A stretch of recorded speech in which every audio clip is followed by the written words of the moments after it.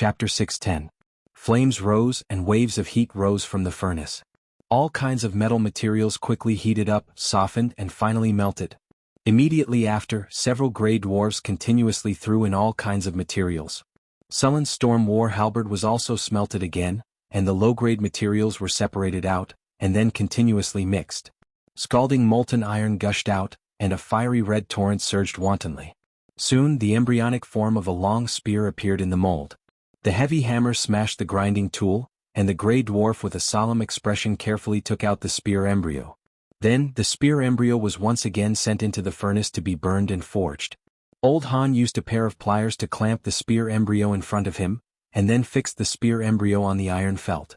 Another gray dwarf at the side picked up the hammer and took a deep breath. Clang! A crisp sound rang out as the hammer heavily smashed onto the spear embryo. With the help of the reaction force, Old Han once again smashed the hammer down fiercely. Sparks flew everywhere, and the fiery red furnace illuminated the blacksmith's shirtless body. It was as if his body was wrapped in a layer of crimson clothing, and he looked just like the legendary god of forging. A streak of light slowly flowed on the spear embryo. Hathaway stretched out her finger and lightly tapped it. A ray of light quickly spread from her hand, and then the arcane powder beside her directly flew up, instantly turning into countless streaks of light that quickly flew towards the spear embryo. The streaks of light formed by the arcane powder flickered with a colorful brilliance. As the hammer hammered, they continuously merged into the spear embryo, and the originally gray spear embryo began to flicker with specks of light. Under the influence of a strange power, these streams of light flowed like water and quickly formed mysterious runes. These runes were linked with each other and constantly blended together. Finally, they formed a beautiful pattern on the handle of the spear. As the spear embryo gradually took shape, Su Lin took out the divine crystal that he had prepared long ago. A strange energy spread out from his body, and in the next second, Su Lin was enveloped in a faint golden light. Su Lin opened his eyes, and the whole room seemed to flash with a golden light. Divine power completely erupted at this moment. In the light of divinity, Sullen's originally human emotions quickly disappeared, and his absolutely rational and cold thoughts began to take control of his body. All the emotions and desires that represented a human were all blocked. From this moment on, Su Lin had become a constructed life form like the Tower Spirit. In this case, Su Lin's various calculation abilities reached the highest level. In his eyes, there was no good or evil, no personal preferences, only gains and losses. Coldness and rationality, which represented his divinity, were completely revealed at this moment. At this moment, Sullen's eyes were cold and merciless as he looked at everyone. He was absolutely rational like a god, as if he was indifferent to everything else. Streaks of light quickly appeared around him, and the power of thunder and lightning turned into chains. Golden divine power slowly emerged from Su Lin's body, and lines of golden runes emerged. Sullen's palm exerted force, and a golden light instantly merged with the divine crystal. In the next second, the divine crystal burst into a dazzling golden light, and then this golden light slowly flew out of the quiet room under Sullen's command. At the same time, another divine crystal of thunder also flew up. The golden light linked with the divine crystal of thunder, and the divine crystal of thunder quickly turned into a ball of purple energy. Then, a huge amount of divine power was released at this moment. The divine power and the divine power of thunder intertwined, and golden light constantly flashed in the purple gold energy. In the end, under Sullen's manipulation, the golden light slowly flew to the spear embryo, and finally merged with it. The originally gray spear also turned purple gold. The three dwarven blacksmiths took turns forging, and a very rhythmic sound of forging rang out continuously. Sparks burst out, and the divine weapon slowly appeared in the flames. The whole process lasted for 3 days, and when the last hammer fell, all the sound seemed to disappear at this moment. Su Lin took out the divine weapon forging blueprint, and the blueprint slowly flew up, and soon floated above the thunder god's spear. Then the blueprint quickly burned, and a strange power slowly fell and merged with it. In an instant, the thunder god's spear, which seemed to be covered with a layer of shadow, suddenly burst into a dazzling golden light. Golden lightning surrounded the surface of the thunder god's spear, and at this moment, Su Lin immediately burst out all the lightning power in his body, and then merged it with the spear.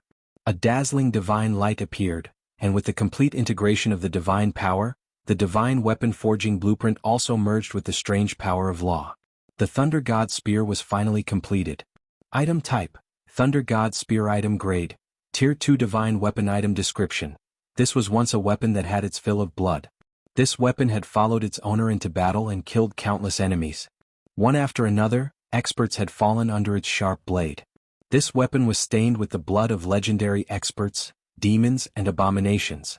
Later, its owner once again injected divinity and the divine power of thunder into this weapon. This weapon had undergone a complete transformation. Requirements: Order Strength 20 points. Owner: Sulen Soulbound. Equipment Effect: Divine Weapon Thunder God's Blessing, plus 12 Penetration, plus 13 Armor Break, plus 20 True Damage, plus 12 Sharpness, plus 55 Indestructible, plus 13 Magic Break Weapon Special Effect. Blessings of the Thunder God. Wielding this weapon grants the user the blessings of the Thunder God. Resistance to all abnormal statuses plus 20. Immunity to paralysis, drowsiness, lightning, and other magic effects. Also, the user gains an electrostatic field. The electrostatic field deals 15 lightning damage to all enemies within a 50-meter radius. The target must pass an immunity test every minute. Otherwise, the target will be paralyzed.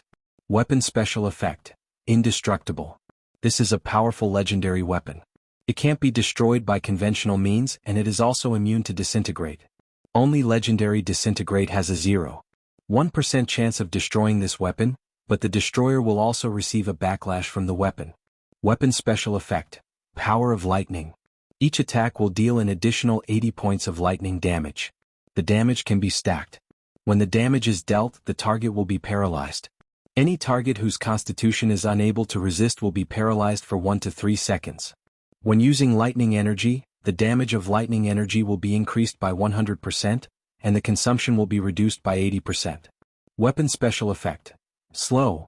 After being quenched by the blood of Cryopterus, Ice Quetzalcoatlus, and the blood of legendary water demons, each attack of this weapon will add 15 ice damage and reduce the speed of the target by 20%. Constitution test is required. Weapon Special Effect: Life Absorption. Every time after killing an enemy, this weapon will absorb a part of the power. The absorbed power can be used to heal the user's injuries. After killing the enemy, the user will recover 20 HP. Protection. After the user's physical strength reaches the maximum value, the power absorbed by the weapon will automatically be stored and form an energy shield. When the user is injured, it can directly help the user to resist the damage. Weapon Special Effect: Magic Break. As a divine weapon, this Thunder God Spear has a terrible magic breaking ability. It can easily break part of the magic defense. When attacking, it can ignore all defensive spells and energy fields below the 6th circle. At the same time, the effect of defensive spells above the 6th circle is reduced by 35%. Weapon Special Effect: Armor Break. As a divine spear, the Thunder God Spear has an extremely terrifying armor breaking ability. It can easily break through the protection of most armors. In the case of hitting the enemy, the Thunder God Spear directly ignores all armors below the legendary level. Weapon Special Effect: Legendary Blood. This weapon has killed a lot of strong people. It is soaked in the blood of legendary masters, high-level demons, abominations, and other monsters. This weapon will cause a shock to enemies below the high-level legendary level. All enemies must undergo a test of will. If they fail, their body will be stiff for 1 second. This weapon will cause a shock to legendary enemies, but there is also a chance that it will completely anger the enemy. The golden light on Sullen's body slowly dissipated, and the power of thunder that had shrouded the whole blacksmith shop also disappeared. Hathaway also withdrew her power, and the whole blacksmith shop returned to calm at this moment. A divine weapon was finally forged under the joint efforts of the 5 people. Sulen invested a lot of resources and consumed a lot of resources. At the same time, the integration of 5 points of divinity made this weapon directly reach the level of a 2nd-grade divine weapon. Even a true god would feel the pinch of such a cost, but the divine weapon in the end was unexpectedly powerful. After Hadding and the other 2 completed the forging of the divine weapon, their originally tense spirits suddenly relaxed, and their originally rock-like faces seemed to have aged a little at this moment. Your Majesty, thank you for your trust in us, allowing us to participate in the forging of such a divine artifact in our lifetime. To be able to complete such a magnificent work of art in our lifetime, we can die without regrets. Old Hadding exclaimed in elation. Thank you for your dedication to forge such a powerful weapon for me. I will ask someone to send you a bottle of Fountain of Youth as a reward. Now you are too tired and you need to rest as soon as possible to recover, Su Lin said seriously. After hearing about the Fountain of Youth, the eyes of the dwarves instantly lit up, and they said excitedly, "Thank you for your generosity. Okay, you guys go back and rest first." Su Lin and Hathaway returned to the Tower of the Northern Wind together. The two of them were a little tired after 3 days of casting spells. Originally, their work was not very difficult, but because they were worried that something would go wrong, the two of them were nervous all the time. Su Lin only collected a set of materials to forge the divine weapon in total. If there was a mistake that caused the power of the divine weapon to decrease and there were no spare materials, he would have nowhere to cry. Fortunately, Su Lin and Hathaway did not have any problems, and finally successfully completed the enchantment process of the Thunder God's Spear. Chapter 6:11. The Thunder God's Spear was a level 2 divine artifact, which was quite good among the divine artifacts. The abilities of this divine artifact were also very good. For example, true damage was very rare even among the divine artifacts. True damage was different from other types of damage. The damage caused by it could not be avoided, so 20 points would be 20 points. Although the lightning damage was as high as 80 points, it needed to be reduced by the original magic resistance and other resistances to cause damage.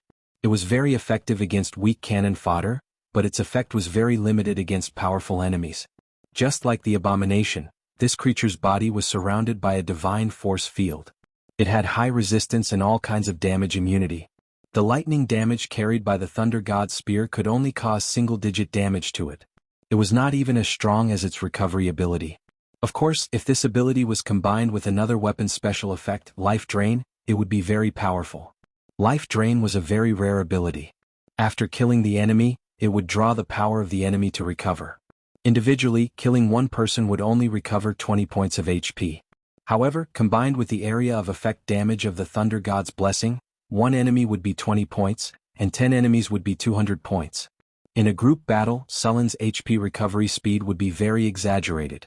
If there were enough enemies, Sullen's recovery speed could not even keep up with the abominations. If they wanted to defeat him, they could only rely on one-on-one combat. With Sullen's current strength, he had never lost a one-on-one combat.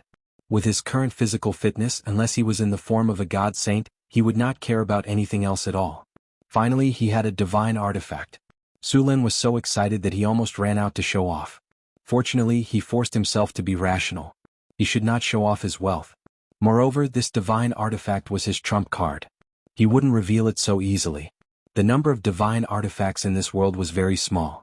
Other than the gods, there were probably only 1 or 2 divine artifacts in the world. Divine artifacts needed to be infused with divine power and divine power. Even the gods might not be willing to do so. Divinity was also very important to the gods. In addition to divinity and divine power, a divine artifact also needed the power of law. This was one of the reasons why divine artifacts were so powerful. Not everyone could use divine artifacts.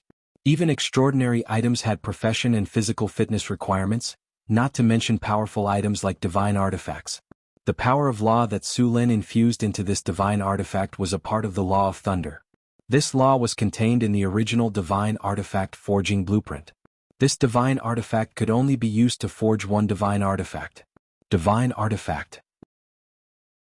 Even if Su Lin collected another set of materials without the power of law, this divine artifact's divine artifact. During the forging process, Su Lin had integrated a trace of his soul force into the Thunder God's Spear.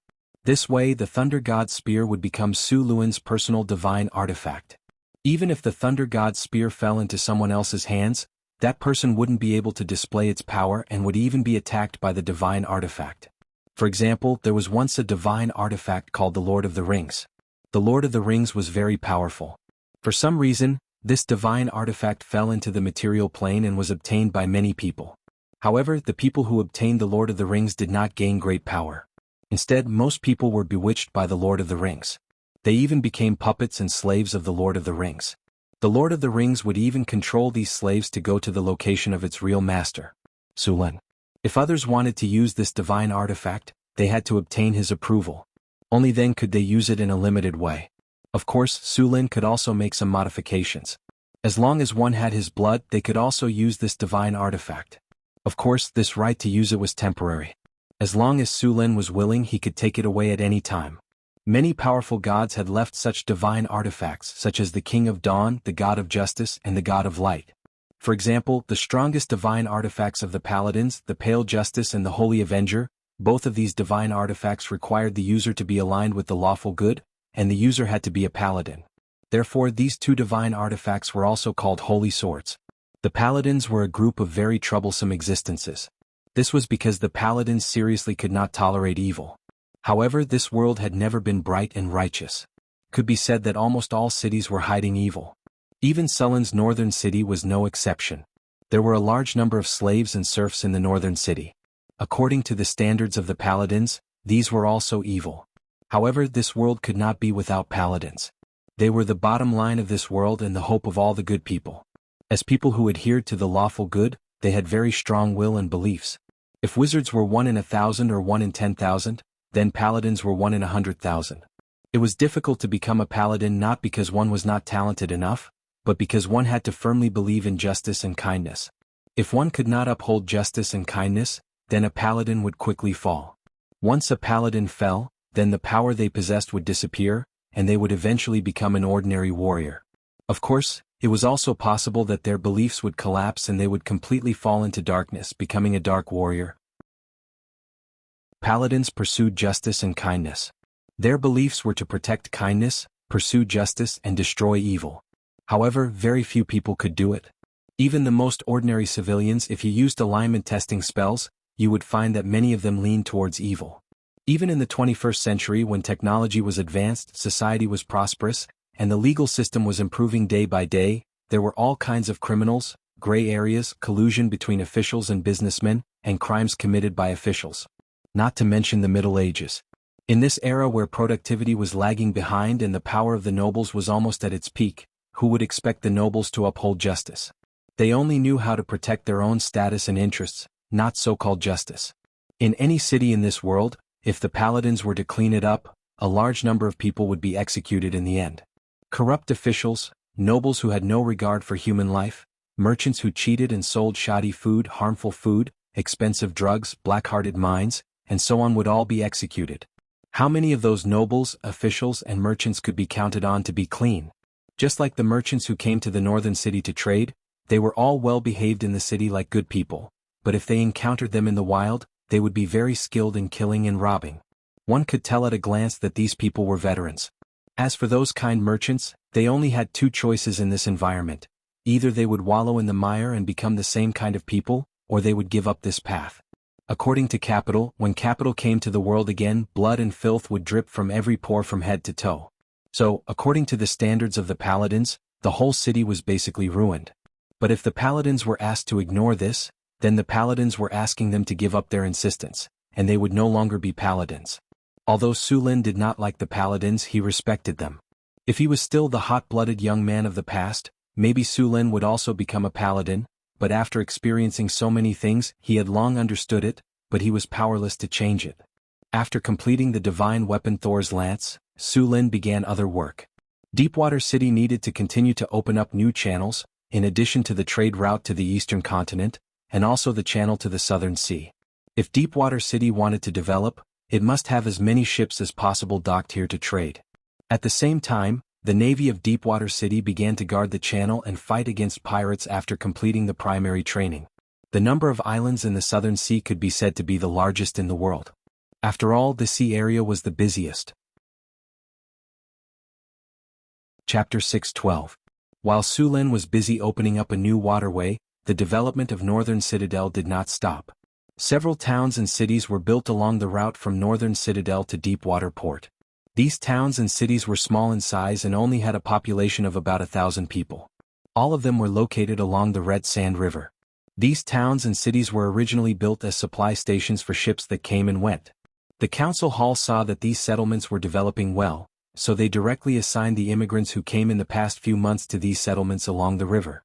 Since the construction of Deepwater City, the supply of goods to Northern Citadel had not been interrupted.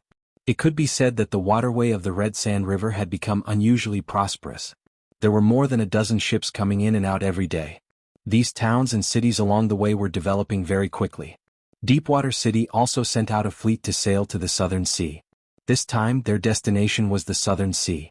The Southern Sea was famous among the surrounding countries for its wealth. Every year, caravans and fleets from all over the world would trade here. The nobles of these countries could be said to have made a lot of money. The nobles of these countries lived more extravagantly than the nobles of Florence. Things like sugar, honey, high-end wine, perfume, and paper were in short supply here. All kinds of luxury goods produced in northern Citadel could be sold at a high price here. From the very beginning of the sea trade, the goods traded were luxury goods. The risk of sea trade was much higher than that of caravans on the road. There was an endless stream of pirates, powerful sea monsters, and terrifying storms. As long as you encountered them, you would suffer heavy losses. If the value of the goods transported was low, you wouldn't even be able to pay the sailors' wages. The Southern Sea was also the most prosperous area for slave trade. Unlike the northern continent, the Southern Sea was very thoroughly developed. The land there was also developed. The large wastelands between the cities in the northern continent were rarely seen in the Southern Sea. The mild climate, abundant rainy season, and fertile land made the Southern Sea much more productive than the Northern Sea. There was enough food to feed a large number of people. Although the nobles here were greedier than the nobles in the Northern Sea, the population of the Southern Sea was still far greater than that of the Northern Sea. For example, the largest port in the Tudor Kingdom, the Spice Port, had a permanent population of more than 400,000. The capital of the Tudor Kingdom had a population of an astonishing 500,000. Including the floating population, the population had reached 800,000. Sulin planned to directly migrate from here. He would transport a large amount of goods from Northern Town City to the Southern Sea to sell, then buy slaves from here and send them to Deepwater City. This was much faster than migrating from the Kingdom of Florence. One ship could easily transport a few hundred immigrants, and one trip could transport at least 3,000 immigrants. Compared to the immigration of the Kingdom of Florence, it took much less money and time. The number of merchant ships in Deepwater City was still expanding. As the fleet grew bigger and bigger, so did the number of immigrants. North Town City was rapidly developing again. Right now, the first problem that restricted the rapid development of Beifeng Principality was its low population. The entire Beifeng Principality had a population of no more than 300,000, which was even less than the population of a city. The population in the north of the Kingdom of Florence was originally insufficient, and the cost of immigration from the south was too high. Now, using a fleet for immigration would undoubtedly greatly reduce the cost, and there would be more people. The development of the waterway in Deepwater City was very smooth. All kinds of goods from Northern Town City were also very popular here. The immigration work in Northern Town City was also very smooth. The arrival of a large number of people also made Deepwater Port more prosperous. With a flash of light in the laboratory, Hathaway's eyes flashed with joy. She then excitedly picked up the freshly made Starry Sky magic robe on the alchemy table. This was a robe that she had specially made for herself. The main material was the skin of a white dragon, and it was also a legendary robe. After Sulin got his hands on a divine weapon, Hathaway couldn't help but take out the dragon skin to make a legendary robe. As a legendary wizard, Hathaway's equipment could be said to be very simple. Due to the lack of materials, she had always been using a grade 4 legendary robe and magic staff. Last time, Sulin brought back a large amount of legendary dragon skin, so she finally had enough materials. Hathaway directly put on the robe. The Starry Sky magic robe looked very beautiful. The robe was blue and white, and there were silver white patterns on it. The patterns were shining like stars, and it was very beautiful. Because it was made of dragon skin, the robe itself had very high defense. It could be said that with this robe, Hathaway's strength had increased by at least 3 times. With a flash of light, Alex's figure appeared on the astrology table. As soon as he appeared, he saw Hathaway and was attracted by the robe on her. "Sister Hathaway, you're done?" Seeing the robe on Hathaway, Alex was also surprised. "Yes, I'm done. I just tested it and it's already exceeded our expectations," Hathaway said excitedly. "Really? Then I'll make my robe according to this template." Alex decided right away. "There are diagrams in the library. You can change the spells on them. Sulin brought back a lot of materials so you can make a few more of them." Hathaway waved her hand and said, "Then I won't hold back." Alex said excitedly, "Right, how's your research going?" Hathaway suddenly thought of something and asked, "It's a lot worse. Sulin brought back a lot of information last time. I've already tested it. There's no problem at all," Alex said. Alex gently waved his hand, and a silver metal ring appeared in his hand. The metal ring was very small, only the size of a palm. It was engraved with countless arcane runes. The material of the metal ring was silver white, and there was a strong force flowing on it. "Looks good." Hathaway nodded and said. "This floating ring has only gone through a simple test. Further tests will require a lot of data to analyze." Alex didn't make this floating ring for the Wizard Tower, but for the floating city. Of course, this floating ring was only a model. The floating city's floating ring needed more power, and it also needed to be distributed to various parts of the floating city. This way the floating city wouldn't break due to its own gravity. "Let's test it first." Alex nodded, and then Hathaway and Alex surrendered their gazes to the steel golems standing next to them. Hathaway gently waved her arm, and the heavy bodies of the steel golems flew up. The floating ring covered a very large area, 10 times larger than the previous one. The golems in this area all floated at the same height. This levitation ring had been modified to distribute the buoyancy evenly to the surroundings. It was specially made for the floating city. In the future, the floating city would definitely have more than one set of levitation rings installed. In order to prevent one set of levitation rings from malfunctioning, a floating city would have at least 3 to 4 sets of levitation rings installed. Once a levitation ring in operation had a problem and stopped working, a spare levitation ring would immediately restart. This was to prevent the floating city from falling from a high altitude. The two legendary wizards worked together and began to test the floating ring. As mana was continuously injected, the floating ring flickered with a faint spiritual light. A few steel golems moved around under the control of the two wizards. They moved up and down, left and right. The two of them quickly became familiar with the controls of the floating rings, recording their movements as they operated them. Experiment successful. Organize and archive the information about the floating ring. With the end of the test, Hathaway's hand flashed and the floating ring slowly closed. The steel golems also slowly descended from the air. According to this ratio, a floating city weighing tens of thousands of tons or even hundreds of thousands of tons needs a floating ring 100 times larger, Alex said slowly. According to this ratio, we don't need enough materials now.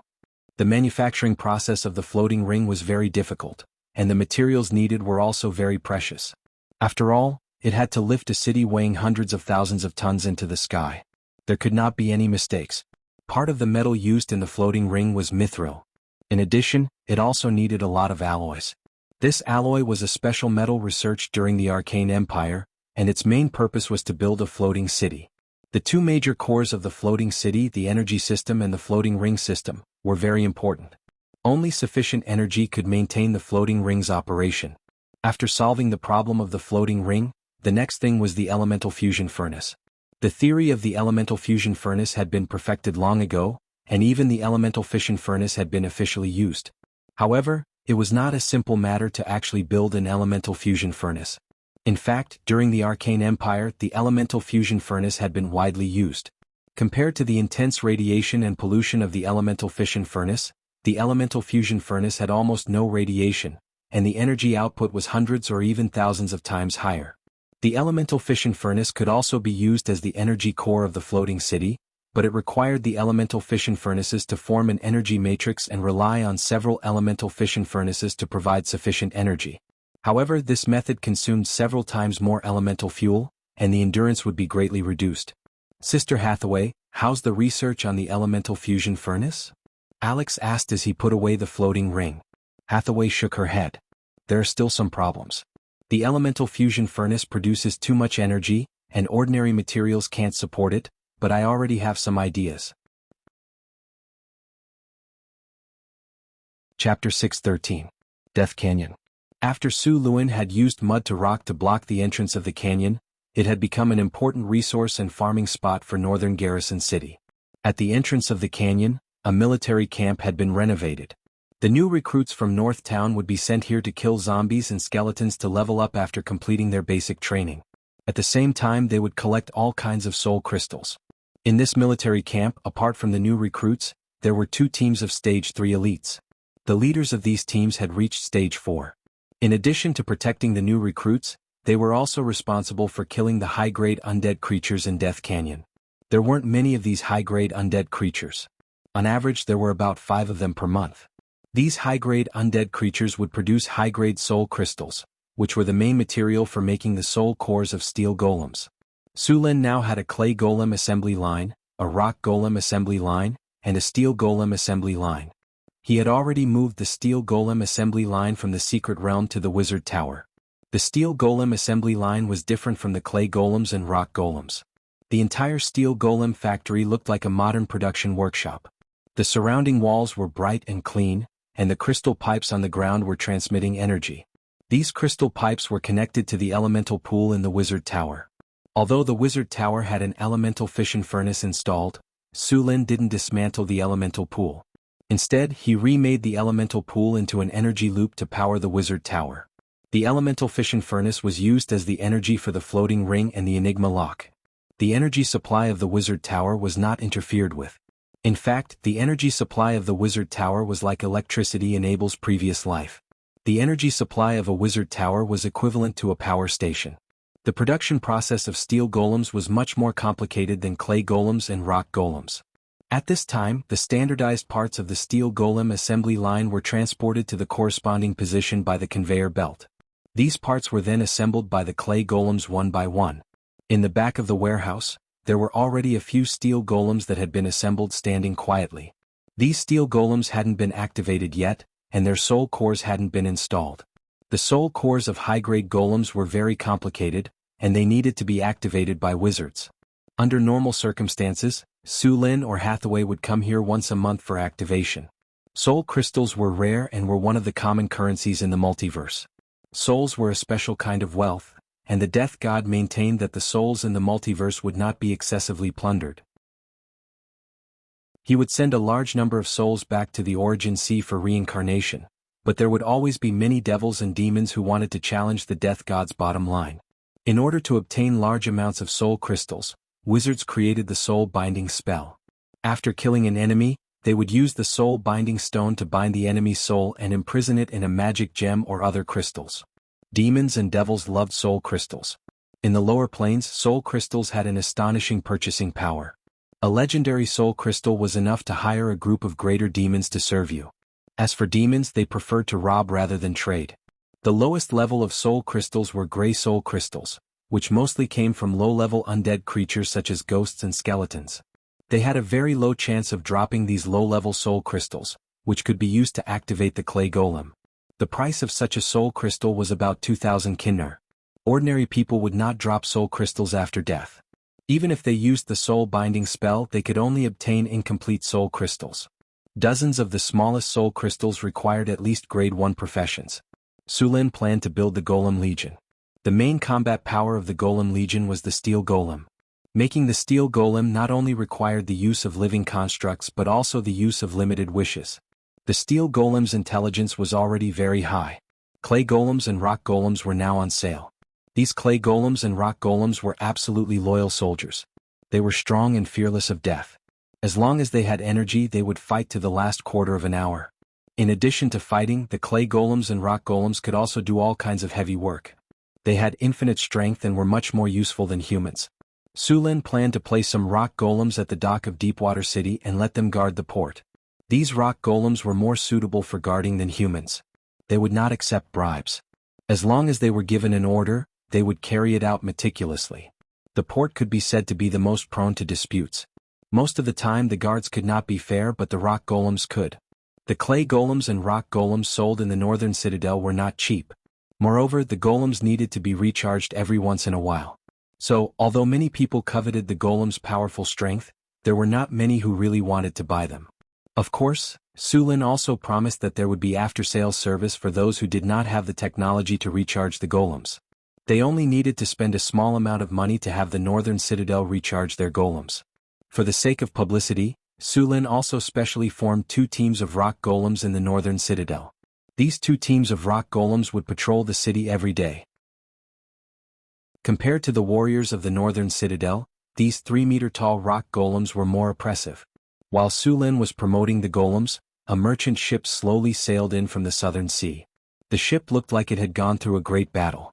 There were many burning holes in the sails, and the blood stains on the deck had not been cleaned up. Not far away, a few sailors were carrying a corpse, planning to throw it into the sea. On the other side of the deck, a sailor was holding a Bible with a damaged cover and praying farewell. This was a sailor's funeral. All the corpses had to be thrown into the sea. The space on the ship was limited. After the corpses rotted, they would contaminate the food on the ship. If they were not careful, the whole ship would turn into a ghost ship and everyone would die. After the prayer, 2 sailors threw the corpse into the sea. The waves splashed and the smell of blood spread in the sea. Soon people saw sharks in the distance rushing over. They swallowed the corpse. The ship steadily docked at the dock. Soon a team of soldiers quickly walked to Sullen's room. "You said the fleet was attacked by pirates?" Sullen's eyes flashed coldly. "Yes, Your Majesty. We have 4 ships in total. 3 of them were taken away. This is the only ship left. Please help us get the ship back." Pirates had already set their sights on this place. Sullen's face was expressionless. He was thinking about how to make an example out of them. Chapter 6:14. The atmosphere in Deepwater Port was a little tense. In the morning, a ship docked and brought back news of a pirate attack. 3 ships in the fleet were intercepted by pirates, and the only ship that escaped suffered heavy casualties. The consequences for Deepwater City, which had just begun to develop, were very serious. "Where is Barbassa?" Sullen asked. "Your Majesty, Barbassa is training with the fleet and hasn't returned yet," Mayor Holland said. Sullen frowned slightly and continued, "How long do they expect to be back?" "Barbassa and the others usually carry a week's worth of food when they are training. They should be back tomorrow," Holland said. "When they return tomorrow, tell him to see me immediately." Sullen said, "Immediately inform all the crew and sailors in Deepwater Port to gather. All leave is cancelled. Everyone will gather at the port tomorrow morning." "Okay, now go and arrange it immediately." "As you wish." The surrounding officials bowed and said, then slowly left the room. "Go and call that merchant. I have something to ask him." The attendant next to him left quickly. About 10 minutes later, the attendant brought the merchant over. "How many pirates attacked you? Where did they attack? What is the name of this pirate?" Sullen glanced at the merchant and asked directly. "Your Majesty, the pirates who attacked us should be one-eyed. The skull on their pirate flag is one-eyed. This is the symbol of one-eyed. At that time we were attacked by 4 pirate ships. There were at least 1,000 pirates. They disguised themselves as merchant ships and suddenly launched an attack on the Norman Islands. We were caught unprepared and the 3 ships were quickly occupied by the pirates. If it wasn't for a sudden whirlwind that scattered the pirates' formation, we wouldn't have been able to break through the siege. Your Majesty, this time our caravan suffered heavy losses. The goods and ships robbed added up to at least 500,000 kinar. Please avenge us," Rhodes said with a pained expression. "How much do you know about one-eyed pirates? How many pirates are there? Where are they active?" Sullen asked in a deep voice. "I'm sorry, Your Majesty. I don't know much about one-eyed pirates. After all, pirates hide their tracks except when they rob," Rhodes said. "Then tell me what you know." Sullen nodded. "Yes, Your Majesty." Rhodes reorganized his words and said, "It is said that there are 1,000 one-eyed pirates and they are one of the largest pirates in the southern seas. They are ruthless and never leave anyone alive after a successful robbery. That is why very little information about them has been leaked. One-Eye's flagship is the Black Dragon, an armed merchant ship. It is said that a wizard has cast a spell on this ship that can raise a large fog on the surface of the sea. There were a few times when One-Eyed was ambushed by the Tudor Kingdom's navy and was trapped in a tight encirclement. Thick fog suddenly rose from the sea and turned everything white in a breath. Almost nothing could be seen beyond 3 meters. One-Eyed took the opportunity to escape. After his escape, One-Eyed began to attack the Tudor Kingdom's merchant ships, causing the Tudor Kingdom to suffer heavy losses. Later, the Tudor Kingdom's navy launched a search and fought with this group of pirates many times. One-Eyed suffered heavy losses after a few times. 3 out of 5 pirate ships were sunk, so he had to give up. However, the Tudor Kingdom's navy did not gain any advantage. However, this incident also made him famous among the pirates and made him one of the most powerful pirates in the southern seas. One-Eyed is often active in the area of the Marin Islands, which is a route to the eastern continent. Merchant ships often pass through it, but this time for some reason he suddenly appeared in the Norman Islands and launched an attack on us. After listening to Rhodes's introduction, Sulin had some understanding of One-Eye's pirates. They were meticulous, well-informed, cruel, fierce and vengeful. At the same time they were also bold. After all, not many pirates dared to go head-to-head with the Navy. However, One-Eyed had actually gone head-to-head with the Navy more than once. Not only was he not eliminated, but he was also getting stronger and stronger. Sulin actually did not care much about the strength of One-Eye's pirates. After all, to him, anyone below the legendary level was just an ant. As long as he was willing, he could single-handedly destroy all of One-Eye's pirates. However, the reason why pirates could not stop attacking despite repeated prohibitions was because they were secretive about their whereabouts. The sea was vast and there were many islands. Pirates usually built their nests in some sea areas far away from the sea route. The most difficult thing to eliminate pirates was not to defeat them, but to find their nest. Even if Su Lin knew that One-Eye's pirates were behind it, it was still very difficult to find them. However, it was not impossible. If there was no other way, he could ask Hathaway for a divination. The strength of One-Eye's pirates was far from the legendary level. The difference in strength was very large. This kind of divination would require too much effort. After a day of preparation, a large number of sailors gathered at the port of Deepwater City. All the sailors in the city had arrived, and there were also 2 ships docked at the port. Because 3 ships were robbed by pirates, there were only 2 ships left in Deepwater City. In addition, there was a warship that was still being piloted by Barbassa. Its strength was far inferior to One-Eye's. Of course, this did not take into account the situation of Raging Dragon. The sky gradually brightened, and soon a black spot appeared on the sea. The black spot was very fast, and it was revealed in a short time. It was the naval warship led by Barbassa. At this time, the warship had just completed sailing training and was moving towards the port. About half an hour later, the ship docked at the port. After seeing the situation at the port, Barbassa was slightly stunned. Then, as if he had thought of something, his face became a little dignified. "Your Majesty, what happened?" Barbassa hurried to Su Lin and asked nervously after saluting. "Our fleet was attacked by One-Eye's pirates, and only 1 ship escaped," Su Lin said with a gloomy face. "Now take your people, replenish the supplies, and immediately set out to find these pirates. I want to completely eliminate them." "Yes, Your Majesty." Barbassa's heart trembled, and he immediately said. Then, without caring about the repairs, he ordered the coolies to carry the supplies to the ship. Because the development time of Deepwater City was very short, the number of sailors here was not many. Although Su Lin spent a lot of time to train them, it was still not enough. In addition, 3 ships were robbed, the sailors on them would certainly not survive. The quality of the sailors was much worse than before. Most of the sailors in front of him were ordinary people or strong ordinary people. Su Lin did not have much hope for these people. For him, the role of these sailors was to carry the spoils of war. Soon, Barbassa carried all the supplies. After making sure that all the ships were ready, Su Lin said directly, "Let's go." The 3 ships quickly raised their sails, and then lined up in a column and slowly sailed out of the harbor. After leaving the port, the fleet changed direction and sailed directly to the south. What others did not know was that in the dark sea, a huge shadow was following closely under the sea. It was Sullen's magic ship, the Angry Dragon. Although they did not know the lair of the One-Eyed pirates, they would definitely sell the stolen goods after robbing the fleet. Ordinary port pirates would not dare to dock at all, and ordinary merchants would not dare to do this business. However, there was a place that specialized in this, and that was the Shipwreck Harbor. The Shipwreck Harbor was a pirate harbor that provided various services for pirates.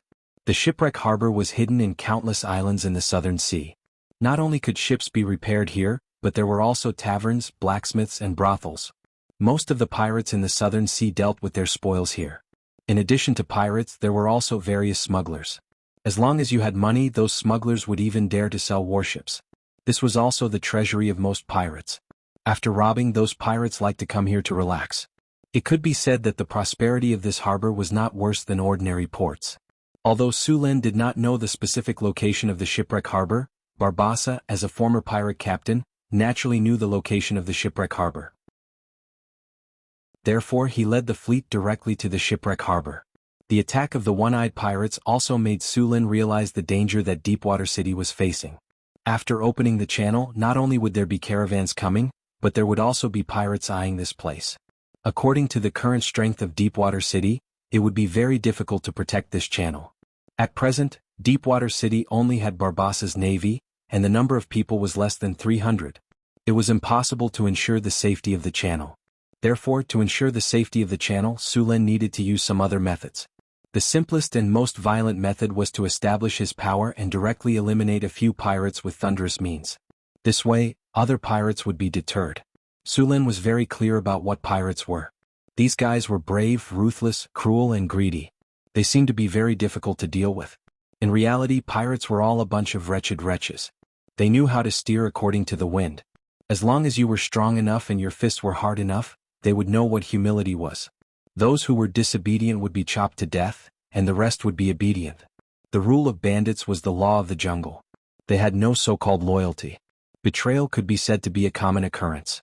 As long as you were strong enough to lead other pirates to rob gold, silver, and jewelry, then these pirates would support you. However, if you could not lead them to gain benefits, then the pirate group would quickly fall apart. Your Majesty, do we go directly to the shipwreck harbor? Barbassa asked. Yes, go directly to the shipwreck harbor. Su Lin said in a deep voice. Your Majesty, there is no problem going to the shipwreck harbor, but there is a rule in the shipwreck harbor. Fighting is not allowed in the shipwreck harbor. Barbassa reminded. What if we fight? Su Lin sneered. If we fight, we will be wanted by the pirates and all the pirates will attack us. Barbassa swallowed and said. Chapter 6:15. Wanted by pirates? Su Lin raised his eyebrows. Yes. Barbassa continued, this is the rule set by several pirate kings and written in the pirate code. All pirates must be on guard. Su Lin sneered. Pirate code? What does it have to do with us? We are not pirates. We are the Navy of Deepwater City. We are here to eliminate pirates. Besieged by pirates? That's exactly what I want. I was worried that they would run away. The shipwreck harbor was located in an archipelago with complicated waters. It was originally a barren island, but it gradually prospered because of pirates. The pirates robbed a lot of goods but had no way to sell them, so they could only abandon them. Later, some smugglers tried to contact the pirates and buy the goods at a low price. After tasting the sweetness, the smugglers and pirates hit it off. Thus, the shipwreck harbor was created. From the beginning they sold goods, then later they repaired ships, modified ships, sold weapons, and even found prostitutes to open brothels and taverns for the pirates to enjoy. Could be said that the smugglers made a lot of money here. Of course, the shipwreck harbor was also a treasure trove for several pirate kings. The smugglers who did business here had to pay a lot of protection fees every year before they were allowed to make money here. All the pirate leaders wanted to get involved here, but there were only 7 pirate kings here. Only by defeating one of the pirate kings could they get the benefits here. Sullen's goal was very clear, which was the shipwreck harbor. The one-eyed dragon was most likely in the shipwreck harbor. The speed of the fleet was very fast. 2 days later, the fleet arrived at the Norman Islands, which was the area where the one-eyed man attacked the Deepwater Port fleet. This island was an uninhabited island. The vegetation on the island was lush, but there was not much production. There was even little freshwater resources. Su Lin let the fleet search around here, but unfortunately they did not find any survivors. Your Majesty, no survivors were found, nor were there any traces of pirates. Barbassa reported to Su Lin. Continue to the south. The fleet passed the Norman Islands and continued to sail. After arriving here, the fleet moved faster. The trade wind blew the sails, allowing the fleet to move forward quickly. After arriving here, they were close to the southern sea. Su Lin returned to his cabin to rest. About a day later, he suddenly heard a commotion outside. Pirate spotted. Pirate spotted. Everyone, prepare for battle. Quick, quick, quick. You bunch of cowards, pick up your weapons and prepare for battle. Su Lin immediately got up, and in the next second he appeared on the deck with a flash of light.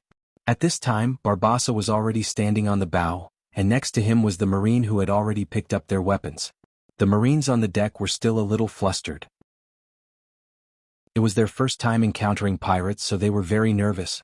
However, Barbassa's training was still very effective. Under his loud roar, these fledgling marines quickly calmed down. They picked up their weapons and aimed at the ships that were coming quickly. It's a tiger shark.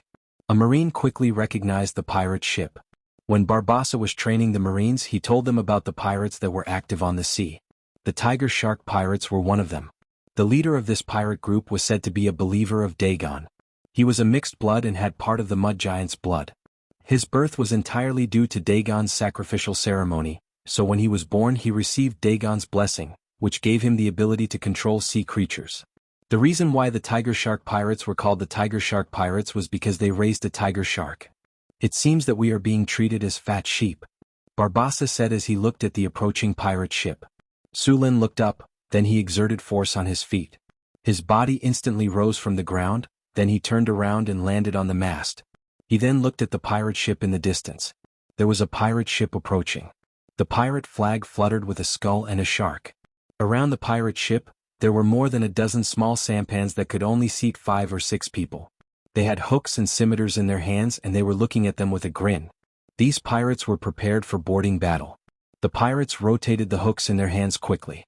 Once they reached a certain distance, they would throw them onto the ship and quickly board the ship to fight. Tiger shark. It's that tiger shark. In the sea, a huge shadow appeared. It was the tiger shark raised by the pirate leader. Originally, tiger sharks were only 4 or 5 meters long. Although they were very fierce, they were not a threat to ships. However, the tiger shark in front of them was obviously more than 4 or 5 meters long. The shadow in the sea was at least 20 meters long.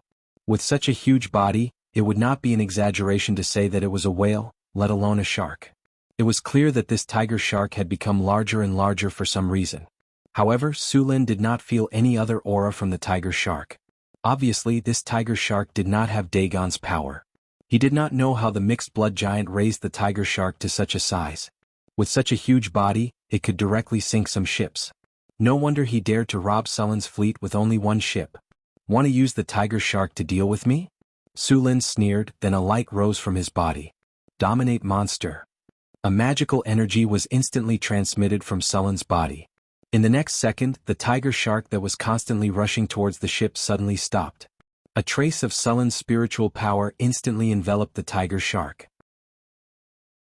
Feeling that Sullen's spiritual power wanted to control it, the tiger shark immediately resisted. However, Sullen's soul was so powerful that even if he only used a trace of his spiritual power, the tiger shark could not resist. Its consciousness was easily suppressed by Su Lin and was completely under Sullen's control. After dealing with the enemy's strongest trump card, the next battle was even simpler. Looking at the aggressive pirates, Su Lin directly cast spells on them. All troops cheer. Group haste. Group bears tenacity. Group bulls brute force. Group magic weapon. Group foxes cunning. Boost morale. Group water walk. Light after light flashed through the navies, and the panicking navies instantly became fired up.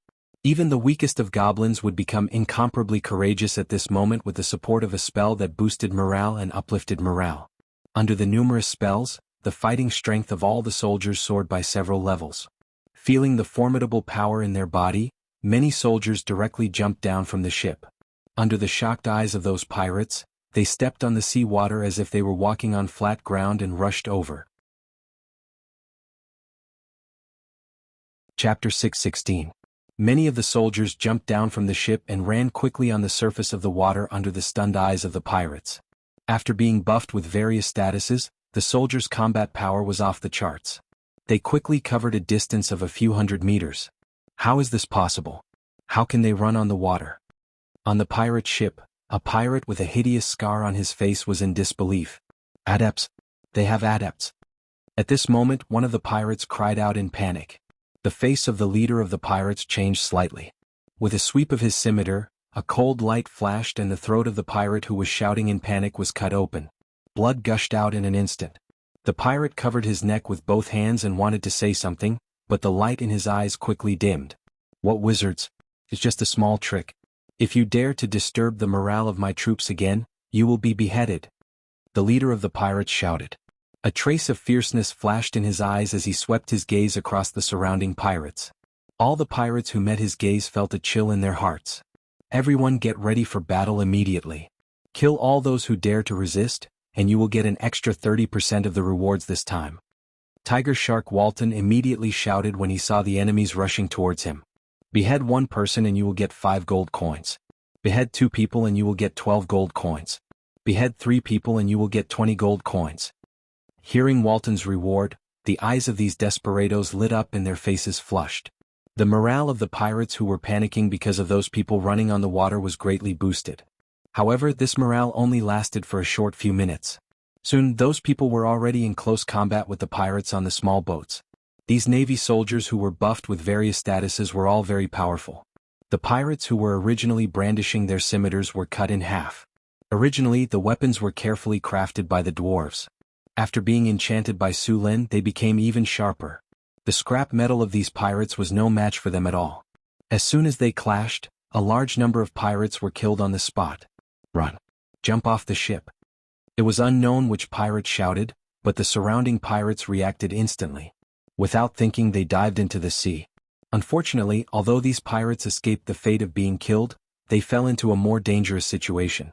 The giant tiger shark that had just been subdued by Su Lin became extremely excited after smelling the blood. It opened its bloody mouth and swallowed the pirates who had jumped into the sea. Charge! Today is the day to make a name for yourself. Kill all these pirates and avenge our dead brothers. Kill them. Seeing how easily they slaughtered those pirates, the soldiers let out excited howls. Brandishing their weapons, they charged towards the pirate ship. Those pirates who were originally eager to give it a try felt as though a bucket of ice water had been poured over their heads. Chills ran down their spines from the inside out. Many pirates couldn't help but avert their eyes as though looking for a way out. Quick, pick up your weapons. Kill them if you want to live. Tiger Shark Walton's expression changed abruptly, and he shouted madly. However, the effect was not good. Quickly turn the rudder and leave this place quickly. Tiger Shark Walton finally realized that the situation was not good. He quickly ordered the pirates to turn the rudder and escape from this sea area. However, it was already too late. After killing all the pirates on the surrounding sampans, the soldiers waved their hooks and charged towards the pirate ship. At the same time, Barbassa's warship arrived at a distance of 20 meters. Bang bang bang. The prepared ballista was immediately fired. The 3-meter-long spear with unparalleled power hit the pirate ship in an instant. The rope tied to the spear was also tightened in an instant. The pirate ship that was about to turn around and escape was instantly caught, unable to move. Boys, the opportunity to make a name for yourself has come. Follow me. Barbassa roared. With one hand holding the rope and the other hand holding the long sword, he directly jumped down from the mast and swung towards the pirate ship not far away. Many soldiers followed closely behind him. In the blink of an eye, more than a dozen soldiers successfully jumped onto the pirate ship. Barbassa rolled to avoid a pirate scimitar. He swept his arm and the sharp sword cut through the air, instantly cutting the pirate in half. Barbassa's body and mind moved quickly, and the long sword in his hand swept across. Wherever he passed, there was no enemy. The surrounding naval soldiers saw how brave their captain was, and they were greatly encouraged. With just one charge, they killed the surrounding pirates. Taking advantage of this opportunity, more naval soldiers boarded the pirate ship, and the number of naval soldiers increased rapidly. Barbassa's strength wasn't bad to begin with. After being buffed with so many buffs, he had turned into a killing machine. His long saber slashed through the air, causing blood to splatter. In just a dozen seconds, 5 to 6 pirates around him had been chopped into two. The pirate leader, Tiger Shark Walton, had an ugly expression on his face. The enemy's strength was beyond his expectations.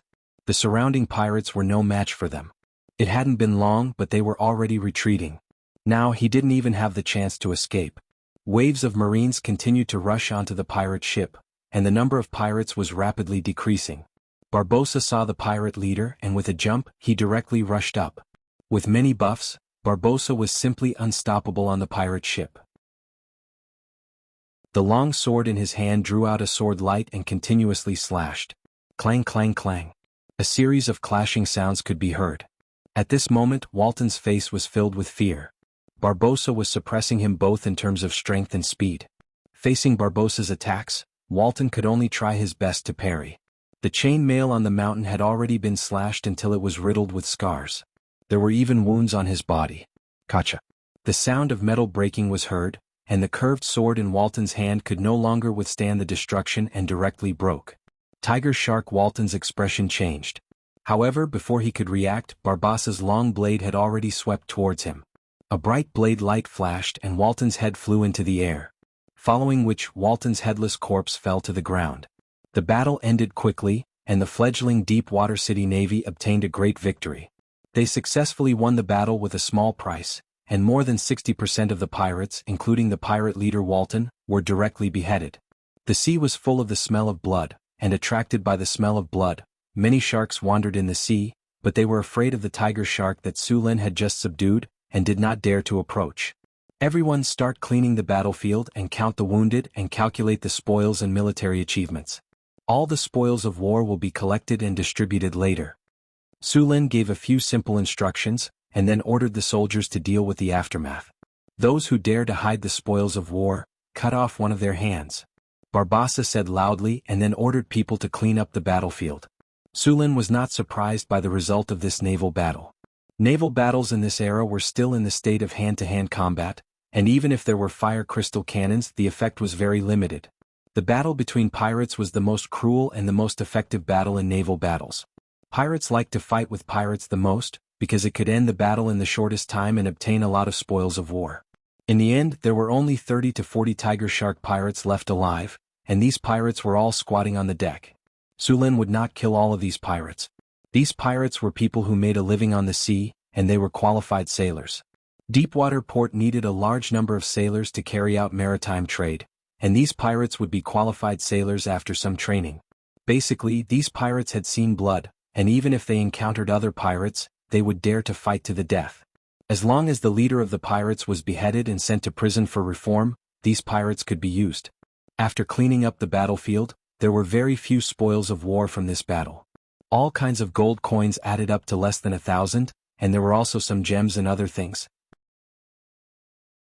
Other than that, there was nothing else, but this was considered normal.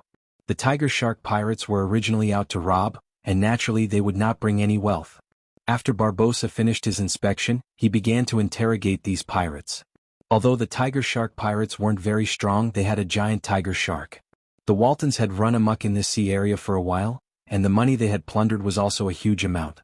Even if the pirates spent money like water, they would still accumulate a huge amount of wealth, and Walton should have hidden the rest of the wealth. Do any of you know where Walton hid his treasure? Barbossa asked coldly. The first person to tell the secret will get 1/10 of the treasure, and the second person will get nothing. Now tell me your answer. Barbossa said with a smile. I know where Walton hid his treasure. Go away, what you know is fake. I know where Walton hid his treasure. I want to tell you. As soon as Barbossa's voice fell, the surrounding pirates went crazy, and they wanted to tell the location of the treasure, and they wanted to get the more generous reward. Soon, Barbossa found out the location of Walton's treasure, which was their old nest, Black Shark Island, and the name was also given by Walton. This was originally a remote island, and after the tiger shark pirates made it their stronghold, the island was developed, and a simple dock was built. There were also brothels, casinos, and other areas on the island. After confirming the location of Walton's treasure, Barbossa began to report to Su Lin. You said that there is a huge amount of treasure on Black Shark Island? Su Lin continued after thinking for a while. Yes, Your Majesty. Barbossa said. Adjust the direction of the fleet, we are going to Black Shark Island. Su Lin said without hesitation. The fleet slowly turned and set off in the direction of Black Shark Island. In the sea below the ship, the shadow of a huge monster appeared on the sea surface. Chapter 6:17. After defeating the Tiger Shark pirates, Deepwater City's fleet was reduced to 4 ships. He transferred some of his men from the other 3 ships, and with the help of the captured pirates, he restarted the pirate ship. Soon, the sails of the 4 ships swelled, and they quickly sailed in the direction of Black Shark Island. The tiger shark that he had just subdued also followed closely behind. This tiger shark was too big. Not to mention a shark, it was not an exaggeration to say that it was a whale. If it encountered a smaller ship, it would not be surprising if it directly overturned it.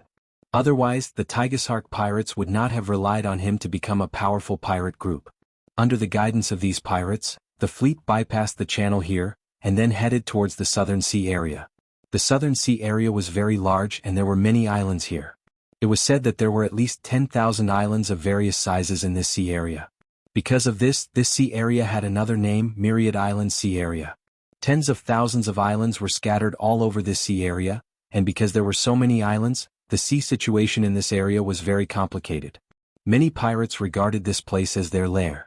With so many islands, if one did not know the location, it could be said that it was as difficult as ascending to heaven to find the pirate lair. It was said that there was a hidden treasure island among these islands. The entire island was piled up with gold and silver, and all kinds of gems were like gravel. Legend has it that this island could buy the entire world.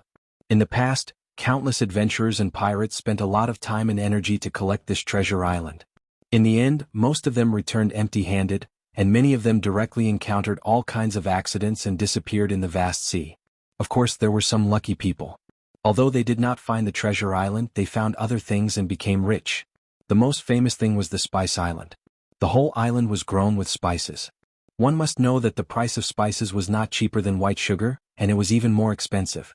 It was said that in some areas of the northwest of the continent, the price of spices was equivalent to gold. There were also a lot of legends circulating in this sea area, such as the terrifying specter ship, the legendary mermaids, the mysterious and unpredictable ancient ruins, the fountain of youth that made people crazy, and so on. Every year, a large number of people would venture into this place to look for treasures. Black Shark Island was hidden among these tens of thousands of islands, and even the shipwreck harbor was hidden here. Under the leadership of the pirates, the fleet entered this area. The location of the Black Shark Island was very well hidden. After sailing for about half a day, the fleet finally arrived near a small island. The island was covered with lush plants, and there was a tall mountain in the middle of the island. There was nothing special about the island. They continued to drive around the island, and soon Su Lin saw a naturally formed bay behind the island. A river slowly flowed out of the bay. Small boats could pass through the river in the bay. There was a small harbor hidden in the bay. The harbor was not big and could only accommodate 3 or 4 ships. The Tigershark pirates were originally just an inconspicuous group among the countless pirates. After Walton joined, they began to rise. They obtained the leadership position by killing the original leader. After that, they started to divide and recruit other pirates to strengthen themselves. Pirates had no loyalty. They were only interested in benefits. As long as he led them to plunder all kinds of treasures, these pirates would support him. Basically, all the pirates grew in strength this way. The harbor of the Black Shark Island was very simple and crude. There were many pirates guarding this island. As their nest, the pirates still valued it very much. Otherwise, if the enemy came to sneak attack, the large amount of wealth they had accumulated would very likely be in the pocket of the enemy. After seeing the pirate ships escorting the 3 ships back, the pirates guarding the Black Shark Island cheered excitedly. 3 ships, this was definitely a big harvest. Even the pirates guarding the island would receive a considerable amount of income. The pirate guarding the island was the second leader of the Tigershark pirates. He was also an experienced old pirate. After seeing the ships slowly approaching, his brows slightly wrinkled. He felt that something was wrong. The surrounding pirates had excitedly sent out signals to guide the fleet to the shore. These pirates naturally did not know that the Tigershark Walton had been beheaded by Su Lin. They were thinking of a celebratory feast at night. Neat, how's the harvest this time? A pirate with a scar on his face looked at the bow of the ship. After glancing around, he shouted, "Where's Harlan? That kid still owes me 3 kinar. How's his harvest this time?" The pirate named Neat on the pirate ship came forward and shouted as if everything was normal, "Harlan, he's going to be rich this time. He's now guarding the loot on the back ship. Our luck today is really good. We just came to the open sea and we met this group of fat sheep." The leader directly commanded the Tigershark to take back the 3 ships. "We've made a lot of money this time." "Haha, that's good. It seems that you've made a lot of money this time. Next time when we go to the shipwreck harbor, you'll treat us." The pirate patted his chest and said, "Of course." Soon the pirate ship stopped at the edge of the harbor. At this time, the second leader of the pirates who stayed behind suddenly had a thought. No, the mood is not right. In the past, when the pirate ships returned from plundering, they were all cheering for fear that others would not know that they had robbed the goods. Why is it so quiet this time? Not good, they're the enemy? The second leader reacted instantly. He directly pulled out his weapon and shouted, "Pick up your weapons, they're the enemy." Just as the second leader of the pirates shouted, the surrounding pirates did not have time to react.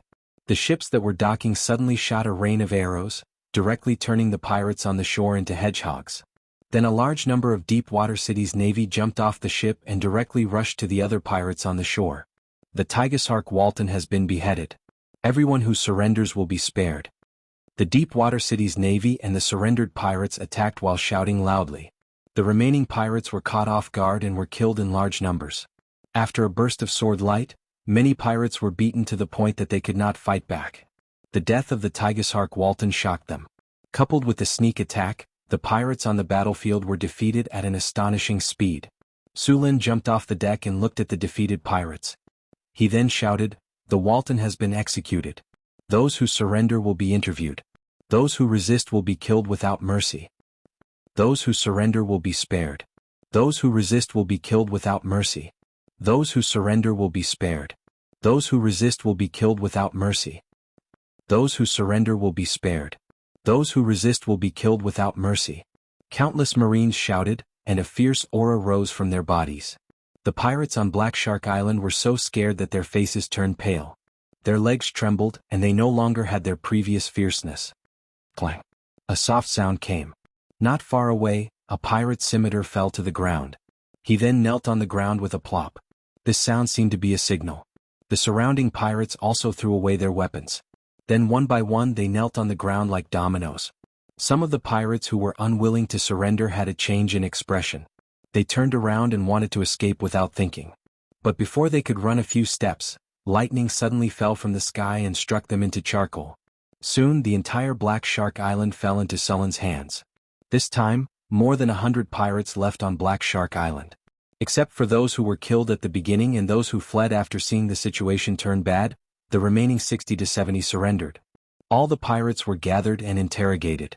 They were asked to confess all the treasures buried on Black Shark Island. In order to prevent them from colluding, Barbassa separated all the pirates for interrogation. At the same time, Su Lin led a few other pirates to the place where Walton buried the treasures.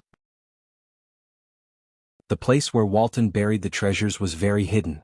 Every time Walton finished robbing, he would distribute the treasures to all the pirates according to their contributions. As the leader, he alone would get 30%. Every time he obtained a treasure, Walton would hide it in a cave. This cave was very strange. The entrance was under the sea. The sea was very deep and there were many undercurrents around it. If one was not careful, one would be sucked into it. The passage to the cave was very long. Even the pirates with the best swimming skills were not sure if they could enter. Only Walton could enter by hiding in the mouth of a tiger shark. Even if the other pirates knew the location of the treasure, they could only look at it and sigh. There was nothing they could do. Moreover, there were sharks wandering outside the treasure vault. These sharks had been tamed by Walton. They would attack all creatures that came close. After coming to a beach, a few pirates pointed at the sea not far away and said, "Sir, Walton's treasure is hidden here. However, the environment below is very bad. Not only are there undercurrents but there are also sharks. We can't get close. But it's not difficult for you. You just have to let the tiger shark bring you in." "Can't get close? Don't worry, it's not a problem for me." Su Lin snorted. Then a light flashed from his body. Underwater breathing. Water elemental technique. 2 lights rose from their bodies. Then, under Sullen's lead, they entered the sea. After using the water elemental technique and water elemental technique, their movements in the water were not restricted.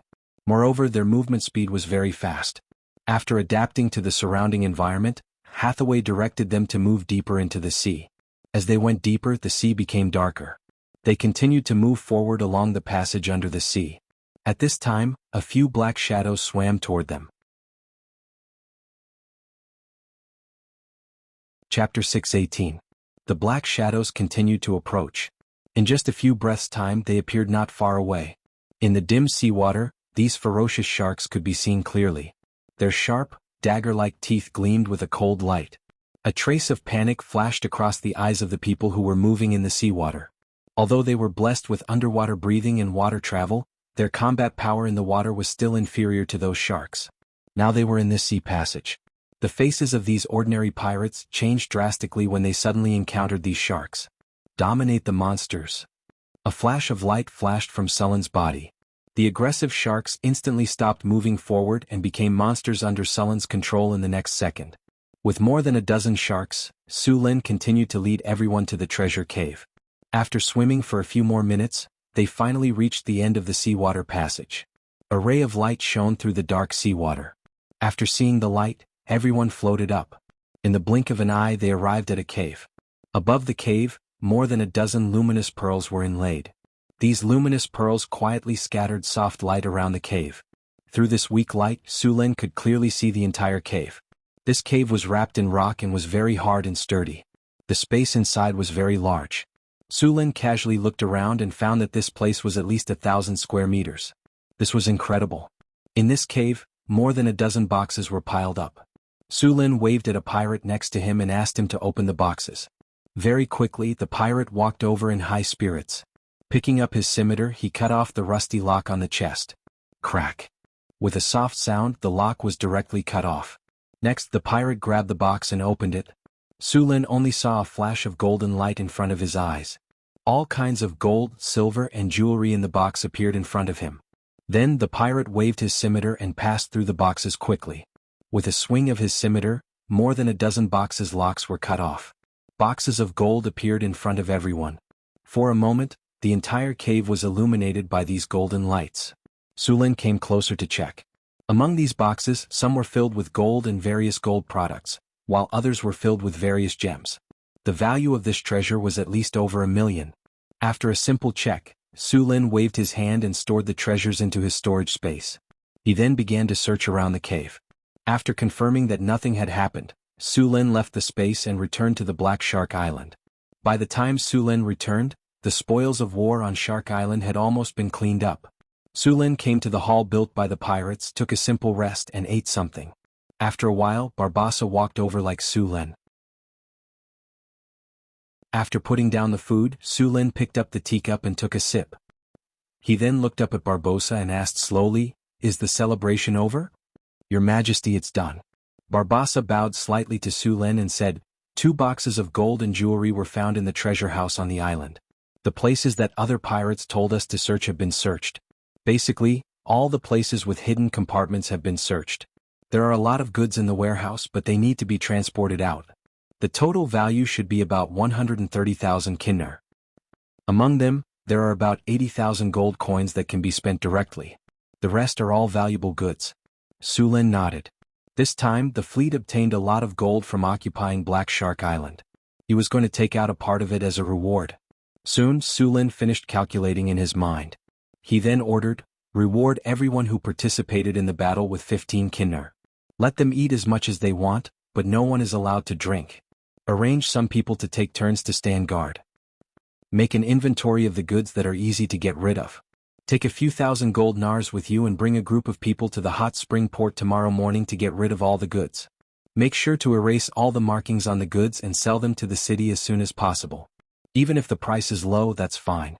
After that, start recruiting people. Leave behind some money from the sale of the goods.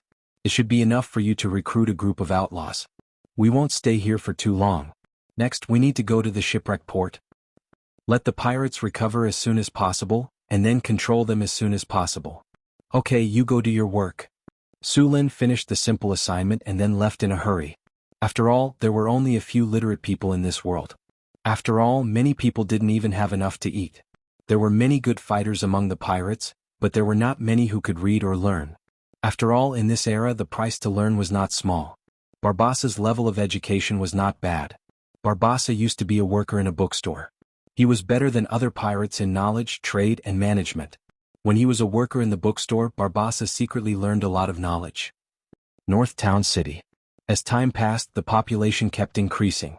North Town City became more and more lively. Caravans from all over the world came in an endless stream. The route to Deepwater City also became busier. The few towns along the way were the strongholds of North Town City. As the embroidered uniform guard continued to grow, a lot of information was sent by the embroidered uniform guard at the same time. Information from the surrounding countries was also collected. The situation in the desert was not right. It seemed that the caravan route was occupied by the Ottomans. The desert was in chaos during this time. It seemed that a powerful monster ran out of a ruin in the desert. The appearance of this monster made the surrounding desert very chaotic. At the same time, there seemed to be traces of devils in some of the cities of the southern kings. Compared to the simple violence of the devils liked to use contracts. They liked to hide in the dark and scheme against the humans. The arrival of the elemental tide had changed the whole continent. Black Shark Island. A few ships slowly docked and then a group of soldiers came down. In addition to these soldiers, there were also many people who came here. These people were the pirates recruited by Barbassa. After staying on Black Shark Island for 2 days, Su Lin let Barbassa continue to lead the fleet. This time their target was the shipwreck port. The one-eyed man who robbed his fleet recently sold his stolen goods here. Chapter 619. On Black Shark Island, Su Lin disposed of all the goods that were not easy to transport at a low price, and then asked Barbossa to recruit some sailors to add to the ships. Finally, the number of people on the 4 ships was complete. The pirates who had surrendered were all scattered and assigned to the 4 ships. Although these pirates were very respectful and obedient, and the pirate tradition was that the strong preyed on the weak, Su Lin did not fully believe them. Who knew if these guys would rebel at a critical moment, so it was best to scatter them all to different places. Su Lin stood on the bow of the warship, overlooking the entire port. Now the fleet of Deepwater City had reached more than 600 people. Barbossa stood respectfully behind him, and there were several brave and promoted Marines next to him. These people would be assigned to other ships as captains or first officers. The materials on Black Shark Island were all disposed of, and some of the Kinnar had been given to everyone as a reward. The rest was kept in the storage space by Su Lin. Next it was time to deal with One-Eyed Pirate. You dare to rob my ship, this time I must make you spit it out with interest. Let's go. Su Lin directly waved his hand and ordered. The 4 ships immediately put away their anchors, raised their sails and began to sail slowly.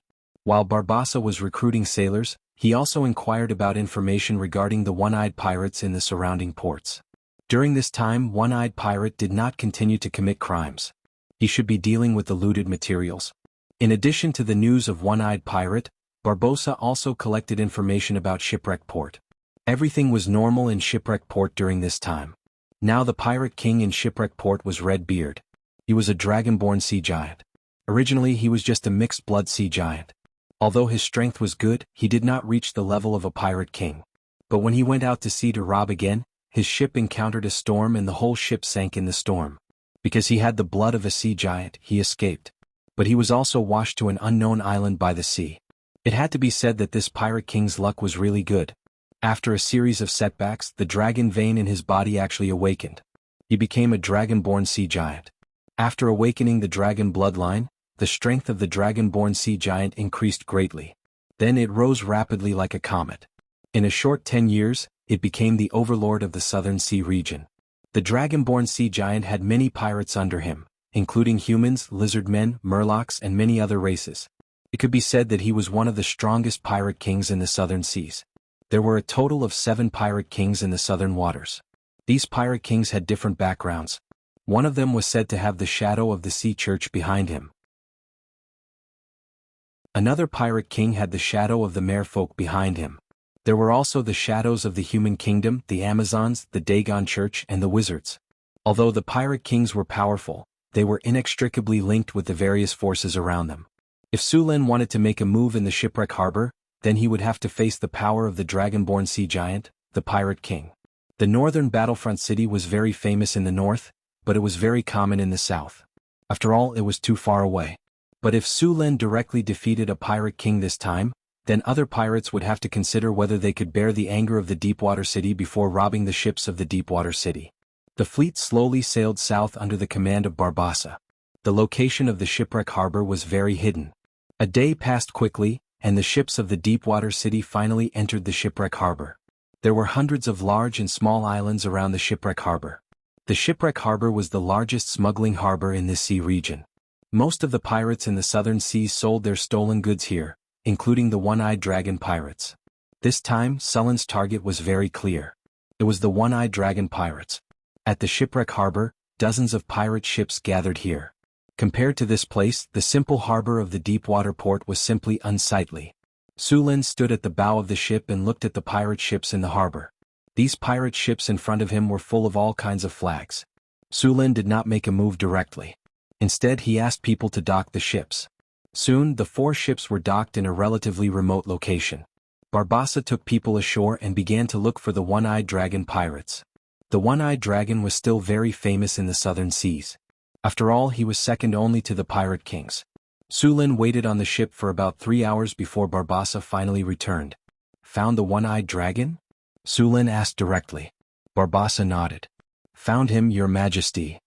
The One-Eyed Dragon pirates have just disposed of the goods and are now buying supplies. It won't be long before they set sail. Then wait for him outside the harbor, Su Lin said in a deep voice. Yes, Your Majesty. The 4 ships quickly set sail again and then came near the shipwreck harbor. He did not have to wait for long. Soon, a fleet of 6 pirate ships slowly sailed out of the harbor. This fleet was the One-Eyed Dragon pirates that robbed the Deepwater City's fleet. The One-Eyed Dragon pirate ship originally had 6 ships. After robbing the Deepwater City's fleet, they directly owned 9 ships. The remaining 3 ships were still being repaired in their nest. After seeing the One-Eyed Dragon pirate ship appear, Su Lin directly appeared on the high platform. His eyes coldly looked at the fleet not far away, and then said in a deep voice, "Warriors, the time for revenge has come. Pick up your weapons and kill them. Victory belongs to us." Victory belongs to us. Do it.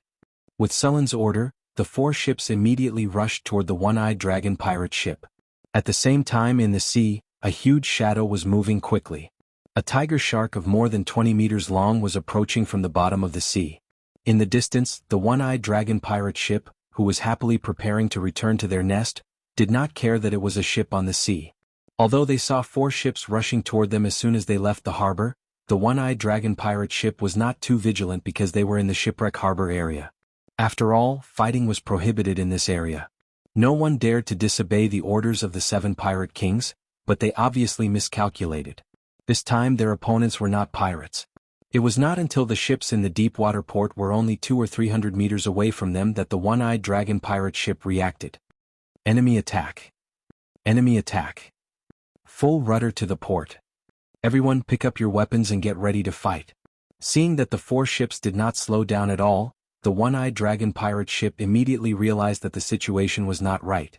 He immediately ordered the pirates to get ready to fight, but unfortunately it was too late. Chapter 620. Su Lin sneered as he looked at the pirate ship not far away. A huge shadow quickly appeared in the sea. Before the pirates who had just picked up their weapons could see it clearly, they felt the ship under their feet suddenly shake violently. Then the entire ship shook violently. Many unprepared pirates fell from the ship into the sea and were swallowed by the tiger sharks in the sea. Not good. It's a sea monster. Grab the ropes. The sea monster is coming. Where's the ballista? Take the ballista and shoot. Hold on. Hold on. The tiger sharks hit the pirate ship a few times in a row. Under the impact, the pirate ship shook back and forth, as if it would be knocked over in the next second. It's the tiger sharks, they're from the tiger shark pirate group. One of the pirates saw the monster in the sea clearly and quickly shouted, "Tiger shark pirate group? How dare they attack us?" One-eyed dragon's face was ferocious as he pulled out the scimitar in his hand. Everyone get ready to fight. Kill all these guys who dare to attack us. Barbassa commanded the ship to move forward. After seeing the pirate ship's slow reaction, he immediately shouted, "Full rudder to the left. Prepare the ballista. Fire." Bang bang bang. Dozens of arrows flew out with ropes attached to them. The spears that were more than 3 meters long directly pierced through the deck and ruthlessly pierced into it. The ship that was turning was pulled by dozens of ropes and instantly stopped moving. At the same time, on the other side of the ropes, capstans were stirring vigorously. The distance between the 2 ships was quickly shortened. Archers get ready. 45 degrees, fire in unison. Fire. Buzz. With a buzzing sound, hundreds of arrows instantly flew up and enveloped the pirate ship. A large number of pirates were pierced by the arrows that fell from the sky. After 3 rounds of arrows, the deck was in a mess. Dozens of pirates who could not dodge in time were directly nailed to the deck. Prepare to jump ship and fight. After 3 rounds of arrow rain, Barbassa directly pulled out the long sword at his waist. Then he grabbed a rope and swung toward the ship not far away. After 3 rounds of arrow rain, the pirates suffered heavy casualties. They were simply unable to stop the enemy from jumping ship and fighting. Su Lin had also blessed the army with all kinds of buffs at the start of the battle. These soldiers were full of vigor, and the pirates of the one-eyed dragon pirates weren't their match. After being enchanted, the Navy's weapons were all equivalent to transcendent rank 1 or rank 2 weapons. Facing the ordinary weapons of the pirates, their scimitars were directly cut in half. Deepwater City's navy was very fast. Under the effect of greater haste, these people were like ghosts. Every time their blades flashed, an enemy would fall. The same scene played out on the other pirate ships. Although Deepwater City's navy had fewer ships, they still had the upper hand with the support of arrows and spells. As the leader of the one-eyed dragon pirate ship, One-Eyed Sean had an ugly expression on his face. His men were losing ground on the battlefield. Just as he was about to lead his men to charge forward, a cold voice suddenly sounded in his ears. "You're One-Eyed Sean? Who is it?" Shaoan's expression changed drastically, and he subconsciously swept the long saber in his hand in the direction of the voice. Clang. The sound of metal colliding was heard, and Sean's palm was slightly numb. Although he hadn't attacked with his full strength just now, his strength wasn't weak at all. However, the result was that his wrist was slightly numb. "Looks like it really is you." Sullen's palm exerted force, and the Thunder God's spear instantly burst out with dazzling lightning. One-Eyed Sean was directly wrapped in lightning, and he lost control of his body in an instant. Streaks of lightning quickly flashed around, and the surrounding enemies were instantly hit by the lightning. The powerful lightning swept across, and the pirates with weaker physiques were directly burned to charcoal. Only a few pirates managed to survive. Since he had already made his move, Su Lin gently waved the Thunder God's spear in his hand. The originally clear sky was suddenly covered by dark clouds, and countless lightning snakes kept rolling in the dark clouds. The thunder clouds kept rolling, and the whole sky seemed to be destroyed. The next second, countless lightning bolts fell from the sky, and these lightning bolts instantly hit the pirates who were resisting on the pirate ship. The powerful lightning power directly paralyzed the pirates and made them unable to move. The surrounding navy immediately seized the opportunity and directly beheaded the pirates with their long sabers. It only took a few minutes for several pirate ships to be cleared out, and a strong smell of blood came from the air. At the same time, the battle on the sea attracted the attention of the shipwreck harbor. After a while, more than a dozen ships appeared on the sea, and they formed an arc to surround the fleet of Deepwater City. Su Lin glanced at the ships, and then let Barbassa clean up the battlefield. Soon, the pirates who saw that the situation was not good and surrendered were escorted over. Su Lin sat on a wooden barrel on the deck, and his eyes swept over the captives. Although a large number of enemies were killed in the battle just now, there were still many pirates alive. All the pirates knelt on the deck, trembling with fear. These pirates were completely stunned. From the beginning of the battle, there had been several waves of arrow rain, and then jumping to fight.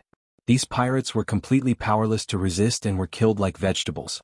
In the end, Su Lin directly summoned a group lightning spell to clear out the pirates. From the beginning to the end of the battle, less than half an hour, all the battles were over. The strength of these pirates was not high. Most of them were around Tier 1 and only a few of the leaders were Tier 2.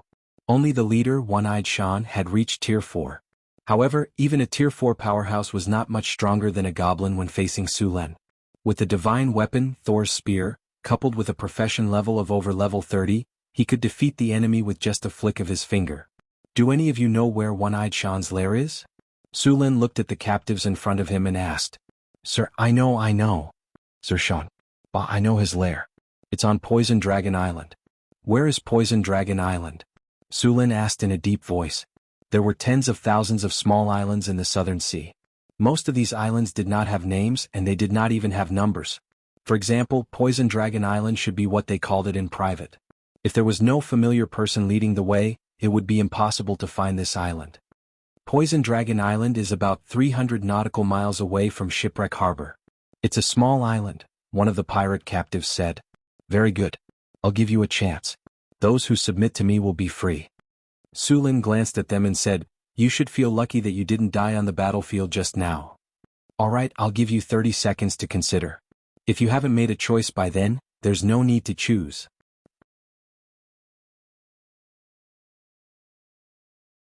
Chapter 621.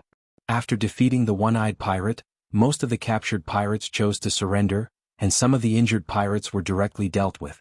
6 pirate ships. If he killed all the pirates who would help him sail the ships.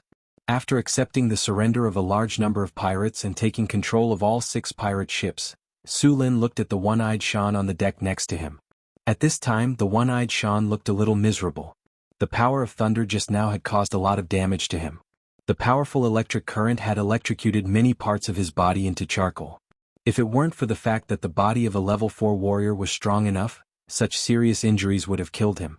Although the warrior was the most popular profession with the lowest threshold, it didn't mean that this profession was useless. The body of a legendary warrior was so strong that he could bathe in magma.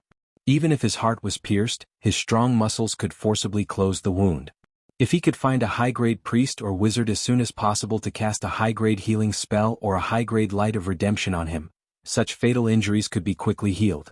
Even without the help of a wizard or a priest, the powerful vitality of a legendary warrior would still continue to fight for a few minutes before dying. Although the one-eyed Shan looked miserable now, if he was given some time, he would soon be alive and kicking again. However, it was clear that Su Lin didn't intend to give him this opportunity. Bring him here. The 2 guards behind him stepped forward and dragged the unconscious one-eyed Shan over. Wake him up. A marine lifted a bucket of seawater from the sea and poured it directly on his face. Whoosh. The pain from the wound caused the one-eyed Shan to wake up from his coma. Are you awake? Su Lin looked at the battered and exhausted Shan and said in a deep voice, "Who are you? I don't think I have offended you." Shan shook his head and looked at Su Lin with his one eye. "You didn't offend me?" It seems that one-eyed Shan's memory is not very good. Su Lin sneered and continued, "Not long ago the goods you dealt with were mine, and you say you didn't offend me? You are from Deepwater City?" Shan's eyes turned cold when he heard Sullen's words and his heart sank. "Looks like you still remember." Su Lin sneered, "Now that you know who I am, tell me the truth. Who did you sell my goods to? And how did you know that my fleet would pass by the Norman Islands? How did you set up an ambush there in advance?" "Ha ha, you captured me just to ask me this?" Xiao En laughed heartily, ignoring the stinging pain from his wounds. Cough cough. After a while, Xiao En finally stopped panting. "Why aren't you saying anything? Are you planning to fight it head-on? As long as you answer my questions honestly, I'll give you a quick death." Su Lin looked at the pirate leader in front of him and scanned him up and down. "Speak. Why don't you speak?" Then he looked at Su Lin with a mocking expression. "I dare say that you dare to go and settle the score with them? Your goods have been sold by me. The buyer is in the shipwreck harbor. He has the white gloves of the dragon-born sea giant. Do you dare to go?" Xiao En struggled to say, and then he was suppressed by the two guards. "Dragon-born sea giant, I see. Now the second question. How did you know the sailing route of my fleet?" Su Lin said expressionlessly. "That's simple. Someone told me." Xiao En said with a smile. "Someone sent me the message when your fleet left the harbor that day. How do you think I know?" Sullen's face darkened. Although he had suspected that there was a mole in the fleet, now he finally confirmed it. "Why did you attack my fleet?" Su Lin continued to ask. "It's simple. Someone doesn't want to see Deepwater City develop." Xiao En didn't hide anything and directly told him what he knew. Someone has taken a fancy to the specialties of Deepwater City, so they want to monopolize it. I'm just their pawn. Even if you can catch me and kill me, so what? You still can't keep your wealth. You don't even have the courage to take revenge. You want to monopolize the resources of Deepwater City? Su Lin frowned slightly. This result surprised him. You don't understand? You have to know that you produce sugar, honey, rum, perfume, and paper. These things are in high demand in the southern seas. They can be sold for a high price. How can no one be jealous of such a huge profit? Sure enough, money moves people. Su Lin nodded and continued, "Didn't you want me to find trouble with those people? Tell me who is behind this." "The people behind this are very simple. They are the nobles of the Netherland Kingdom. You sent the goods here to sell. They want more, so they are ready to control the supply of goods in their hands. Of course, there is also the work of the dragon-born pirate king. These pirate kings cooperate with the surrounding countries and make a fortune together. You think they are opposing each other, but in fact, the pirate kings are inextricably linked with the surrounding big forces. How about it? Do you dare to take revenge?" "Ah, cough cough." Xiao En laughed at Su Lin and then couldn't help but cough. "That's it?" Su Lin shook his head slightly. "That's what you're relying on? That's it?" Xiao En looked at Su Lin in surprise. "You don't think that I dare to fight you directly here because I don't know the ban here, do you?" Su Lin glanced at him and said, "To be honest, I don't care about that dragon-born pirate king at all. Since he is also one of the people behind this robbery, let's take advantage of this opportunity to get rid of him once and for all." Su Lin curled his lips and said, "Get rid of the pirate king?" Xiao En's brain couldn't react. "Well, the matter is over. What's the use of buying it?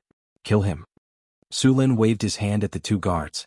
"Wait, you don't want the treasure I hid." Before he could finish, a guard beside him pierced his heart with his sword from the back. Xiao En's eyes widened. He couldn't believe that Su Lin didn't even ask about his treasure and killed him directly. As the long sword was pulled out, Xiao En's body trembled slightly twice. Bright red blood spurted out from the wound, and the light in his eyes dimmed in an instant. Su Lin naturally wanted the one-eyed man's treasure, but the one-eyed man would definitely not tell the truth, so Su Lin planned to use a simpler method, which was to let Hathaway use a prophecy spell to find the treasure. As there were already enough clues, this kind of prophecy spell didn't need to pay any price, and it wouldn't cause any backlash. P.S. Recommend a friend's book, The Reborn Prince Charming Starts Making Games. He was reborn in 2000, made a dating game, bought 10 cent at the beginning, and had a single female lead.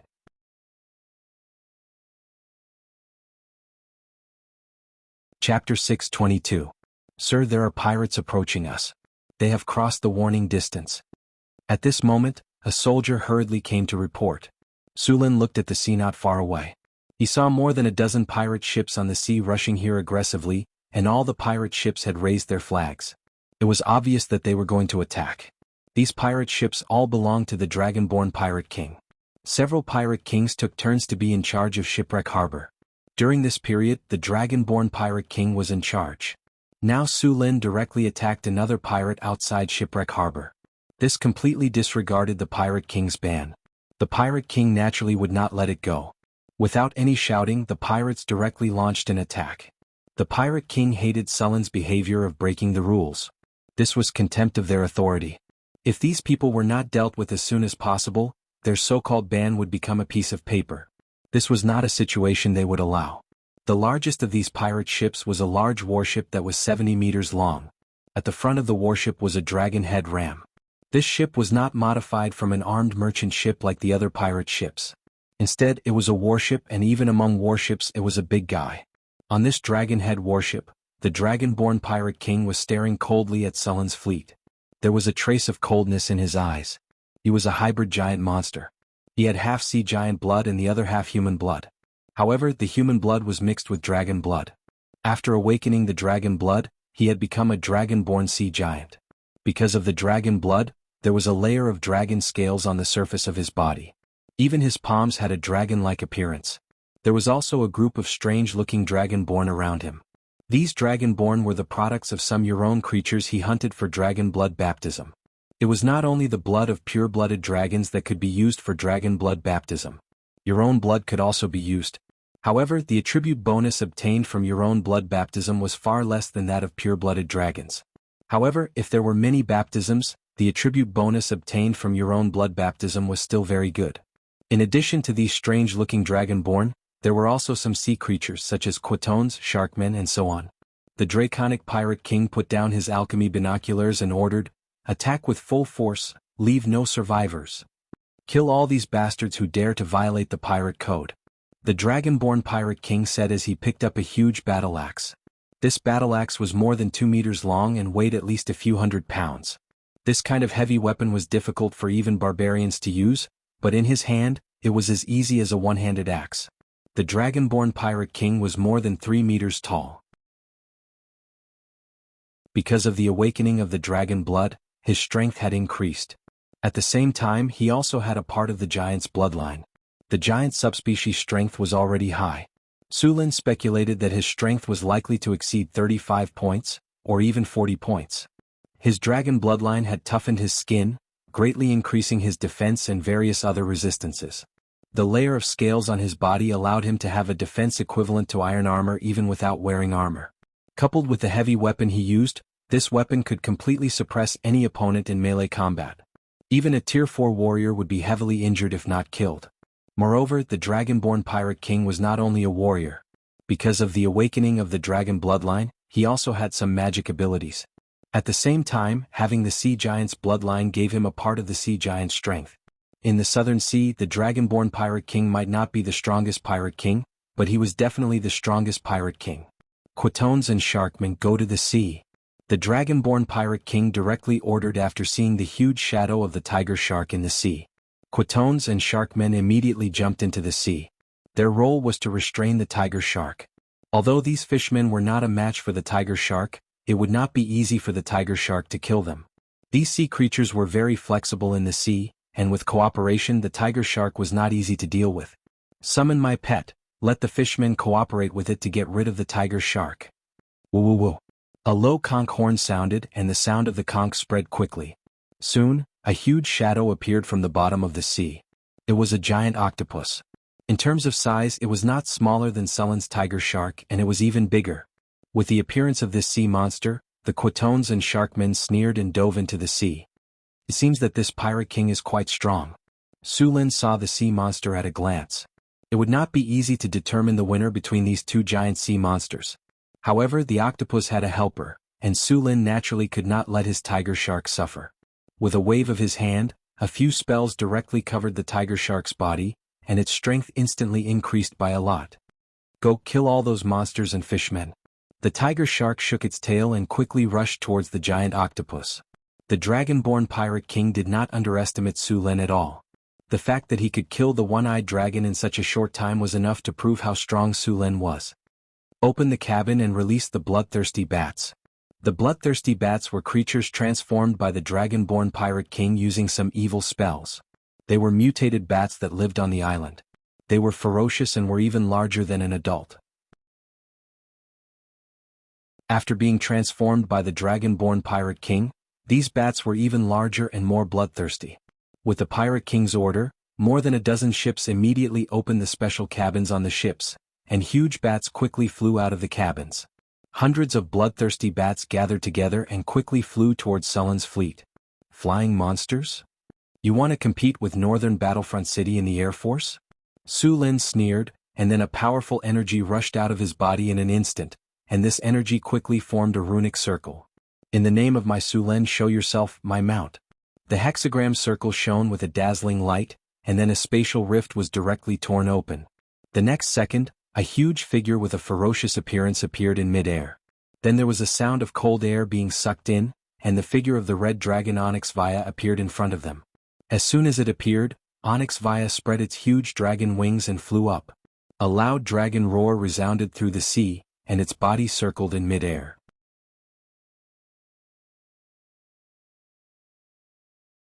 Chapter 623. As soon as the adult red dragon appeared on the battlefield, a powerful dragon aura spread out. Many pirates who were not strong enough directly collapsed on the deck under this pressure. Ordinary people could not resist the dragon's aura at all. Only a small number of pirates could resist this interference.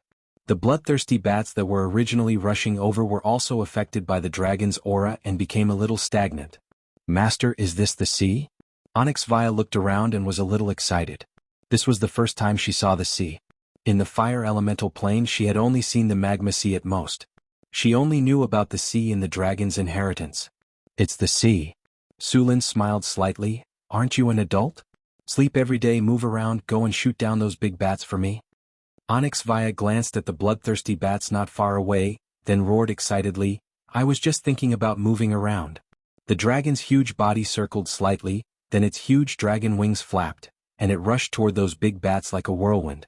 The battle could be said to be a one-sided massacre. Creatures like dragons were almost the overlords of the sky. Although those bloodthirsty bats were numerous and strong, they did not have the advantage in size or strength. Even the claws of these big bats could not even pierce the dragon's scales. With a dragon breath of the red dragon, these bloodthirsty bats were directly burned into charcoal, and then fell from the sky one after another. In the blink of an eye, all the bloodthirsty bats in the sky were killed. On the other side, when the dragon descendant pirate king saw the sudden appearance of the dragon, he suddenly had a bad feeling in his heart. Then the dragon killed all the bloodthirsty bats that had just been released. Even after eliminating those bloodthirsty bats, the dragon dived toward a pirate ship next to it. The pirates on the pirate ship were scared and hid everywhere. Many pirates even jumped directly into the sea. Boom! The scorching flame dragon blood instantly hit the pirate ship. The 40-meter-long sailboat instantly turned into a big fire torch. The whole ship was ignited by the dragon's breath. The pirates on the ship who had no time to escape were directly burned into charcoal. The whole sea was illuminated red by this flame. As soon as the battle began, the pirates had already burned down a ship. This is evil dragon. Not good, it's flying over. Run! Many pirates were so frightened by the sudden appearance of the dragon that their teeth chattered. When these ferocious pirates saw a powerful pirate ship being destroyed in just a breath, their confidence was completely shattered. Don't be afraid, quickly rush to the enemy. The dragon descendant pirate king saw that his subordinates were about to collapse and immediately shouted, hurry up and get close. As long as we get close to those people's boats, the dragons won't be able to attack. Don't even think about running away. No matter how fast a ship can run, can it compare to a dragon's wings? The faster you run, the faster you die. Hurry. This dragon was summoned by the other side and has a time limit. As long as we survive the time limit, the dragon will leave immediately. This is our only chance to survive. It had to be said that the dragon descendant pirate king had a high prestige on the island. In this case, the pirates subconsciously followed the orders of the dragon descendant pirate king and rushed towards Sullen's fleet. The dragon descendant pirate king's approach was right. Escaping in this situation was courting death. Only by rushing up to Sullen's fleet and fighting hand-to-hand, the dragon could not use dragon's breath. In order not to accidentally injure Sullen's fleet, the dragon basically could not attack. Seeing the pirate ships rushing up, Sulin smiled slightly and waved the Thunder God's spear in his hand gently. A flash of light instantly flashed from his body. In the next second, a large amount of seawater suddenly rose from the sea. The seawater poured down in all directions and a behemoth rose from the sea. It was Sullen's magic ship Angry Dragon. What kind of monster is this? This is a magic ship. Not good dodge. It's too late. The pirates who wanted to rush up and fight looked at the magic ship in horror. As soon as the magic ship appeared, it quickly moved. The terrifying ram flashed with a cold light, and the huge hull quickly collided with the pirate ship in front. Rumble. There was a loud noise and a large amount of wood chips flew. The pirate ship that was sailing quickly was directly hit in two by the Angry Dragon. A large number of pirates panicked and wanted to jump off the ship. Unfortunately, the pirate ship sank very quickly. Before these pirates could swim out of the range, a large whirlpool swallowed them all. The appearance of the Angry Dragon and the Red Dragon raised the morale of the Deep Water City Navy. Even the sailors who had just joined the Deep Water City Navy were excited. Originally, these people were trembling and pale after seeing the Pirate King's flag, but now it was as if they had been injected with chicken blood. There was a burst of cheers. Barbossa jumped directly on the mast, his whole face flushed red. An uncontrollable excitement came from his body. The long sword in his hand pointed at the pirate ship not far away and roared, "Charge! Kill these pirates! Destroy these trash! Long live the North Wind Kingdom! Kill these pirates! Long live the North Wind Kingdom! Charge!" The Deep Water City Navy all roared at this moment, and the deafening sound echoed on the sea. All the ships launched a charge and rushed in the direction of the pirate ship without hesitation. With the help of the Red Dragon and the magic ship, the morale of the Deep Water City Navy was greatly boosted. On the contrary, the morale of the pirates led by the Pirate King, which had just risen, fell instantly. Facing a situation where they were bound to lose, not many of these pirates could still rush up to fight without hesitation. After the Angry Dragon sank a pirate ship, it began to show its power. The ballistae on the ship that had been loaded immediately fired. These ballistae were very powerful, and they were nailed to the surrounding ships in an instant. In the next second there was a flash of light on the Angry Dragon and a flame appeared. The flame rushed up like a fire dragon and directly ignited the ship. This special oil was mixed by wizards, and it would burn for a long time if it stuck on it. Soon these flames spread quickly on the ship. The pirate ship could not resist such an attack at all. Some of the pirates tried to use seawater to extinguish the flames, but after the seawater was poured, the flames did not extinguish at all. Instead, they burned on the seawater and spread to the surroundings. Soon the entire pirate ship was ablaze.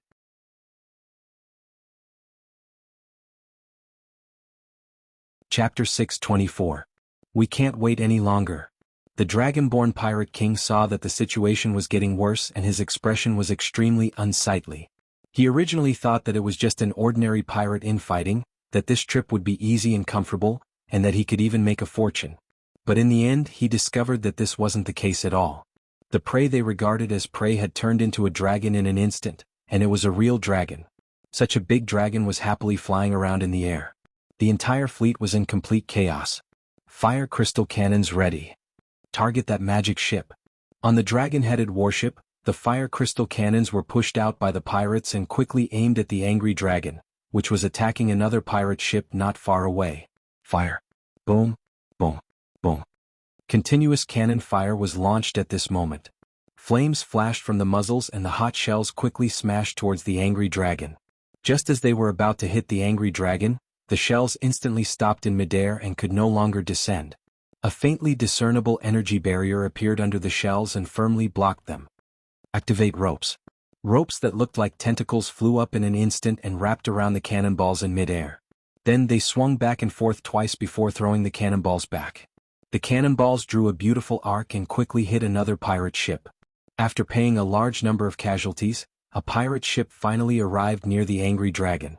Then these pirates launched a jump attack, wanting to directly jump onto the Angry Dragon. But before they could land, ropes quickly flew out like vipers. In an instant, these pirates were firmly entangled, and then the ropes quickly contracted and strangled them like pythons. The Dragonborn Pirate King's army started to collapse from the moment they came into contact. The Deepwater Port's navy, whose morale was soaring, became lively after being blessed with all kinds of spells. Originally, there wasn't much difference in their strength, but after being blessed with spells, the strength of the Deepwater Port's navy soared. The enchanted weapons made the fine long swords in their hands even sharper. The pirates basically didn't wear any armor. Even if they did, it was just some leather or iron scale armor. In the face of such weapons, it wasn't much stronger than a piece of paper. Seeing this situation, the pirates picked up their crossbows and javelins to launch long-range attacks. But with the agility granted by the group's skill Fox's cunning, these warriors' dodging was very high and they easily dodged. Even if some of them didn't dodge and were hit, they were blocked by the stone skin spell on their bodies. Under such circumstances, the Dragonborn Pirate King could only act personally. Moreover, as a Pirate King, he also had spellcasters under him.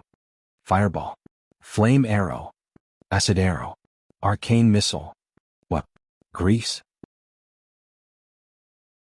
All kinds of low-level spells were quickly thrown out by the casters. Some of the Marines who couldn't dodge in time were directly hit by these spells and turned into flames. However, the effect of these low-level spells was very limited and couldn't change the overall situation on the battlefield. Of course, if they cooperated well using Fireball and Grease to attack the ship, they could easily ignite a ship. However, as soon as these spellcasters finished casting their spells, they were targeted by Su Lin. There are spellcasters? Su Lin raised his eyebrows, then waved his hand to summon a thunderbolt and threw it over. Thunderstorm. As soon as the thunderbolt fell on the ship, it spread out in an instant. Most of the space on the ship was covered by thunder and lightning. This thunder and lightning spell wasn't very lethal. It was more to paralyze the enemy and make them lose their ability to move. The pirates were instantly enveloped by thunder and lightning. The pirates didn't even have a chance to resist. They were directly paralyzed by the electricity and fell to the ground. The spellcaster was even more miserable. His physique was obviously lower than the warriors. He was directly electrocuted and fainted on the spot. Rumble. There was a muffled sound of thunder. The huge dragon-headed warship fired wildly, constantly firing shells at the surrounding ships. A 3-meter-tall giant stood at the bow of the ship. He waved a heavy giant axe in one hand. All the Marines who wanted to rush up from here were directly killed by his axe on the spot. At this time he roared at Su Lin with bloodshot eyes. Dragon form. With a roar, the Dragonborn Pirate King underwent a huge change. His originally tall body swelled again, and a group of dragon wings grew behind him. The huge dragon wings directly lifted him up. His originally ferocious hands became like dragon claws. After the dragon form, a faint pressure was transmitted from his body. It was the draconic might. However, the draconic might of the Pirate King was obviously weaker than Onyxia's draconic might. The draconic might of the Dragonborn Pirate King was at most a young dragon. After activating the dragon form, the Dragonborn Pirate King roared, flapped his wings and rushed directly towards Su Lin. At this time, the Dragonborn Pirate King had already understood that the defeat of this battle was inevitable. There was only one way to turn the tables, and that was to defeat or kill Su Lin. After losing their leader, these soldiers were bound to be in chaos. This was also the only chance for the Dragonborn Pirate King. Evil aura. Blasphemy. An evil energy field instantly erupted from Sullen's body, and then the Dragonborn Pirate King rushed towards Su Lin with a grin. Su Lin frowned slightly. He could clearly feel that evil power. Then, the power of thunder and lightning quickly spread out from his body. In an instant, Su Lin directly opened the thunder domain, and the evil power was directly squeezed back under the effect of his soul domain. The Dragonborn Pirate King waved the giant axe in his hand and fell from the sky, smashing fiercely at Su Lin. It looked like he was going to split Su Lin in half. Clang. The deafening sound of metal colliding rang out. Sullen's Thunder God's spear swept across and directly blocked the powerful attack of the Dragonborn Pirate King. Sullen's Thunder God's spear swept across. The Pirate King, who had just landed, only had time to block with his giant axe, but the master was sent flying with his weapon. A large amount of lightning power appeared on the surface of his body. Lightning flashed and even the Pirate King's strong physique trembled all over. However, in just a breath, the Dragonborn Pirate King withstood the lightning paralysis. Then he swung his chain and smashed it again with a roar. Sullen's body moved and instantly appeared near the Dragonborn Pirate King. The Thunder God's spear in his hand directly hit the Pirate King's body. The Dragonkin Pirate King's body flew away like a ball. Su Luan didn't let him off. His body flashed and rushed up again. The dazzling lightning with unstoppable power fiercely stabbed down. The Dragonkin Pirate King wanted to resist, but all his defenses were vulnerable in front of the divine weapon. In the end, the Thunder God's spear directly pierced through his heart. The endless power of thunder and lightning erupted, killing him completely.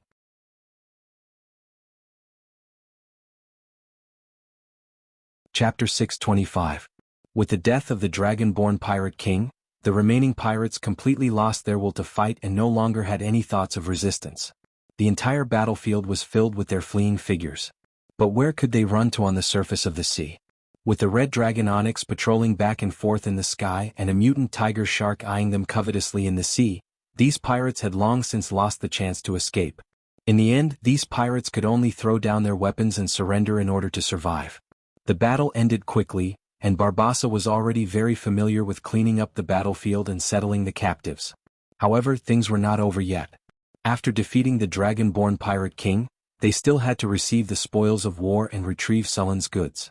Escorting the surrendered pirates and the captured pirate ships, the entire fleet had a total of 18 ships.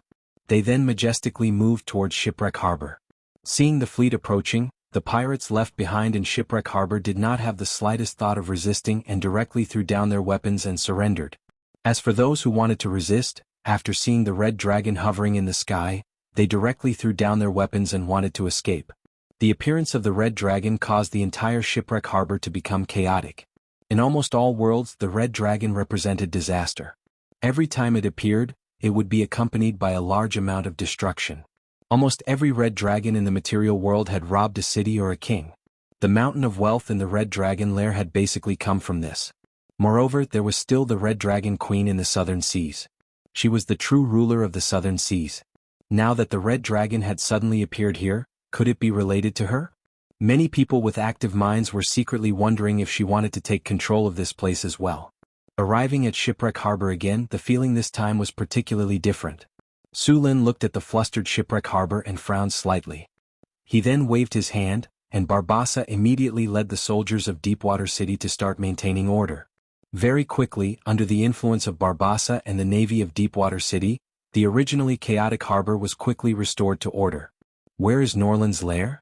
Su Lin waved his hand, and several pirate leaders under the Dragonborn Pirate King Norland immediately stepped forward to answer. Your Grace, Norland's lair is in the Crystal Palace behind the harbor. Almost all of Norland's wealth is gathered there. Send someone to load all the wealth onto the ship. Su Lin said directly. He was here to rob. After defeating the Dragonborn Pirate King, Shipwreck Harbor was like a weak woman who had lost all ability to resist. It could only wail under the tyrannical Su Lin. Su Lin did not show any mercy to these pirates. His fleet had almost been completely wiped out. He had spent so much time and effort to build the fleet, and after a few voyages, more than half of them had been killed by the pirates. The pirates of this era were not like the Captain Jack in the movies and novels. These pirates could be said to be committing all kinds of crimes. Murder and arson were the most basic of their crimes. These pirates robbed and killed, forcing captives to jump off the deck into the sea was a common occurrence. It could be said that these pirates should all be hanged according to the law. Under Sullen's order, the soldiers of Deepwater City immediately began to collect the spoils of war. Su Lin and his men were not familiar with Shipwreck Harbor, but the pirate captives were. These pirates were very skilled in treachery. They led the soldiers of Deepwater City to rummage through the city's wealth and send it to the ships docked at the harbor. Apart from the pirates, the richest people in Shipwreck Harbor were the black market merchants. These people could be said to be extremely daring, selling their souls for profit. As long as there were benefits, these merchants dared to trade with the devil. All kinds of goods stolen by the pirates were sold by them, and each of them could be said to be overflowing with wealth. Su Lin naturally did not intend to let these merchants go. Carlos, take your men and let these captives lead the way. Go and catch the black market merchants for me. Also, find out how much money these merchants have and bring it to me. Su Luan said to a marine admiral who had just been promoted by him. Yes, Your Grace. After saying that, he bowed and led a group of soldiers and a few surrendered pirates to capture the black market merchants. Shipwreck Harbor was the largest port among the pirates, and the wealth here was astonishing. Soon, boxes of kinnar were transported over. Your Grace, the wealth left behind by Norland is astonishing. According to our preliminary estimates, there are at least 5 million kinnar, including a large number of gems, precious utensils and so on. If all of them are converted, it's estimated to be more than 3 million kinnar. Barbassa said excitedly. 3 million kinnar. Sulin could not help but rub his hands. His northern city could be considered to be making a lot of money every day. Sugar, rum, paper, perfume, excellent weapons and so on, all of these things added up to only a little more than 1 million kinnar a year. After all kinds of expenses there was not much left. He had only killed one pirate king, but there was actually so much wealth. Sulin immediately wondered if he should kill the other pirate kings as well. However, the other pirate kings did not provoke him. It would not be good to kill them directly. Moreover, these pirate kings also had other forces behind them. If he really did that, it was estimated that the entire southern waters would not do business with him. After thinking about it, Sulin temporarily put aside this tempting idea. Load all these things onto the ship. Sulin said. 1 or 2 million kinnar were piled up like a small mountain, but the ship Sulin brought could easily fit them. Norland is really a good person. Looking at the wealth piled up in front of him, Sulin kept sighing in his heart. In addition to the gold, Norland also sent a large number of pirate slaves, experience and treasure chests to Sulin. He was just like a child of wealth. For such a child of wealth, Sulin felt that the more the better. It was not easy to build a floating space city. The cost of building a floating space tower had already cost tens of millions of kinnar, and to build a floating space city, it would cost at least billions of kinnar. Fortunately, Sulin's territory was rich in minerals and many things could be mined on their own, which saved a lot of expenses. A wizard tower was more than 1 million tons, and the floating space city was at least 10 times larger than the wizard tower. Its weight was at least hundreds of millions of tons. Even if such a behemoth was all made of ordinary steel, it would still be an amazing number if converted to kinnar, not to mention that the main body of the city was obsidian.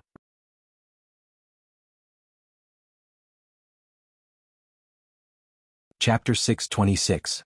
Your Excellency the Grand Duke, Your Excellency the Grand Duke, please listen to my explanation.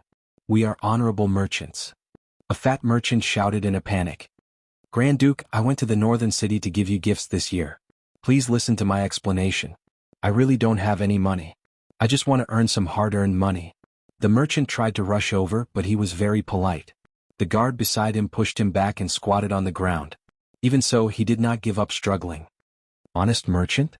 Sulin glanced at the crying merchant. This guy was wearing a linen shirt.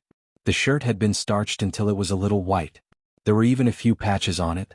However, when the guard beside him was tearing it, he tore a hole in his shirt and the silk underwear inside instantly leaked out. Hard-earned money? Sulin looked at him. He could afford silk underwear, but he said he didn't have any money? Carlos, how much money did you find with him? Grand Duke, we searched through his place and only found a few hundred kinnar. Carlos said shamefully when he saw the other people transporting boxes of gold and silver. A few hundred kinnar? Sulin raised his eyebrows. Grand Duke, don't believe his plan. This guy is called Gretel. He is the biggest black market merchant in our shipwreck harbor. Every year, he handles at least a few 100,000 kinnar, a pirate beside him suddenly said. A few 100,000 kinnar? Sulin looked at Gretel. A few 100,000 kinnar, and you say you don't have any money? Grand Duke, it's not just that. The pirates here sell him goods at 30% of the original value. He makes even more after selling these goods. Did you hear that? These pirates are very clear about your income. Sulin said to Gretel. Do you want to hand over the money yourself, or do you want to wait for them to treat you well before handing over the money? Grand Duke, you can't just listen to the words of these pirates. These pirates are treacherous. They commit all kinds of crimes, murder and arson. They are framing me. Gretel argued loudly. You don't want to admit it? Sulin looked at Gretel. He didn't expect Gretel to still be so stubborn even at this point. He really doesn't shed tears until he sees the coffin. But I like this kind of stubborn person. Greg, you don't have to deny it. Since we're already here, it's impossible for us not to bleed. My goods were stolen, and the pirates who robbed me have already paid the price. However, you accomplices haven't. It's not like we're going to make you bankrupt today. You, Gretel, earn at least a few 100,000 kinnar a year here. There's also your fleet and caravan. I'm not sure how much you earn each year. Then let's take a year's worth of your earnings. You've been earning money here for more than a decade. It's not too much to ask for a year's worth of compensation, right? It's not just you. We'll use the same standard for the other black market merchants. You earn 4 to 500,000 kinnur a year here. Let's make it 500,000 kinnur. Gretel, take out 500,000 kinnur and I'll pretend nothing happened. You can continue to be a black market merchant here, and I'll take the money back to northern town. 500,000 kinnur. That's just a year's worth of your earnings here. It's not too much to ask for, right? Take it out and I'll let you go. I'll also guarantee your safety. If you can't take it out, Sulin lifted Gretel up and smiled at him. He then waved at the soldiers beside him. Then I won't be the one to talk to you. I'll need my men to talk to you. He shouted at the soldiers beside him. What do you think? How do you plan to talk to him? Sulin asked. The soldiers looked at each other. They didn't seem to know how to talk. Why don't we talk to him on the wooden spikes? One of the soldiers suggested. Let's go with the wooden spikes. The other soldiers responded. Gretel, who was being held up by a few soldiers, turned pale instantly. No, wooden spikes won't work. Sulin shook his head. He wouldn't survive a 2-meter-long wooden spike piercing through his body. Gretel heaved a sigh of relief when he heard Sulin's words. However, before he could finish his sigh of relief, Sulin said again, since wooden spikes won't work, let's use the wooden spikes instead. That's good. As long as you control your strength, you won't have to worry about killing him. Let's use the wooden spikes. We should use the wooden spikes to deal with these unscrupulous merchants. The soldiers shouted when they heard Sulin's words. Sulin turned around calmly and waved at the soldiers beside him. Go treat our old friend Gretel well. Otherwise people will say that we're rude. Understood. We'll treat our old friend well. The soldiers around him laughed. Your Excellency, Your Excellency, Your Excellency, please spare my life. Gretel's expression changed when he heard Sulin's words. He cried and tried to pull Sulin away, but the soldier beside him kicked him to the ground. Sulin ignored Gretel. This guy was wearing an old shirt and saying that he had no money. Did he think that he was blind? He had already given him a chance, but he didn't even know how to grasp it. He had earned so much money as a black market merchant over the years. It could be said that every kinnur was stained with blood. Sulin didn't want their lives. He just wanted them to hand over a year's worth of income. It was too easy for them. Sulin asked the soldiers to find a chair and sat on it. He then waved at the soldiers beside him and signaled for them to continue. Your Excellency, we don't have wooden spikes on our ship, a soldier beside him said. Sulin rolled his eyes and said, we don't have wooden spikes, but what about the pirates? Don't they have any in the pirates' prison? We just can't find any. Ask the pirates to make a few. Yes, Your Excellency. The soldier immediately went to carry out the order.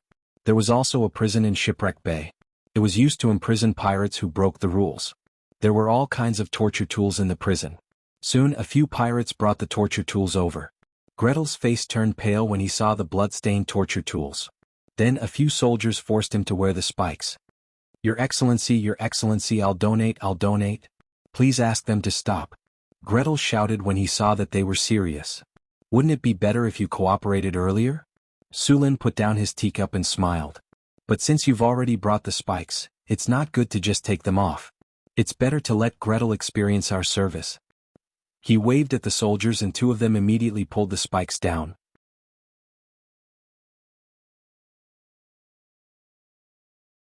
Chapter 627. Amid a series of hysterical screams, Gretel was pinched so hard that he almost died. Finally, after a round of pinching, the soldiers around him finally let him go. Lord Duke, please spare my life. I'll donate.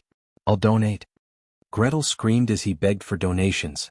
His voice was like a cuckoo crying blood. It was heart-wrenching and tearful. Lord Duke, I'm willing to donate 500,000 kinnur to make up for your loss, Gretel said without hesitation. That's more like it. Sulin nodded in satisfaction. Mr. Gretel is a good man to be willing to donate 500,000 kinnur. You are indeed a friend of Beifeng Principality. Quick. What are you doing? Mr. Gretel fell down. Why didn't you help him up? You didn't even know how to control your strength. Sulin reprimanded the soldiers around him. Hurry up and help Mr. Gretel up. A few soldiers immediately went up to Gretel with smiles on their faces and tried to help him up by his arms. It's not your fault. I lost my balance and fell down. I fell down. Gretel quickly explained. If that's the case, Mr. Gretel, please hand over the kinnur that you donated. Sulin nodded. 500,000 kinnur is not too much, is it? Not at all. I'm willing to donate this to Beifeng Principality. Soon, a group of soldiers followed Gretel to an ordinary-looking house. They then opened the cellar in a hidden corner of the house and took out the kinnar that was stored inside. After a while, a caravan carrying 500,000 kinnar slowly walked out. A caravan was needed to carry all these kinnar. Each kinnar weighed 4 grams. 80% of it was gold while the rest was made up of other metals. 500,000 kinnar weighed about 2 tons. It would take 10 caravans to transport all of them. Fortunately, these merchants had prepared a large number of caravans to transport the goods.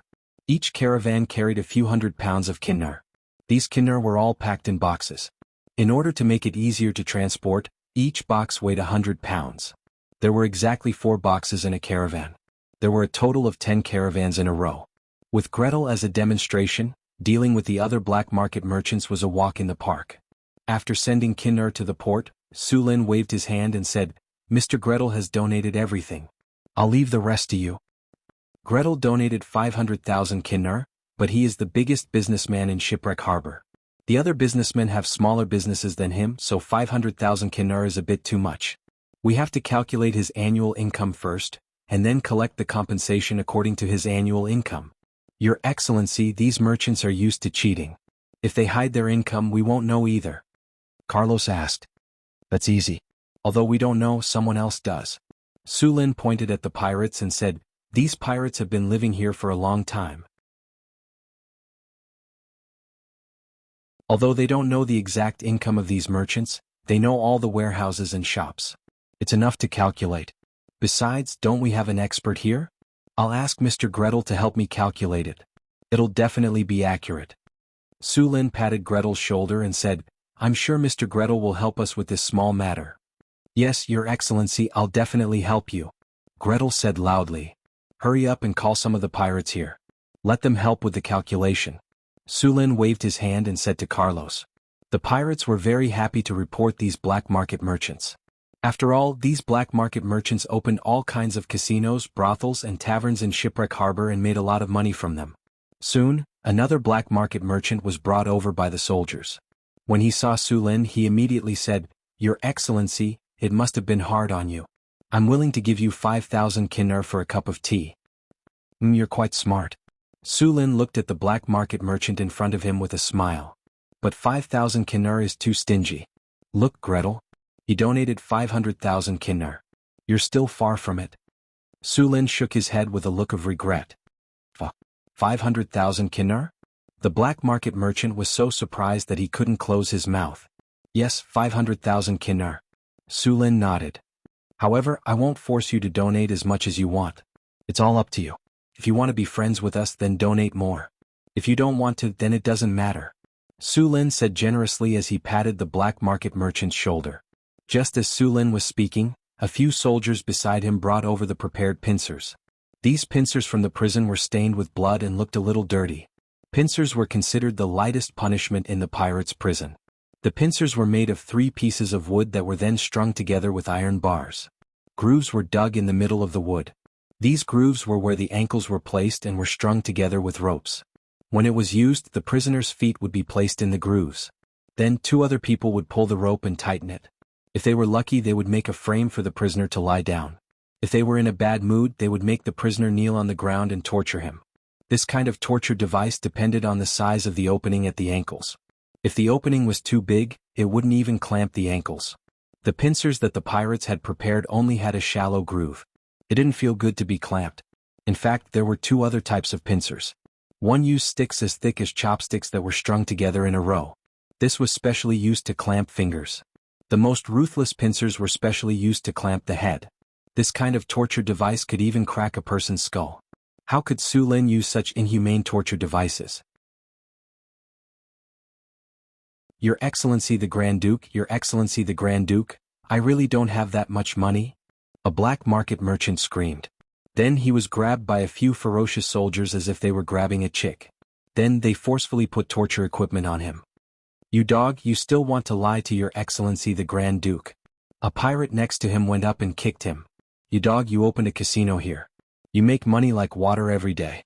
I alone lose dozens of kinnar in the casino every day. But your casino has at least thousands of customers every day. How much money do you make?"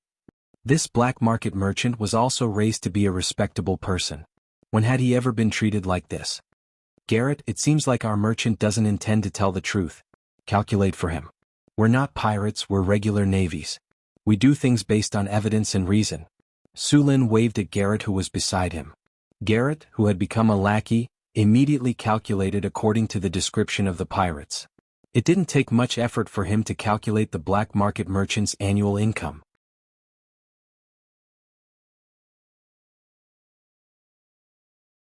Chapter 628. The casino's daily income is about 3,000 kinar, but this money needs to be shared with the other pirate kings. In the end, 500 kinar will fall into his hands, which is about 100,000 kinar a year. Also, the J Court and the tavern in his hands are also making a lot of money every day. In this way, his annual income is at least 450,000 kinar. Gretel added up all the income and quickly came up with the annual income of this black market merchant. There are some miscellaneous things, which is about 10,000 to 20,000 kinar. In that case, let's not be so calculative. Let's calculate according to 450,000. Su Lin directly made the decision. Gretel's calculation was indeed accurate. This black market merchant's annual income was indeed more than 450,000 kinar, but the more he earned, the more he spent. He needed to maintain the fleet, various fighters, guards, and so on. The expenses were not small, but 450,000 kinar was definitely something he could afford. Carlot, I'll leave this to you. Treat him well. Hee, don't say that we're making things difficult for you. Today no one will be able to escape. You have to take the 450,000 gold coins, even if you don't want to.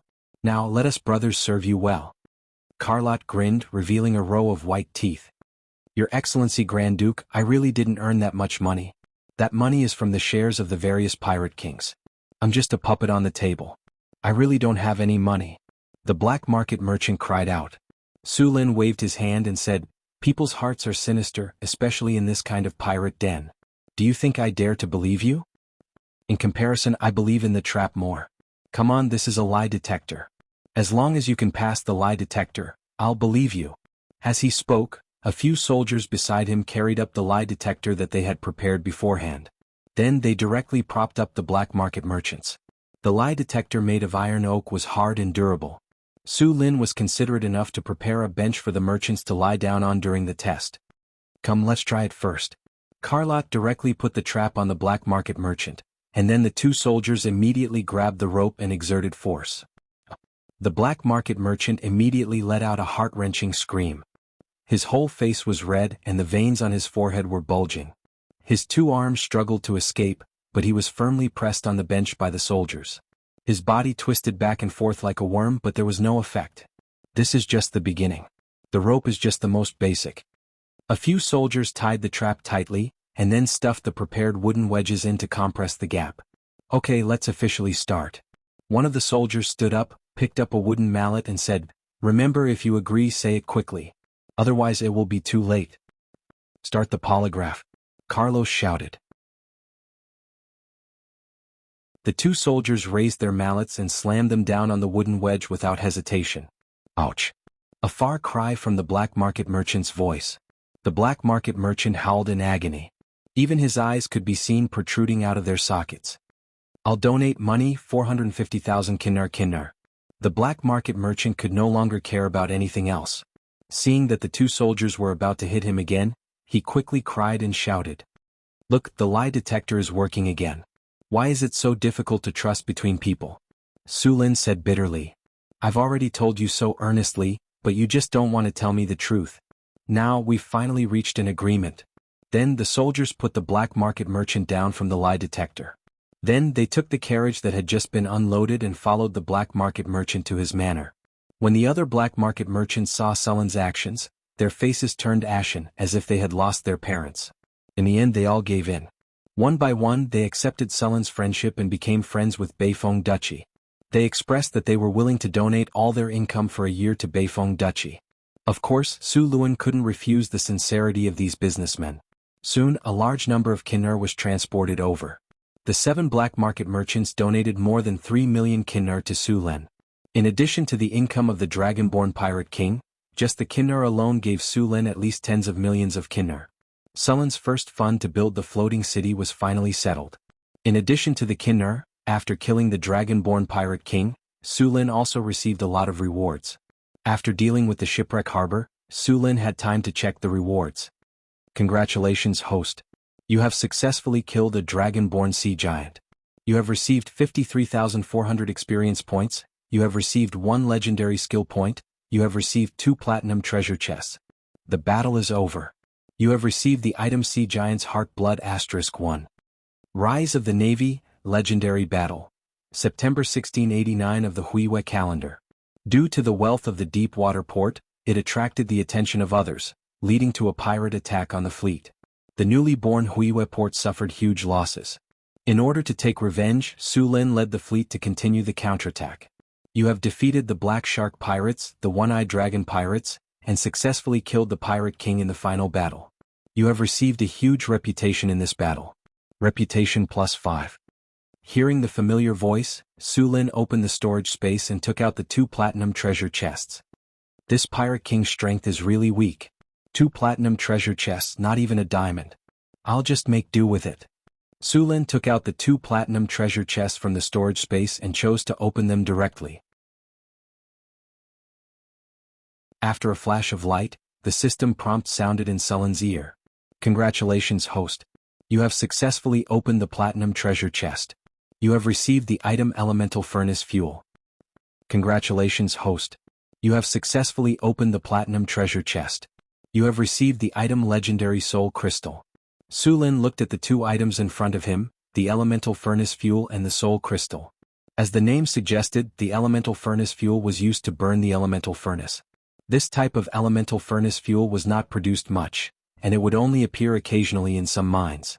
Although the elemental furnace fuel was less than 1.5 kilograms, it could be used for more than 15 years at full load if used in the elemental furnace.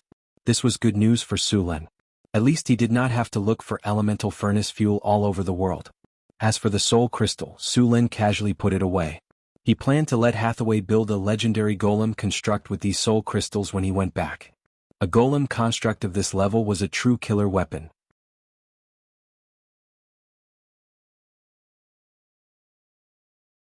Chapter 629. The Tower of the North Wind now had several legendary golems, the most powerful of which was the Magic Breaker Golem that Su Lin had obtained from the ruins. The Magic Breaker statue was a special type of statue. If it had enough energy, it could possess the combat power of an advanced mythic.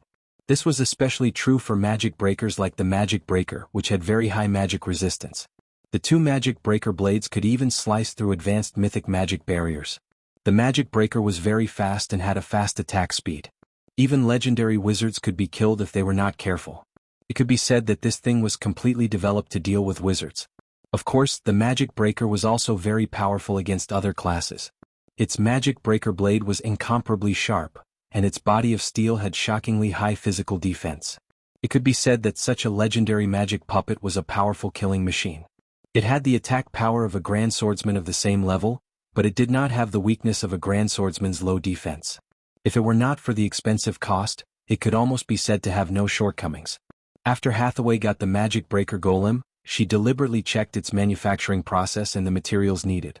Then she calculated that it would cost at least 200 million kinner to build such a set of golems, and because it required a lot of very rare materials, many times it could not be made even if one had the money. High-level legendary golems were basically impossible to mass-produce. After all, there were too few materials that could be used to make high-level legendary golems. It was said that in the era of the Arcane Kingdom, there was a neutron star golem, which was known as the strongest golem. This golem's combat power was comparable to the gods, but it seemed that until the collapse of the Arcane Kingdom, the neutron star golem had not been successfully developed.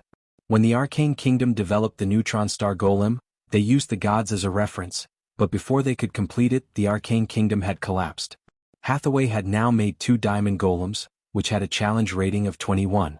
It was the weakest of the legendary golems, but even the weakest golem was very powerful. In the face of a diamond golem, if one did not have good enough weapons, it was better to run away as soon as possible. After the diamond golem in the Tower of the North Wind cooperated with the Tower Spirit, the challenge rating would be further improved. Originally, without the diamond golem, the challenge rating of the Wizard Tower was 21. With the diamond golem, the challenge rating of the Wizard Tower directly reached 25, which was close to the edge of high-level legendary. For the diamond golem, Hathaway also made some optimizations, reducing the weight of the golem and strengthening its defense and attack power. Now Hathaway was studying another legendary golem. Although the diamond golem was powerful, it could not fly. It was not good to deal with some powerful flying creatures such as dragons. Hathaway was ready to build a few legendary golems with flying ability. Golem could be used for enchantment. Its effect was roughly equivalent to the blood of the frost giant chieftain he had killed before, but the amount was much smaller. This bottle of blood could at most be used by one person. After using it, a Tier 4 warrior would obtain a transformation effect. It could be considered a pseudo-legendary rank, possessing legendary combat power, similar to Boulder and Johnson among the barbarians. Su Lin intended to use this bottle of blood as a reward and let his subordinates use their points to exchange for it. Boulder and Johnson had now reached the peak of their power. After transforming, their combat power would increase to the legendary rank. Given some time, they would almost be able to cross the boundary of mortals and become true legendary powerhouses. After sorting out the things, Su Lin also obtained a legendary skill point this time. However, his other skills had not yet been upgraded to the advanced level. It would be a waste to use this legendary skill point, so he could only put it aside for the time being. The transportation work at Shipwreck Harbor lasted for a day. At the same time, Su Lin also had people raid Cyclops' lair. In Cyclops' lair, hundreds of thousands of Kinnar were also found. In addition to the harvest at Shipwreck Harbor, Su Lin had almost obtained tens of millions of Kinnar this time. After all the materials were transported to the ship, Su Lin looked back at Shipwreck Harbor, then waved goodbye reluctantly. This place had given him too much. When they came out, there were 3 ships, and when they returned, there were 18 ships. At the same time, there were also a large number of pirate captives. It could be said that Deepwater City had become rich from this wave. On the way back, Su Lin did not encounter any more pirates. After all, after such a long time, the news of him killing the dragon-born pirate king had spread throughout the surrounding waters. No pirate dared to appear in front of him. It took a week for the 18 ships to return to Deepwater City. When the fleet returned, the whole city was in an uproar. Among the 18 ships, several of the best hull structures were assigned to the Navy, but these armed merchant ships still needed to be strengthened before they could enter the Navy for service. As for the remaining ships, they would be converted into armed merchant ships and used for ocean trade. The Cyclops pirates, the Tigershark pirates, and the pirates under the Dragonborn Pirate King also needed to be trained.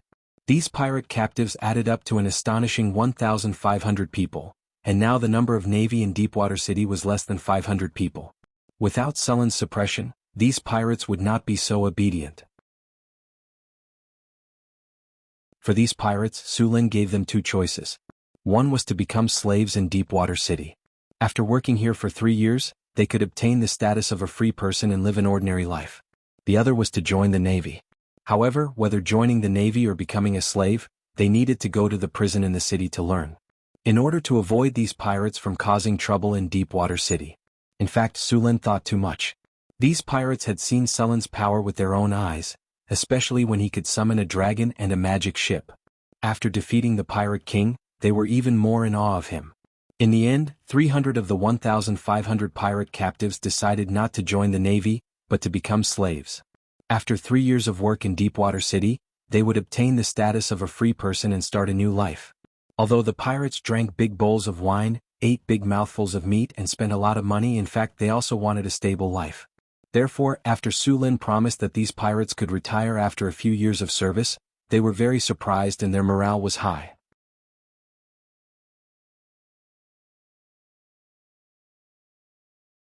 Chapter 630. It had been a month since Su Lin returned to Northtown City. The wealth he brought back this time had been used to buy all kinds of materials. With such a large amount of money, the price of the surrounding magic materials had risen a little. The one with the lowest price was the little red dragon, Onyx Via. Originally, the little red dragon had hoped that the Kinnar would be put into the treasury or given to her. In the end, Su Lin had spent it all, which made the little red dragon lose sleep. Fortunately, there was still a lot of Kinnar in the treasury. Otherwise, the little red dragon would have been furious. In the secret plane, Su Lin, Hathaway, and Alex were experimenting. A huge silver-white ring was placed on the ground. On this ring there were countless strange runes engraved. The ground was paved with pure white marble. This place had been completely transformed into a large testing ground. At this time, Hathaway and Alex were standing on both sides of the ring. The two legendary wizards floated in mid-air. Powerful mana made their wizard robes bulge. Sullen's figure stood on the other side. The lightning energy on his body had been activated, and endless lightning surrounded him. Sulin, Hathaway and Alex were testing the giant floating ring in front of them. This was a super large floating ring that Hathaway and Alex had finally created after several optimizations. This floating ring was much larger than the ones used in wizard towers. It was used to install in the floating city. If the experiment was successful and proved that this floating ring could be used, then they could first determine the size of the floating city. "Are you ready?" Hathaway asked. "It's done." Sulin and Alex nodded. "Good, then let's begin." Hathaway nodded.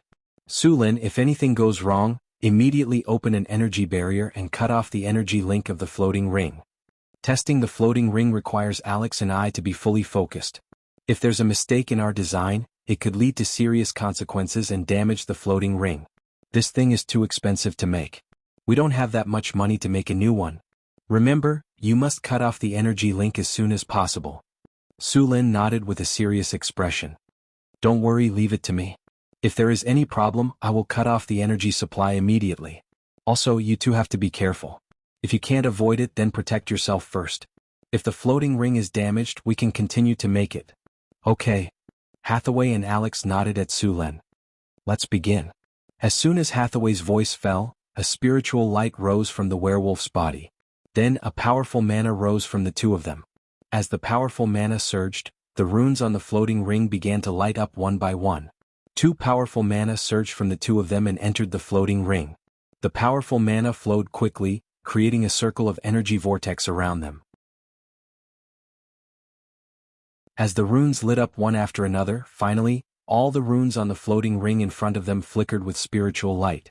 When all the runes lit up, a powerful force was transmitted from the floating ring. This force acted on the surroundings and the ground around them began to shake slightly. This shaking did not weaken as time passed. Instead, it became stronger and stronger. Rumble. A huge figure emerged from the ground. Under this amazing force, the ground under everyone's feet seemed to turn over like an earth dragon. The ground was like an earthquake and the powerful force was transmitted in all directions. With Hathaway and Alex as the center, everything within 300 meters of them shook violently. Finally, this force formed a huge circular energy field. Within this field, the ground was forcibly separated by this force. The entire ground was forcibly lifted by an endless force. The surrounding energy field was also distorted. On this part of the ground, the original gravity had completely disappeared. The gravity on this piece of land had been completely cut off.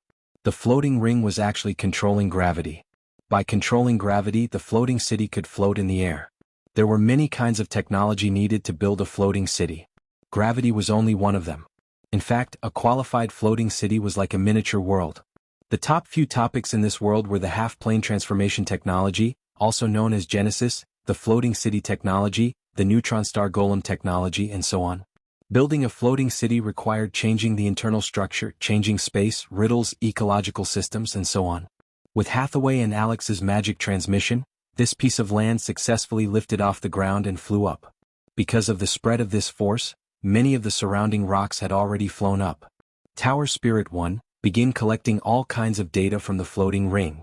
As the floating ring stabilized, Hathaway immediately said. The Tower Spirit, which had already been prepared, immediately scanned. A red light swept over and the Tower Spirit's voice sounded. Energy transmission normal. The floating ring is operating normally.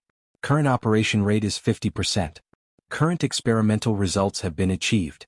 A huge piece of land with a diameter of more than 400 meters and a thickness of more than 2 meters was easily lifted up by the floating ring. After Hathaway and Alex waited for a while, this piece of land finally calmed down and then began to slowly rise. Now, this piece of land had risen more than 20 meters and was still rising. With the passage of time, under the guidance of the floating ring, the entire piece of land had risen to a height of 500 meters. Under the effect of the floating ring, this island was like a floating island. It's a success, Sulin said excitedly. Hathaway and Alex were also overjoyed and secretly relieved. Energy transmission stable. Begin recording experimental data. Calculating the weight of the floating ring. Scanning the floating ring's status. Calculating the floating ring's energy consumption. Calculating the floating ring's energy conversion rate. Rays of light flashed continuously. The tower spirit was calculating the specific data of the floating ring. Hathaway and Alex continued to inject magic into the floating ring. It was not easy to maintain such a large floating ring. Hathaway and Alex began to guide the energy of the elemental pool after the floating ring was operating normally. Otherwise, it would be difficult to rely on the two of them to inject magic. After all, the floating ring's energy consumption was very high.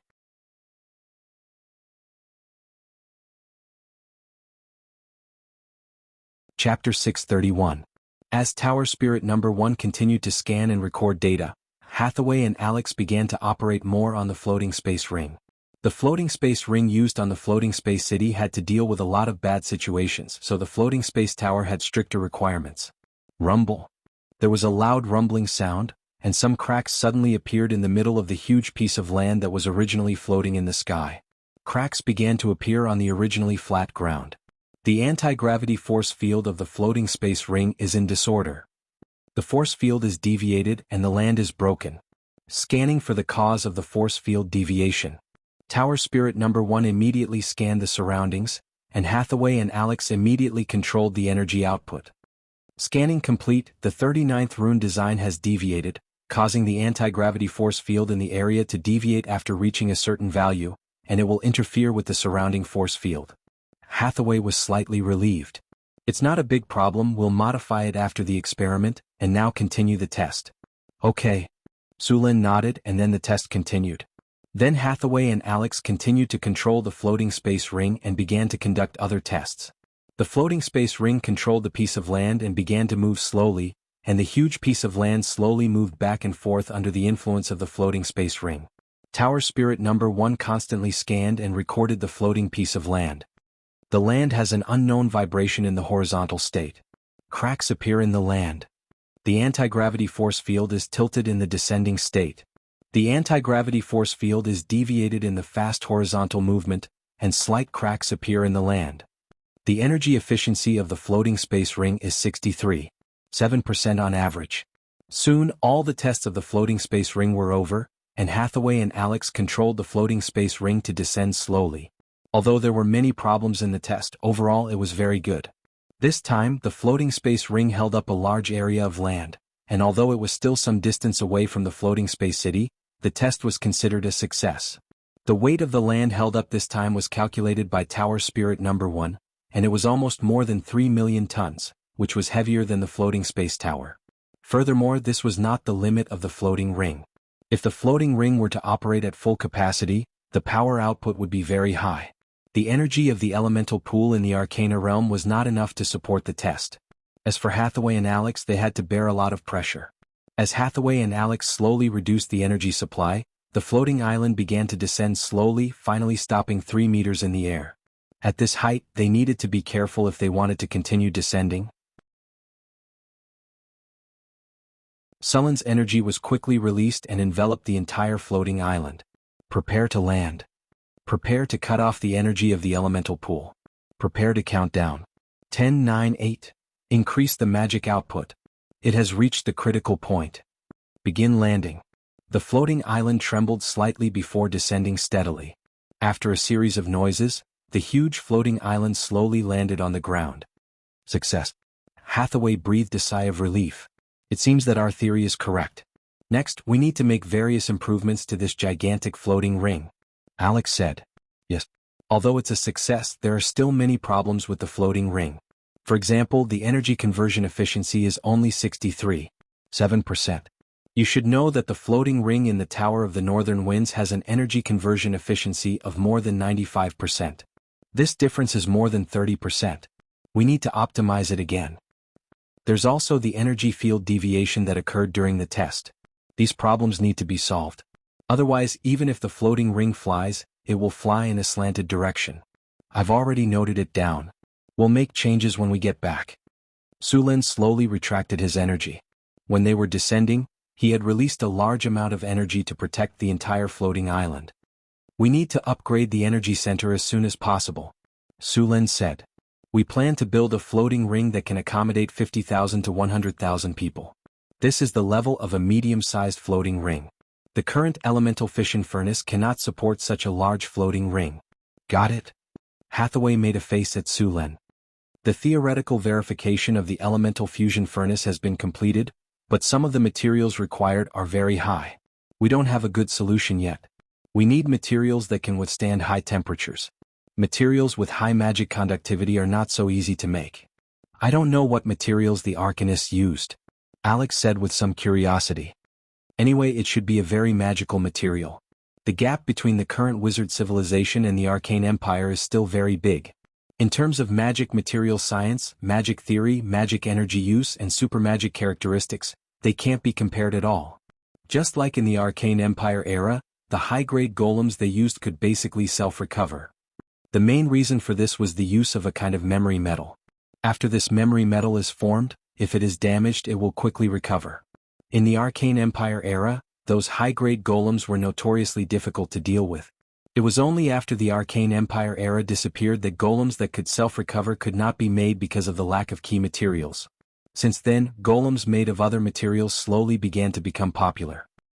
Speaking of which, the memory metal is also a very important secret of the Arcane Empire. Wizards have more or less obtained this kind of memory metal golems in the ruins, but even knowing the location of today's memory metal golems, they still haven't been cracked. Su Lin smiled slightly. Don't think so much. When I have the chance, when I go to the secret realm again, I'll see if I can get you a memory metal golem. That's great. I've only heard of these memory metal golems and some information. I haven't really seen them yet. When the time comes, even if I can't crack the secret of the memory metal, I can still understand some of them. Hathaway said excitedly. Don't think so much. Now let's improve the floating ring. Alex interrupted the conversation between the two. Now this kind of floating ring consumes a lot of energy. Although the elemental fission furnace can also support a city with a scale of 50,000 to 100,000 people, even the most radical arcanists won't consume more than half of their power to maintain the floating state of the city. The floating city requires a lot of energy, but the energy consumption must be kept below 20%. Otherwise, it can't afford the energy consumption of the floating city.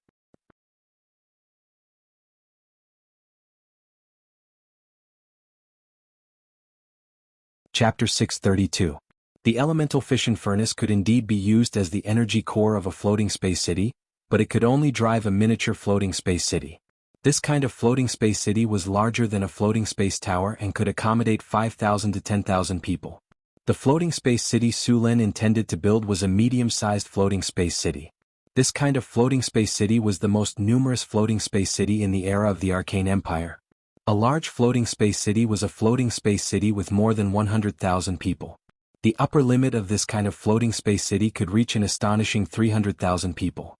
Its combat power was amazing and it was the most powerful strategic weapon in the era of the Arcane Empire. This kind of floating space city required the use of mice energy nuclei as the energy core.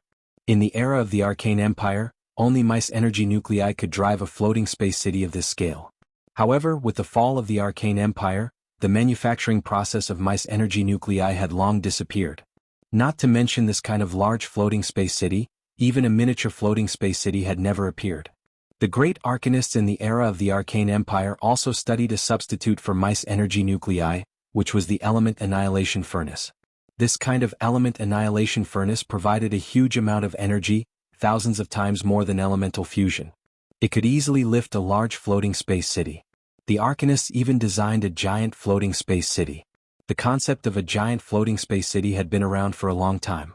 Several mice energy nuclei were arranged according to the arrangement of the energy matrix, and then the giant floating space city was lifted. However, the great arcanists soon discovered that building this kind of giant floating space city was not worth the cost.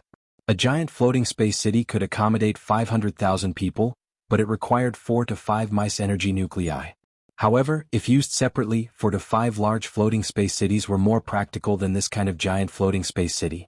Therefore, this kind of giant floating space city was soon abandoned.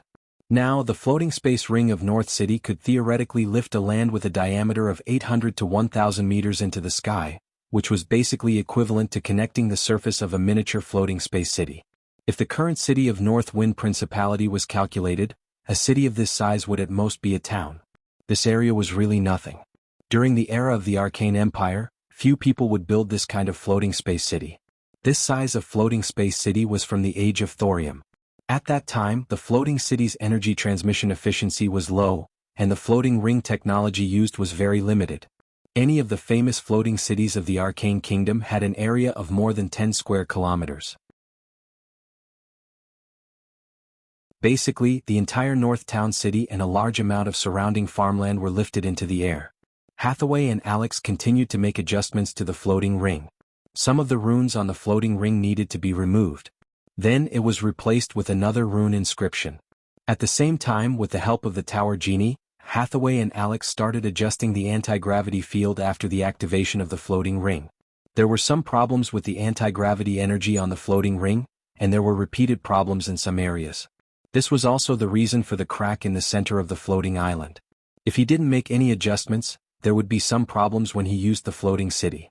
Of course, the entire floating city was made of obsidian, so it was very resistant to stretching. There wouldn't be any cracks like the previous floating island experiment, but after a long time, there would definitely be problems, and it would also consume a lot of energy for nothing. After Hathaway and Alex continued their research, Sulin left North Town City and came to the underground world. The underground world had been controlled by the little succubus Chrissy. The underground world was a raw material base in the Duchy of North Wind. It was rich in all kinds of ores and a large number of magic gems. The little succubus with amazing charm could easily enslave these underground creatures. This kind of enslavement was much better than the enslavement of the wizards. Now, just Chrissy alone could easily enslave tens of thousands of underground creatures. As the elemental tide became stronger and stronger, the planar barrier of the main material world began to weaken gradually. This wasn't a good thing. The weakening of the planar barrier of the main material world would lead to some powerful creatures from other worlds entering the main material world. According to the news sent by the Imperial Secret Service, there was an amazing sandstorm in the Desert Kingdom, covering the sky and the sun. It was like the end of the world, and there were many elemental creatures in Icewind City in the north. There were reports of a large number of mutant beasts in many places. Some people even found traces of devils. The south had always been very popular with all kinds of devils and demons. When there were more people, they could do something. The elemental tide had a great impact on this world. Sulin was making some preparations for the floating city. He was going to build a half-plane. It wasn't easy to create a half-plane. It required a very high level of basic knowledge such as plane knowledge, spatial knowledge, elemental knowledge, ecological knowledge, and so on. Under normal circumstances, this kind of knowledge could only be seen when one reached a very high level. Sulin had a photographic memory. After this period of learning, he finally met the requirements of building a half-plane. After reaching the legendary level, wizards would have the ability to create half-planes. Sulin didn't care much before. But now that he was preparing to build the floating city, he naturally had to bring the half-plane. With Sulin's current strength, creating a world was too easy. If it was a god, creating a half-plane wasn't very difficult. Gods had the talent of changing reality. As long as they put in a little effort, their lives would be relatively comfortable. The half-plane needed to form an elemental circuit, forming a simple ecological cycle inside. Sulin took out the Thunder God's Spear, which was brought back by Sulin himself. The divine weapon, the Thunder God's Spear, shone with a dazzling light. Sulin gently stroked, and a spatial crack suddenly appeared in the original space. The crack quickly expanded. Sulin's figure flashed and had already passed through the crack. It was a deep darkness and there was no light around. Sulin's figure stood in the void, the Thunder God's Spear in his hand flashing. The dazzling lightning cut through the darkness, and then a small space appeared in front of him. Infinite power of thunder and lightning spewed out from Sulin's body, and the half-plane that was shaking suddenly stopped. The half-plane still needed to be connected to the 4 elemental planes and rely on the 4 elemental planes to stabilize this half-plane. Only when this place was completely stabilized would it no longer be needed. A divine light emerged from Sulin's body, followed by dazzling lightning. The half-plane, which was originally only a dozen square meters in size, began to expand rapidly. It only took about a few minutes for this half-plane to expand to 300 meters. Then Sulin waved the Thunder God's Spear and stroked it hard. A spatial passage appeared in front of him.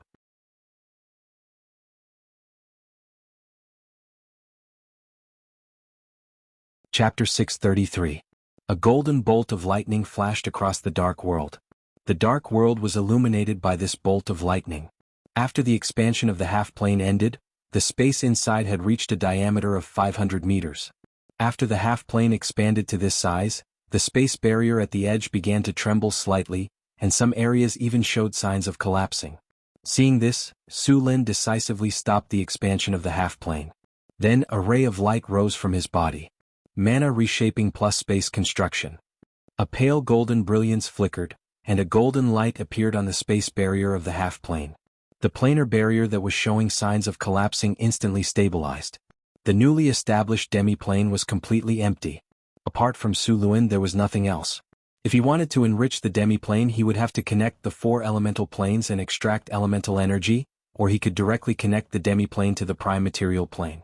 Although the demi-plane was only 500 meters in radius, it would continue to grow with the input of energy. These demi-planes could even grow to a state not inferior to the prime material plane.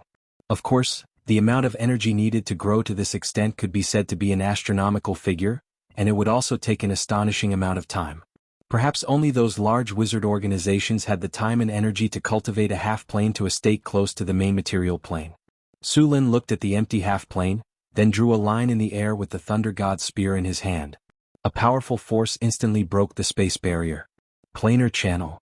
Open. A pale golden brilliance was released from Su Lin's body, and an energy channel suddenly appeared in the originally dark and deep void. As the energy channel opened, a gust of wind element appeared in this half-plane. Air started appearing in the originally empty demi-plane. Wisps of wind blew, and as the wind elemental plane was connected, thin air appeared in the demi-plane. Life forms could barely breathe here and didn't need to rely on spells for internal breathing.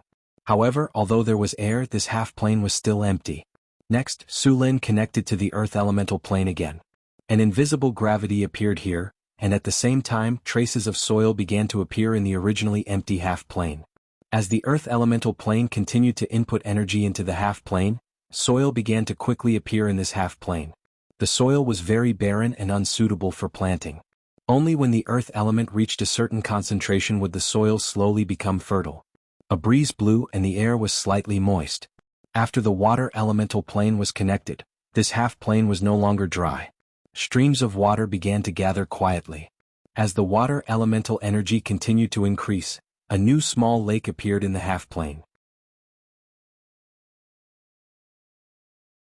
With air, water, and land, this half-plane was not considered complete. The temperature in the half-plane was very low. The temperature of a newly formed half-plane was about the same as the temperature of the astral plane. Ordinary people could not survive here at all. This was also why Su Lin and the others had long surpassed the boundary of ordinary creatures and become extraordinary. A ray of light appeared in the demi-plane, and then the temperature of the ice-cold demi-plane slowly rose. Some light also appeared in the originally dark demi-plane. As the half-plane and the 4 elemental planes completed the connection, a strange power of law also shrouded the half-plane. Then a plane barrier appeared and covered this half-plane. With the plane barrier, this half-plane became Su Lin's private space. If others wanted to enter, they had to get Su Lin's permission. If Su Lin did not agree, even gods could not enter. In fact, building a half-plane was very similar to a god creating a kingdom, but a god's kingdom was much larger than Su Lin's. Gods used divine power to create their kingdoms, which was much more powerful than wizards. For example, they only needed to say that there should be light, and there would be light in the kingdom. If they said that there should be land, there would be land. In a god's kingdom, there was indeed nothing they could not do. As long as there was enough divine power, a god's kingdom could be built very quickly. Su Lin's half-plane now looked very simple. Even the most barren place in the material world was better than this. Although it was very simple, Su Lin was very happy. He was the one who created this world. As long as he continued to modify it, the half-plane would change according to his wishes. Modifying a plane was a very large project. It required a lot of knowledge. Without enough knowledge, there would be a lot of problems in the half-plane created in the end. The proportion of the various elements in the half-plane needed to be carefully adjusted. Too much of any element would affect the half-plane. The wind element was very important to the half-plane. He decided whether other creatures could survive in the half-plane. After all, normal creatures still needed to breathe, and the oxygen content had to reach a certain standard. Many adepts had failed miserably at this step back in the day. Since ancient times, there were many legendary wizards who could create half-planes. However, There were very few who could make a half-plane almost the same as a material plane. The 4 elemental channels had been connected. Next, the elemental energy began to flow into the half-plane. The growth of the half-plane required the efforts of the creator. They had to use their own power to guide the energy and let it grow. When the elemental energy in the half-plane reached a certain level, it was time to plan the space. This was very crucial. The direction of the half-plane's growth had to be determined at this time. The creator could plan the half-plane. For example, creating some mountains and rivers, where the water would flow, where it would end up, and how the weather would change in the half-plane. This kind of modification required a lot of knowledge. If there was not enough knowledge, it would lead to very serious consequences. For example, some half-planes had problems with the water element. In the end, the whole plane would turn into a desert with sand everywhere. Or the fire element would overflow and turn the half-plane into a volcanic belt. Volcanoes would erupt everywhere, turning the half-plane into an abyss. Some half-planes had low temperatures, and the whole plane would enter an ice age with thick layers of ice everywhere. Sullen's half-plane was going to be installed on the floating city. It would be used to grow all kinds of crops. After all, the space in the floating city was limited. With this half-plane, it would become the floating city's logistics base. Many floating cities could roam in the astral plane for thousands of years. Other than energy, the half-plane of the floating city could produce all kinds of things. P.S. I recommend this book Old God's Ruler by Akina-san. It's very boring, so don't worry.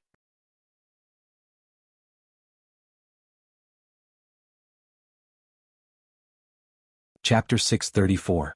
Transforming a demiplane was a technical job. Any mistake could lead to serious consequences. Even the gods would be very careful when transforming their kingdoms. When different types of energy met, they would have different changes. For example, fire and earth elements could create magma. Magma could cause volcanoes to erupt. Metal veins could be added or land could be added. When wind and fire elements fused together, there would be a monsoon. Then there would be cold air and hot air. When the cold air and hot air met, they would form wind. If the water element was fused together, it would become rain. If Su Luan wanted the demiplane to grow, then he needed to understand this knowledge as well as make detailed calculations. This kind of calculation required a lot of work. Fortunately, Su Luan already had 3 tower spirits. With the 3 tower spirits working together, the calculation speed would be much faster. The creation of a demiplane was not something that could be done in a short time. After connecting the 4 elemental planes, Su Lin left the demiplane and returned to North Town. The demiplane would slowly grow as it absorbed elemental energy. Su Lin only needed to guide it. When the demiplane grew to a certain level, he would do other things. Demiplanes were basically useless right now. They could only be used as a storage space to store things. Only when the demiplane grew to a certain level would it be transformed. Many legendary wizards would transform their demiplanes into storage spaces or other things like laboratories or fortresses. There were very few who would transform their demiplanes into material planes. After all, it would take a lot of time and money. Liches usually liked to transform their demiplanes into fortresses or castles and move their wizard towers inside. This way they would not be disturbed and could study spells in peace. Liches were not necessarily evil creatures. Many liches were neutral, and many wizards would turn into liches for the sake of magic research. After all, in theory, liches could exist as long as they were not killed. There were many demiplanes in the astral plane. Some of them were created by the laws of the multiverse. Others were left behind by other wizards. There were even some fallen kingdoms in the astral plane. These places were the favorite of the astral plane explorers. Such semi-planes or fallen divine kingdoms usually had some good stuff. Over the long years, from the beginning of the Silver Age to the later era of the Arcane Empire, until now, the strong people born in the material plane had never given up on the exploration of the astral world. There were many things that couldn't be found in the material plane, but there were many in the astral world. These experts who explored the astral world were also known as astral world explorers. One of the prerequisites for becoming an astral world explorer was to be a legend. Although legendaries could enter the astral plane, most of the time only high-level legendaries could become explorers of the astral plane. After all, there were many dangers in the astral plane, and even legendary wizards were not safe here. Legendaries could only conduct limited exploration near planets or material planes. Only high-ranking legendaries could adventure in the astral plane for a long time. After the astral world explorer was the astral world traveler. At this level, it meant that he was very powerful and could travel for a long time in the astral world or go to other planes. These astral travelers were also known as astral merchants. They would trade with each other when they traveled to other planes. These astral world travelers often had many good things in their hands. The profits of the astral boundary caravans were astonishing. Basically, every astral merchant was filthy rich. As for the highest level astral world traveler, it had been a long time since they appeared. These experts could basically move freely in the astral world. Even if they encountered demons, evil gods, or abominations, they could easily deal with them and escape unscathed. The light of dawn illuminated the earth. Chris slowly woke up from her sleep. She moved her arm that was a little uncomfortable, then sat up and stretched. A few rays of sunlight penetrated the curtains and reflected her amazing curves. She had just woken up from her dream and was still a little dazed. Although the legendary succubus was already very strong, she was still far from being Sullen's opponent. However, compared to the others, her current state was obviously much better. Hathaway and Alex were still a little tired. After all, as wizards, their physical fitness was even stronger than that of an ordinary legendary warrior, let alone Sulen. "Is it morning already?" Alex rubbed her eyes and asked as she got up. "It's 9 o'clock. Do you want to sleep for a while more?" "Don't worry, the master has already left." Chris gently lifted Alex's delicate chin with her slender fingers and teased. "Nah, I still have some unfinished experiments." Alex gently slapped Chris's arm away and yawned as she got up from the bed. "Sister Hathaway, you still have unfinished experiments on your side? Do you want to come with me?" Alex shook Hathaway next to her and said. Hathaway stretched her body beautifully. Her beautiful curves were enviable. She was also a little tired, so after hearing Alex's voice, she casually agreed. "A third of the elemental fusion furnace is already completed. The rest will take at least 2 or 3 months, Hathaway said. Now that the Northwind Tower had a few legendary wizards, the progress of their research had greatly increased. "I think we should make another tower spirit. We have too much research going on right now. Most of the time we need a tower spirit to calculate and record." "That is indeed necessary, but we don't have any legendary soul crystals right now. We need to ask Sulen for one." "Let's ask Sulen later. We need an auxiliary tower spirit." "Right, the floating city would definitely need more than one tower spirit in the future. Luckily, Sulen had a few legendary soul crystals which would be enough." "By the way, have you completed the elemental annihilation furnace?" Alex suddenly asked. "This kind of high-grade elemental furnace is too difficult. Right now, I only have some theoretical knowledge." Hathaway shook her head and said. The few of them quickly changed their clothes and got up, then went to the wizard tower to work. At this time, Sulen was suppressing the god's corpse in the secret area. During this time he would come here every once in a while to extract divinity from the god's corpse. The god's corpse had very high divinity. Although part of it had been absorbed by the god's abomination, the remaining divinity was still shockingly high. After some simple calculations, Sulen estimated that there were about 20 points of divinity left in the god's corpse. With so much divinity, if Sulen absorbed all of it, it would be more than enough to directly upgrade to a weak divine power.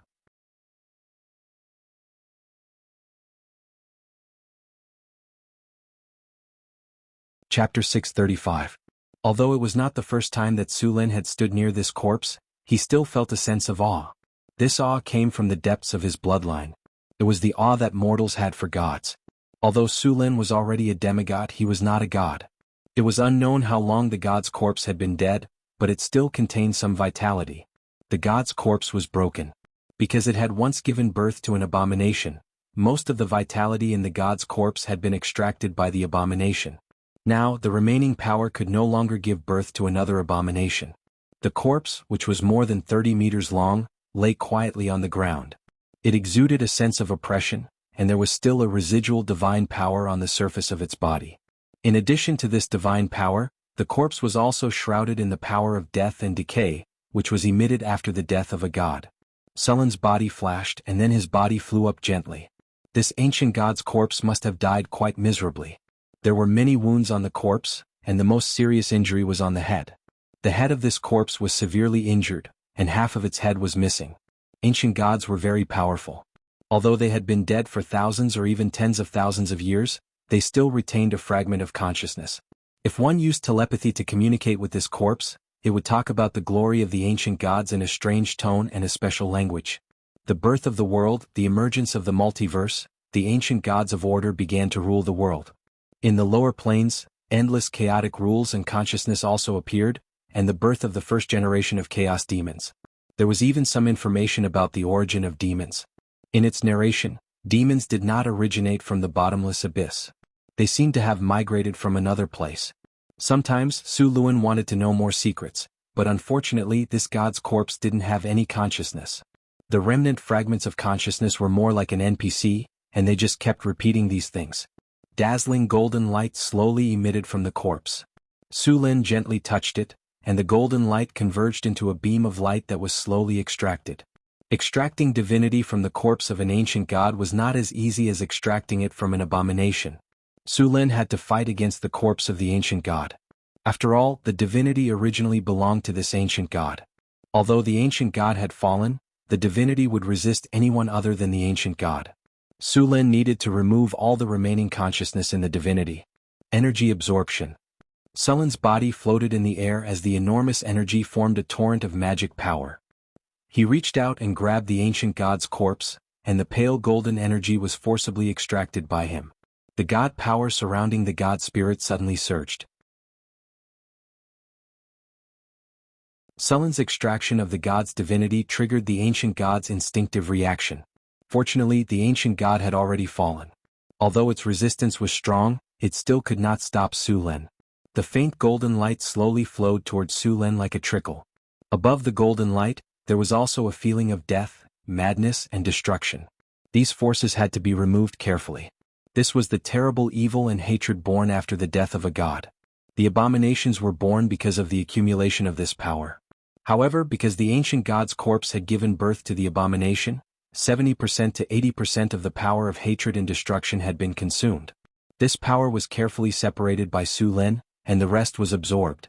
However, although this power was separated, there were still some remnants.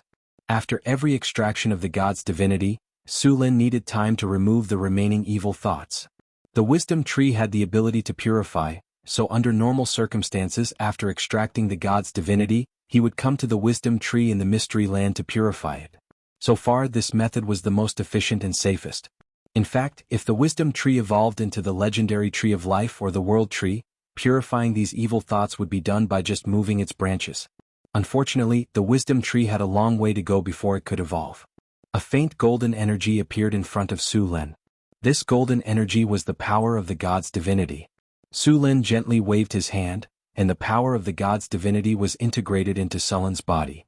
As soon as the power of the god's divinity entered Su Lin's body, the golden energy began to slowly integrate into his soul under the guidance of the lightning power. The power of the god's divinity was very special. This kind of power could integrate with any power in the multiverse. As traces of the god's divinity entered his body, Su Lin's soul soon felt bloated. After sensing the changes in his soul, Su Lin immediately stopped. If he continued to extract the god's divinity, his body would not be able to integrate. It would just be a waste. The faint golden energy beam was cut off, and the god's divinity returned to the god's corpse.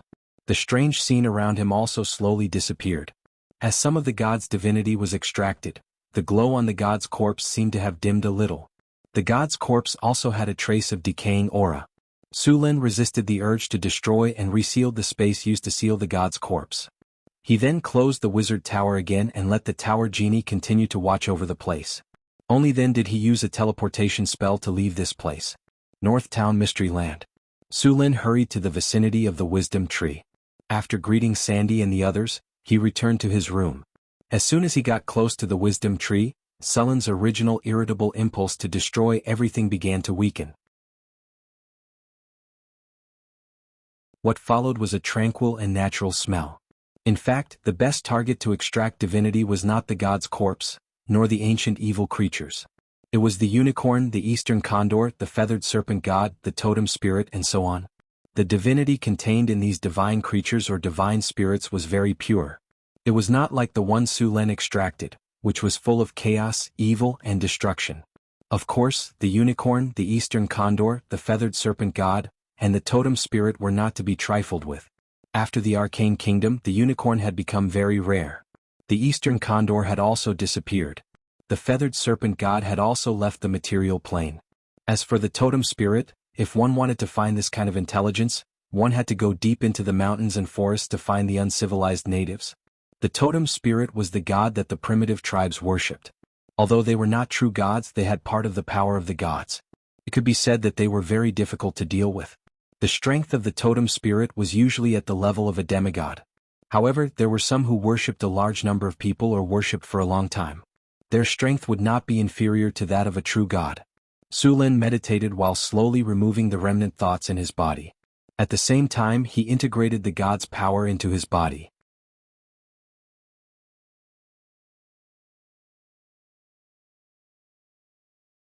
Chapter 636.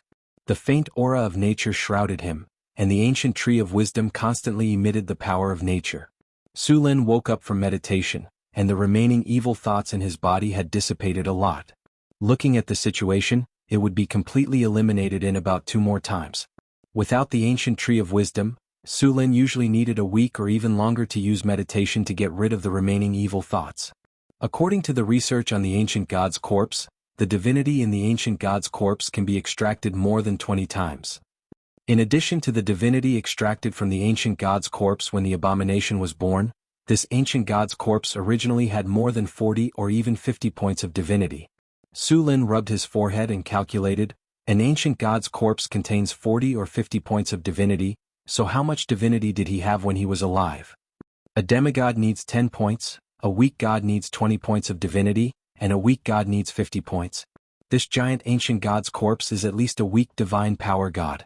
It might even be a mid-divine power god. An ancient god's corpse has so much divinity, no wonder the god's corpse is called a treasure. The divinity and power of the gods in the age of the ancient gods were stronger than that of the later gods. However, the gods of faith grew faster, and the power of the ancient gods would not change much from birth to death in the divine war. But the gods of faith were different. As long as there were enough people who believed in them, their power would continue to grow. So as long as the material world was prosperous enough, the power of the gods would slowly grow. But there were also gods who did not grow in this way, such as the Queen of Spiders Lolth in the Abyss.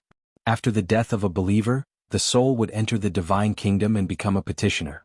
When returning to the divine kingdom, the believer would give back power to the god. The Queen of Spiders used this way to let the drows under her command kill each other and use all kinds of tricks to plot against each other.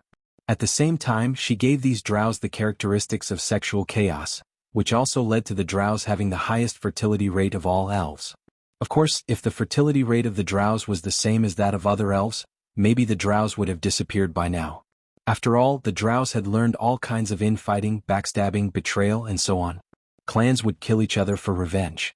Spider Queen Lolth used this method to make her believers kill each other. No matter who won, she would gain a lot of benefits. It was also through this method that the strength of God Empress Lolth continued to increase after a long period of fighting among the drows. Finally, taking advantage of a series of major events, he successfully became a god with great divine power. The price was that for thousands of years, the population of the drows had not increased but decreased. Drow infighting would cause a lot of deaths. Sometimes the population would drop below the warning line. At this moment, the Spider Queen would directly surrender. Although the Spider Queen Lolth's method allowed her to obtain a large amount of divine power, it also came with considerable repercussions. Time passed little by little. In addition to extracting and digesting the divinity, Su Lin spent the rest of his time modifying the floating space tower.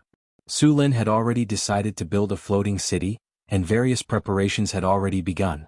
In order to reduce consumption, Su Lin planned to use Northgard City as the main body of the floating city. There were many buildings of wonder in Northgard City. These buildings of wonder had magical powers, and Su Lin was reluctant to leave these powers behind. After all, it would cost a lot of money and time to rebuild these buildings of wonder. After planning to use Northgard City as the main body of the floating city, the construction of the floating city could be said to have saved a lot of money. However, after using Northgard City as the main body of the floating city, it seemed that Northgard City needed to be modified. The foundation of the city needed to be replaced with obsidian and blessed with hardening, so that the floating city would become harder than steel. In the laboratory, Su Lin was conducting an experiment. He was making magic diamond, which was the main material for making diamond golems. Magic diamond was actually not diamond but a kind of crystal, but it looked very similar to diamond in terms of hardness and appearance. This kind of crystal needed to be made in a special way. Galaxy. Prepare to record the data and start testing the artificial magic diamond experiment. The Galaxy Tower spirit appeared in mid-air, and a magic aura rose from Sullen's body. Then countless tiny rune marks appeared in front of him. Rune marks were different from mageweds and runes. No matter what kind of rune it was, mageweds were two-dimensional, usually flat, but rune marks were different. They had a three-dimensional structure. Rune marks were formed by the combination of runes, and this kind of rune marks had great power. The use of rune marks had high requirements. It was a technique created in the Arcane Empire. Compared to runes, it was more efficient and powerful. Sullen was now using rune marks. The golden aura continued to gather in mid-air, and soon the aura converged into a shiny rune. Sullen gently sprinkled some silver powder, and the silver powder quickly filled the rune marks. As the rune became brighter and brighter, the rune in front of him quickly changed from a two-dimensional structure to a three-dimensional structure. With the appearance of the rune marks, Sullen gently waved his hand, and the rune marks in front of him instantly merged into a silver vessel. Then the aura flickered a few times and disappeared. There were many differences in structure between magic diamond and ordinary diamond. The molecular structure of magic diamond was not the octahedral joint of diamond, but a more complex structure, which required the use of other crystals, diamond, graphite, and other materials to modify. In terms of magic conductivity, magic diamond wasn't very good, but its magic resistance and physical resistance were shockingly high. Therefore, this special gem was very suitable for making diamond golems. Diamond stones were also called diamonds. Large and pure diamonds were very valuable and could be used in many experiments. Therefore, small diamonds were usually used when making magical diamonds. Diamond reserves were very high, and even high-quality large diamonds were very abundant. As for the rare situation of diamonds in his previous life, it was completely hyped up by businessmen. It was said that the number of diamonds mined by businessmen was enough to give everyone in the world a piece of diamond. Of course, the diamonds here were definitely not large but small diamonds. That was a diamond less than a carat. How heavy was a carat? 0.2 grams. One could imagine how small it was. In his previous life, this thing was like an IQ tax, but you had to pinch your nose and buy it. As for the value of diamonds, it was even more of a scam. Recycled diamonds were worth less than 1/10 of the purchase price, and many times they were rejected directly.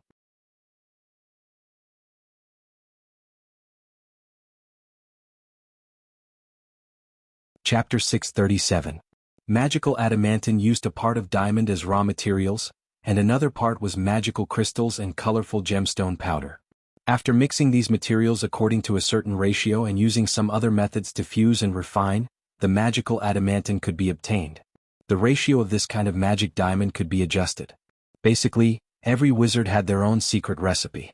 Different ratios would produce different properties of the magic diamond. For example, the magic diamond used in Hathaway's diamond statue was very outstanding in terms of physical and magical defense. But on the other hand, these diamond statues were a bit inferior in terms of movement speed and energy conductivity. This was mainly because the two diamond golems made by Hathaway were basically used in the wizard tower. They belonged to the defensive type. They would only fight when others attacked the wizard tower. This kind of golem cooperated with the tower spirit to fight, and the wizard tower would bless them with various spells.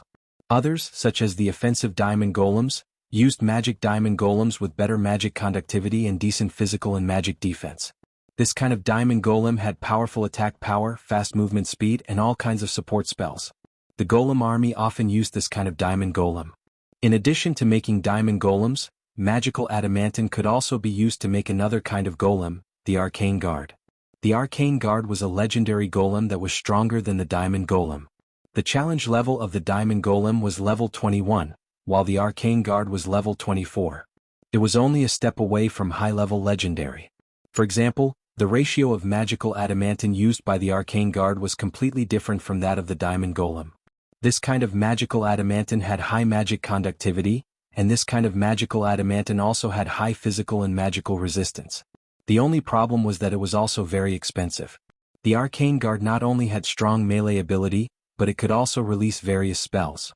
In short, it was a kind of legendary golem that practiced both magic and martial arts. The strong combat power also meant that the production of this kind of golem was expensive.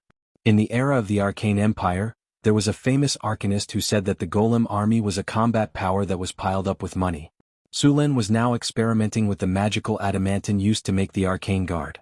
Information on golems of this level was basically classified as top secret information. It was very difficult to trade for it. The Northwind Tower only had this kind of information because they had obtained it from the secret realm where the abomination was sealed. Although there was basically nothing left in that place, the Tower Genie's virtual library was still intact. Otherwise, the Northwind Tower would not have such high-end technology. However, there were only a few recipes for the enchanted crystal that he had obtained from the virtual library. Sulin had to mix them himself to find the right ratio. Then he prepared the prepared magical diamond material and placed it in a special container. Sulin raised his head and looked at the magic clock hanging on the wall. He then said to Inhe, record the situation of the reactor every half an hour. If there are any abnormalities, inform me immediately. If everything is normal, let me know in 8 hours. Yes, master. The cold mechanical voice sounded in his ears. This method of synthesizing magical adamantine was to simulate a special environment and let the magical adamantine fuse according to certain conditions. This method did not require manual operation. In the era of the Arcane Empire, there were many alchemy workshops. They used professional alchemy furnaces to refine all kinds of synthetic metals and magical materials. It was said that in the era of the Arcane Empire, there were a lot of such factories. Their production in a day was comparable to the amount of magical metals that all the wizards in the Tyrol world could refine in a year. It was also because of this method that during the era of the Arcane Empire, those powerful Arcanist teams could obtain a huge amount of resources and easily form all kinds of golem armies or magical creations. This was also one of the reasons why the Arcane Empire was so powerful.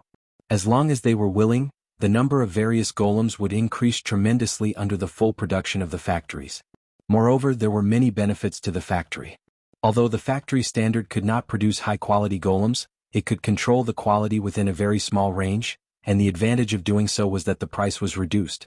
However, it also cost a lot of money to make an alchemy factory. It was necessary to invest in it. For example, the container used by Sulin just now was made of a lot of adamantine.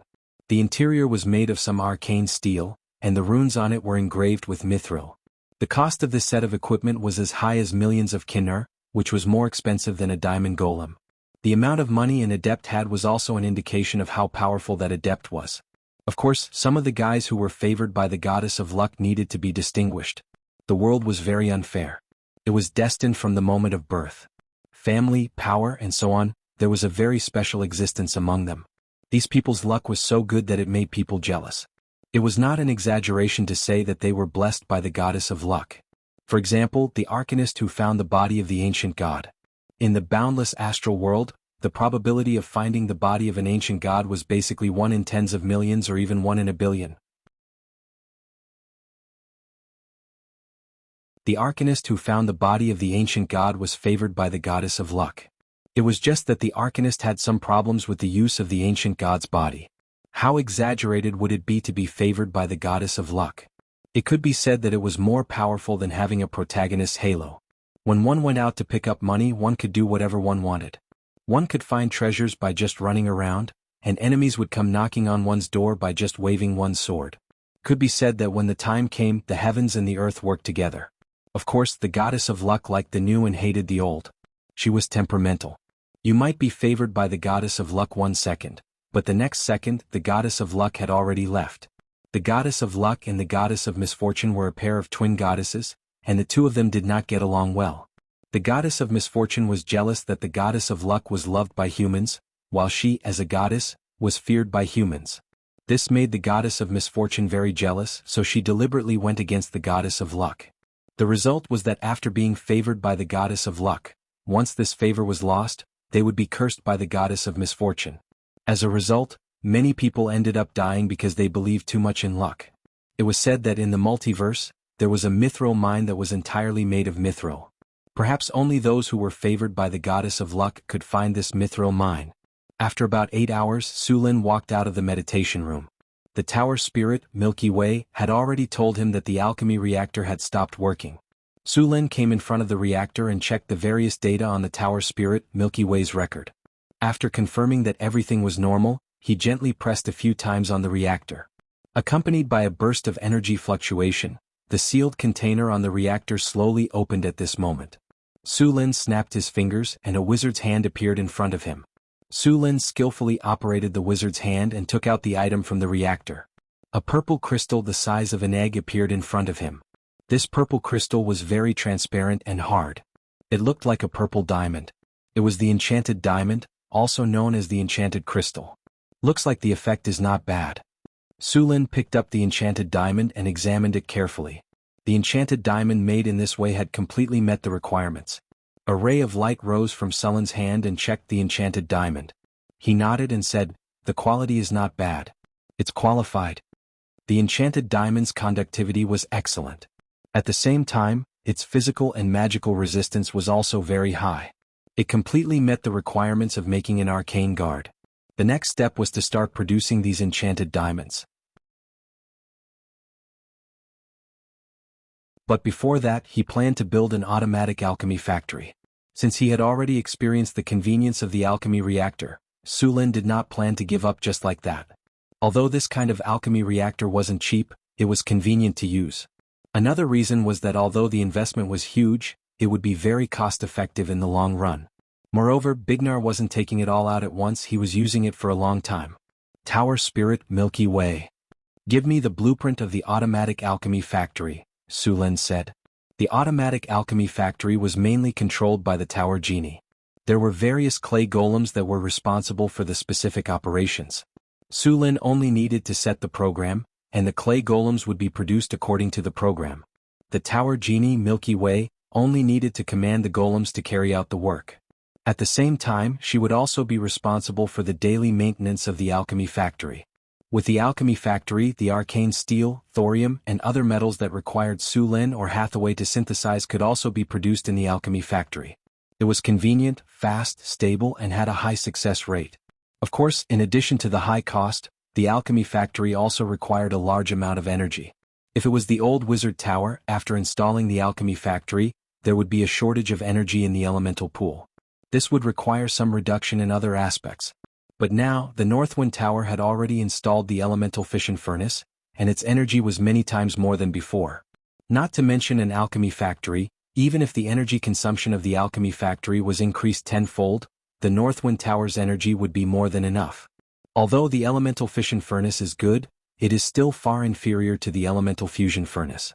It is more than enough for the wizard tower, but it is not enough for the floating city. Su Lin rubbed his forehead. If he wanted to upgrade the floating city, he had to research the elemental fusion furnace. But Hathaway said last time that she had already started experimenting. I believe that the construction of the elemental fusion furnace will start soon.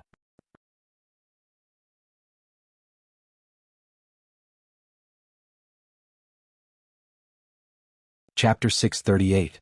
Su Lin didn't think about the elemental fusion furnace for the time being. What he needed to do now was to settle the alchemy factory. Tower Spirit Milky Way. How much mithril is left in the warehouse? Master, there are still 2 pounds of mithril. Take out 2 pounds of mithril, 30 arcane steel ingots, 1 pound of arcane dust, 12 pounds of astral silver sand, and 11 elemental stones. Su Lin reported the materials he needed, and Milky Way quickly brought them over. Su Lin gently waved his hand, and a flash of light appeared. Change form. Under the cover of the aura, the raw materials rapidly changed shape under the influence of the spell energy. Soon, metal parts appeared before his eyes. Next, he had to assemble these small metal parts and assemble them into an alchemy reactor. After a while, 12 alchemy reactors appeared in front of Su Lin. In other words, this alchemy factory could produce 12 enchanted crystals at a time. After assembling these parts into an alchemy furnace, Su Lin carefully began to engrave runes inside the alchemy furnace. These runes provided various production environments for the alchemy furnace. A day passed quickly. When Su Lin walked out of the laboratory, he looked a little tired. The alchemy factory was almost half completed. It would be finished in just one more day. Next, he could consider making Arcane Guardian statues. The Arcane Guardian Golem was a legendary rune life form. It was basically impossible to mass-produce such a legendary rune in a golem factory. The main reason for this was the soul core. This kind of soul core could only be made by legendary wizards and above, and there was no equipment that could replace legendary wizards. Even the rune engraving equipment in Sullen's alchemy factory in the secret plane couldn't do it. Of course, perhaps in the future, when more advanced equipment was produced, legendary soul cores could be made. The main body of an arcane guardian was made of enchanted crystals, adamantine, arcane steel, thorium and legendary soul crystals. The cost of one was more than 3 million kinnar. It could be said that it was more expensive than gold of the same weight. After paying such a huge price, the combat strength of these golems was also very amazing. They had high resistance to all kinds of elemental damage, and the arcane guard was immune to most spells. It was very difficult to destroy them with ordinary attacks. These golems had powerful melee combat ability, and even legendary warriors couldn't face them head-on. Moreover, they also had the ability to cast spells below the 7th circle or energy rays. At the same time, these arcane guardians also possessed high intelligence. Defeating these magic golems would not be an easy task. These statues were the same as the diamond statues. They were immune to ordinary attacks. Only rare high-quality weapons could damage them. How strong were these arcane guardians? How strong were they? Basically, a legendary warrior would be beaten to a pulp when faced with such a golem. Arcane guardians were different from diamond statues. They had the ability to fly and fly. For example, if a diamond statue had the ability to fly, one could use kiting tactics to wear it down. Of course, this was only possible in theory. After all, one's attack power had to be strong enough to cause damage to the diamond statue. Most of the time, this kind of kiting tactic didn't kill the diamond statue, but the kite user would die of exhaustion. Of course, the wizards were not unaware of this weakness of diamond statues, but they still didn't improve it. The main reason was that diamond statues were usually used in wizard towers. With other means of defense, they didn't need the ability to fly. Arcane guardians were more powerful than diamond statues. The cost of one arcane guardian was enough to make several diamond statues. 2 days later, Su Lin looked at the sci-fi reactor in front of him with excitement. After 2 days and a lot of materials, Su Lin finally finished the alchemy factory. Su Lin didn't have time to rest. He immediately ordered Milky Way, start producing enchanted crystals. Ding. Generating mission log. Mission establishing, quest, make enchanted crystals. Alchemy factory starting self-check. Self-check complete. Everything is normal. Ready to work. Alchemy factory officially activated. A light flashed, and then a powerful elemental energy rushed out from the energy connection channel. The light blue elemental energy was steadily consumed. The 12 reactor furnaces slowly turned on, and the golems next to them put the various raw materials they had prepared. When all the materials were put in, the reactor furnace slowly flashed and started to work.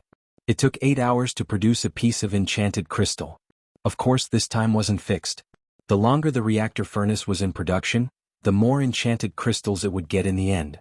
However, the reaction furnace couldn't work forever. After all, there was a limit to the size of the reaction furnace. There was a limit to the size of the magic crystal.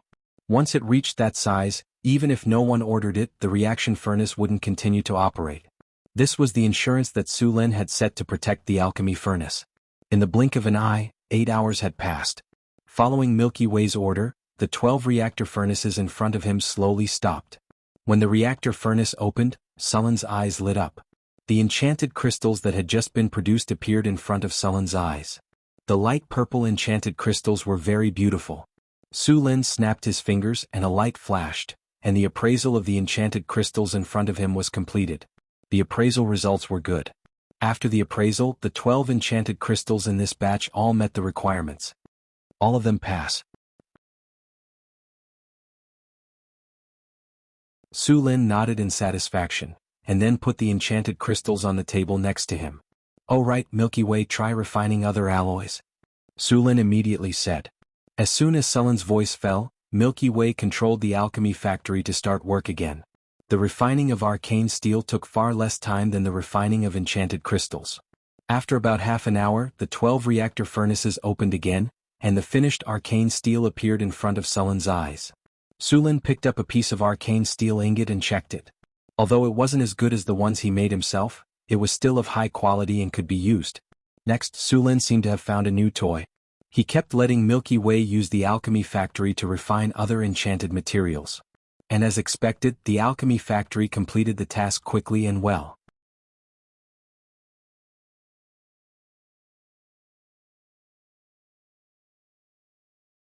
Chapter 639. The early morning mist gradually dissipated, and the first rays of the morning sun shone on the northern city. This pearl of the north became very busy. Outside the city, the giant dragon bone water wheel kept turning, and the clear river water watered the newly planted farmland outside the city. Just half a month ago, the northern city had a big harvest again. Now, the main food crop in the northern city was no longer potatoes. In addition to potatoes, wheat, barley, soybeans, and other crops were widely planted here. There were also a lot of oats and corn. However, even if the planting area of potatoes was reduced, the yield of potatoes was still the highest. The land in the northern city was originally quite fertile, and with an abundant water source, the yield of food was quite good. More importantly, after the harvest altar, the land in the northern city became very fertile. It could almost be said that there were no pests or diseases.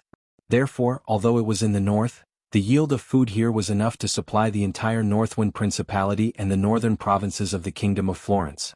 Although the commoners here still ate potatoes as their staple food, they could still eat white bread once or twice a month. They could even occasionally buy a few fish to satisfy their cravings. This was completely unimaginable in other places. One had to know that in other countries, it was already a luxury for commoners to be able to eat black bread for every meal, let alone white bread and grilled fish. After a few years of development, Northern Town City was very rich in resources. With the addition of the centaurs, there were a lot of cows and horses in Northern Town City. Meat was also very plentiful in the market, and the price wasn't too expensive. Even commoners could afford it. Many people who came to this city wanted to live here. It could be said that the population of Northern Wind Principality was growing very quickly. After getting up in the morning, Su Luan stretched himself and moved his body. Then he picked up the breakfast prepared by Angela, his personal maid, and ate it. "Master." Another half-elf maid suddenly came over and said. Su Lin was slightly surprised. "What's wrong? What's the matter?" "Today I received a message from Madame Hathaway. The star cluster spire in the south wants to communicate with us," Anna said with a standard bow of a court lady. Also, Madame Chris said that she found a place where monsters were entrenched in the underground world. She also found some special ores there. Star cluster spire? Special ores? What is the stellar spire doing here? Su Lin was a little puzzled, but he still nodded and promised to meet them. Compared to the stellar spire, he was more concerned about the special ore found in the underground world. Su Lin quickly arrived at the underworld through the teleportation circle.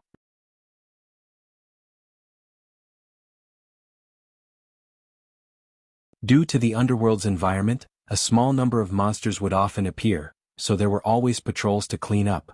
When Su Lin arrived, a small group of towering guards was already waiting for him. There was a heavy metal box beside the guard.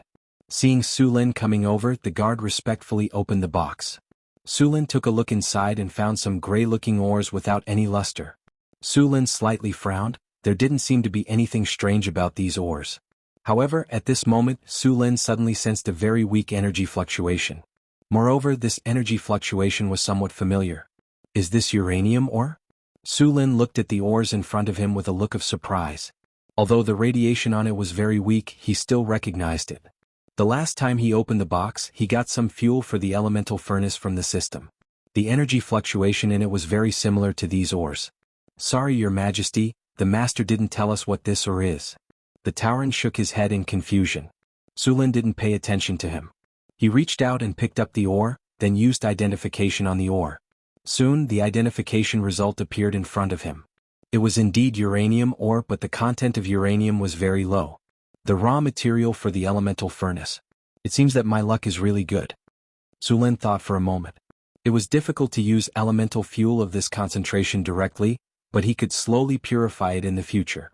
Isolate this mining area, and let people explore the reserves of the mine as soon as possible. After explaining the matters of the mine, Su Lin left the underground mining area and went to the Northwind Spire. Northern Citadel was now very prosperous. The manager of the city was Karina. Su Lin just realized that this drow was actually a management expert. She managed the whole city in good order. Hathaway had mainly focused on studying all kinds of wizardry knowledge. The core task of the Wizard Tower now was to build a floating city. After several years of development, the Northwind Spire had become a lot more popular. A large number of wizard apprentices were studying here. When they saw Su Lin, they couldn't help but slightly bow to him and respectfully said, "Mr. Su Lin." "Your Excellency." "Mr. Su Lin." Su Lin nodded slightly to these wizard apprentices. These wizard apprentices were the best cheap labor force in the Wizard Tower. They were responsible for many things that the golems couldn't do. Su Lin gave them some encouragement and made them work harder. Soon, Sulin arrived at the reception hall of the Northwind Spire. He saw a few wizards in purple robes sitting inside. They had a few shining stars on their badges, and there was even a faint starlight around them. Needless to say, Sulin guessed that these were the wizards of the Starry Spire. As if sensing Sulin's gaze, the leading wizard turned his head. An old face appeared in front of Sulin. Although he looked old, the energy waves on his body were very strong. There seemed to be stars in his eyes. The wizard nodded to Sulin and showed a very friendly smile. There were a few other wizards around him, but their robes were not as luxurious as his. However, Sulin found that the weakest among them was a high-grade wizard. The strongest old man was even a legendary wizard. Hathaway saw Sulin come in and greeted him with a smile. "Sulin, you're here." Sulin nodded gently and followed Hathaway to the empty seat next to her. Hathaway nodded. "These are the visiting wizards of the Starry Spire?" Sulin asked through the telepathic link. "They just came here to communicate?" "The wizards of the Starry Spire want to sign an alliance treaty with us." "An alliance treaty? Is there a war?" "No, it should be to deal with the elemental tide. After the appearance of the elemental tide, magical beasts have appeared everywhere. Even the demons in the lower planes have become restless. They want to unite more forces to fight against these enemies."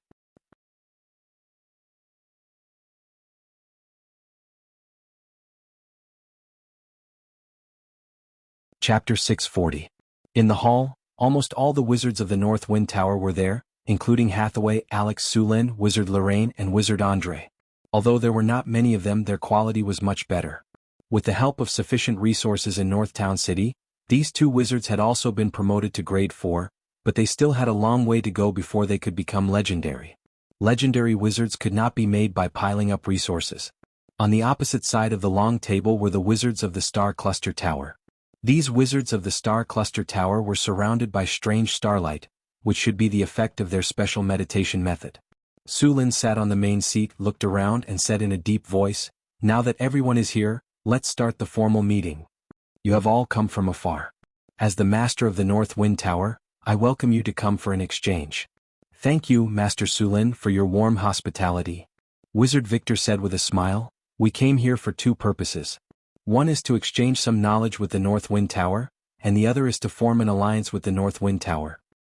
I think you have already felt that the power of the elemental tide is getting stronger and stronger. We estimate that it will reach its peak in the next 1 or 2 years, and then it will continue for 100 or 200 years, and then the elemental tide will gradually decline again. And during this period of time when the elemental tide is rapidly rising, it can be said to be the most dangerous period. The appearance of the elemental tide has caused many sealed ancient evils to become active again. It will be very difficult to deal with these ancient evils by relying on our own strength. And once these ancient evils break the seal, it will be a disaster for our entire world. In this case, we should unite and work together to fight against these ancient evils. I don't need to say more about how dangerous the ancient evil is. This monster was the most dangerous monster even in the era of the Arcane Empire. Although it has been sealed for a long time and the power of these monsters has been reduced to the freezing point, the consequences can be very serious if you're not careful. Ancient evils are indeed difficult to deal with. Sulin nodded and said, "In principle we agree with this alliance, but there are still some issues to be discussed." Then there was a lot of discussion in the hall. Sulin was still optimistic about the alliance of the Stellar Spire. The Stellar Spire belonged to the academic sorcerers, not the notorious black sorcerers. The Stellar Spire had a good reputation in the Wizard Academy. The Academy's most famous spell was the Meteorite spell. It was a powerful spell that could directly summon a meteorite from the astral plane to attack. This spell could easily destroy a city. They were proficient in astrology, divination, evocation, and so on. His combat strength was still very strong. If they were black wizards, Sulin would not sit here with them at all. Black wizards believed in the law of the jungle and survival of the fittest. Sulin did not trust them to sign an alliance agreement with them and guard against backstabbing by these black wizards. Next, the two sides began to discuss some specific details, mainly about the things that both sides needed to pay and the benefits that they would receive. It stipulated that both sides would not invade each other, and the two academies could trade with each other. During the trade, they would receive more favorable terms than others. If one side was attacked, they would need to send people to help. After some discussion, the two sides finally reached a cooperation agreement. Next, both sides signed the alliance agreement. The Northern Wind Spire and the Stellar Spire became allies. Since the agreement has been signed, let's give the Northern Wind Spire a greeting gift. Wizard Victor let out a long sigh of relief after seeing the agreement was signed. Greeting gift. Sulin was a little curious. Wizard Victor smiled and signaled to a wizard next to him. Afterward, that wizard gently waved his hand, and a ray of light flashed on his body. Afterward, a large amount of light quickly gathered into a 3D map that appeared on top of the hall. This 3D map is an ancient map collected by the Stellar Spire. It recorded the location of some ancient monsters that were sealed in the ancient times. Victor pointed at the map and explained to Sulin and the others. This also includes the Northern Wasteland. Now, we are showing the location of one of the ancient monsters that was sealed in the Northern Wasteland. Everyone please take a look. This sealed monster is called the Evil Eye Tyrant. Victor pointed at the location on the map and said, according to the information passed down by the Stellar Spire, this is a demigod-level Evil Eye Tyrant. It is also said that it has a part of the evil god's power. Although this monster has been sealed for thousands of years, its power is still very strong. According to our calculations, this ancient monster will awaken in the near future and break the seal. In order to show the sincerity of the Stellar Spire, we are willing to fight this ancient monster together with the Northern Wind Spire. The spoils of war will be divided according to the merits of both sides. Evil Eye Tyrant. Sulin glanced at the 3D map. On the map, there was an obvious red light spot. This light spot was the location where the Evil Eye Tyrant was sealed. The demigod-level Evil Eye Tyrant was indeed very strong. This kind of Evil Eye was the best among the Eye Demons, and the Evil Eye Tyrant was the king among them. This kind of monster had a strong mind control power and was proficient in all kinds of ray spells. It was very difficult to deal with. However, it had been sealed for so long, so this Evil Eye Tyrant's strongest power was basically useless. The reason why the Evil Eye Tyrant was dangerous was that they could forcefully control a large number of monsters. An Evil Eye Tyrant could easily enslave a large number of monsters and form a monster army. Now that it was sealed, even if it was a monster army, most of them would have died after thousands of years. The current Evil Eye Tyrant was a general without an army. As long as one was careful, it would not be difficult to deal with it. Thank you very much for your information. I will send people to investigate as soon as possible. If there is really an Evil Eye Tyrant there, I will deal with it immediately. Sulin said confidently. Alright, if you encounter any difficulties, please ask us for help at any time. Victor nodded and said. Since he knew that there was an ancient monster that was ready to make a move, Sulin did not delay and immediately sent people to investigate. At the same time, he also asked the Northern Wind Spire to prepare for war. A demigod-level monster was not so easy to deal with. At the same time, Sulin did not plan to ask the Stellar Spire for help. The main reason was that if they were to interfere with such a demigod-level monster, they would definitely receive a lot of benefits in the end. Especially the divine power. Sulin did not want to share it with others.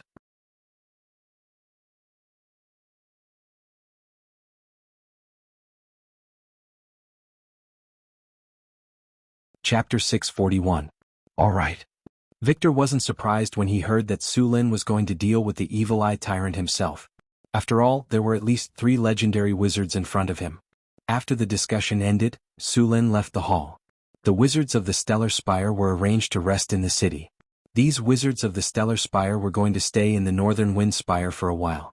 Both sides were going to take some time out from tomorrow to exchange knowledge. Sulin was very interested in the knowledge of the Stellar Spire. After all, a wizard school with a legendary wizard in charge and thousands of years of heritage must have accumulated incredible knowledge such as spells like meteorite. It wasn't easy to obtain legendary spells. Many wizard organizations regarded these spells as important assets. Because legendary spells were very destructive, some wizard organizations even came up with a treaty to prevent the spread of large-scale destructive spells. The treaty required wizard organizations or individuals who had mastered large-scale destructive spells to not transfer or exchange their knowledge with other wizard organizations or individuals in any form. This included, but was not limited to, directly or indirectly learning these spells from other organizations or individuals. The Druids were very supportive of this treaty. After all, these powerful spells were very destructive to nature. Many wizard organizations joined this treaty, but there were also some that didn't. However, because of these wizard organizations, the difficulty of obtaining legendary spells skyrocketed. These wizard organizations used the knowledge of legendary spells as bait to attract wandering legendary wizards or wizards who didn't have any heritage to join them. For this organization, the Northern Wind Spire was at a disadvantage. It made it very difficult for Su Lin and Hathaway to exchange legendary spells. Fortunately, Hathaway's previous school also had some legendary spells. Otherwise, after becoming a legendary wizard, Hathaway wouldn't even know any legendary spells. Because Hathaway was also a sorcerer, she awakened a few legendary spells after becoming a legendary wizard. Hathaway did a lot of research and experiments to reverse engineer these spells. She even asked Chrissy and Alex to perform the derivation. With this method, the Northern Wind Spire finally had a few legendary spells in their hands. Su Lin didn't get any legendary spells from the system treasure chest he opened, so legendary spells were still quite rare in the Northern Wind Spire. The Stellar Spire had a lot of legendary spells stored in it. Outside the Northern Wind Spire, Wizard Victor suddenly called out to Su Lin, who was about to leave, and said softly, "Mr. Su Lin, can I talk to you alone for a moment?" "Sure." Su Lin thought for a moment and nodded in agreement. "What do you want to talk about?" Wizard Victor glanced around and walked to Abel's side. He lowered his voice and said, "Let's go to my room and talk for a bit." "Go to your room?" At that moment, Su Lin seemed to have remembered something, and he suddenly felt a chill down his spine. He immediately rejected the idea. "No. You're not a pretty girl, why should I go to your room? Plus you're an old man. I have a special guest room. Don't worry, no one will eavesdrop." "Alright then." Wizard Victor was a little confused by Sullen's reaction, but he still nodded in agreement. The two quickly left and arrived at Sullen's palace guest room. After Angela and Anna left with tea and snacks, only Su Lin and Victor were left in the room. Su Lin snapped his finger and a flash of light appeared. Soon the entire room was covered by an energy barrier. After the spell was cast, Su Lin made a gesture to Wizard Victor. Wizard Victor did not hesitate. The magic staff in his hand flashed, and an energy barrier rose from his body. In the blink of an eye, the entire room was also covered. After making sure that no one was spying on them, Victor smiled at Su Lin and said, "Okay, we can start now." "Mr. Su Lin. It's nice to meet you." Victor solemnly made a mage salute to Su Lin, and Su Lin also became serious and gave him a salute in return. "It's nice to meet you, Mr. Victor. Let me reintroduce myself. My name is Victor, and I am an astrologer. I never thought that I would be able to meet you in my lifetime, someone outside of fate." "Someone outside of fate?" Su Lin slightly raised his eyebrows.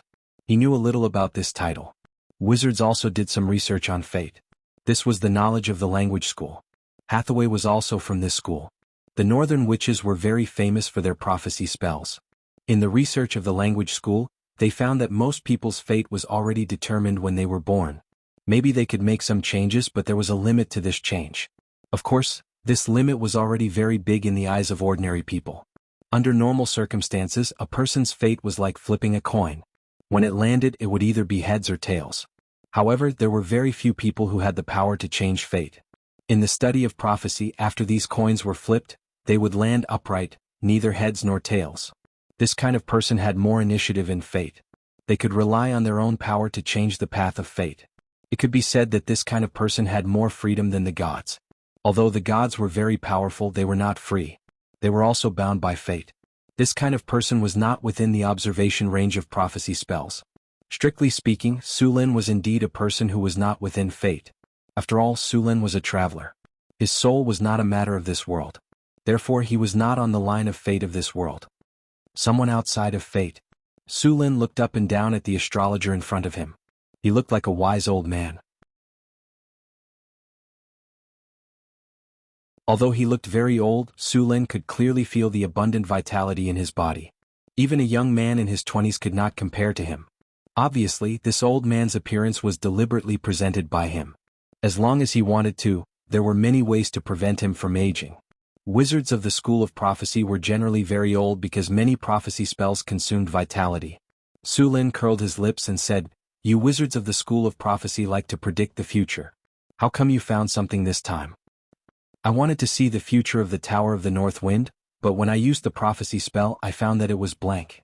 At first I thought the spell had failed, but later I found that the spell could not predict your future."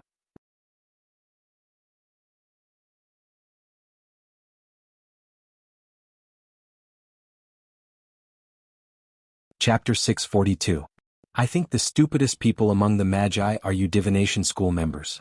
Su Lin shook his head and said, you spend a lot of time and effort to study the future, but in the end, all you see are fragments, and these fragments may not necessarily appear. If you have time, why don't you pick up a girl and talk about life or research spells? If you are strong enough to break free from the shackles of fate, then you will no longer be affected by fate. You can even influence fate. Break free from the shackles of fate? Hearing Sullen's words, Victor was stunned for a moment.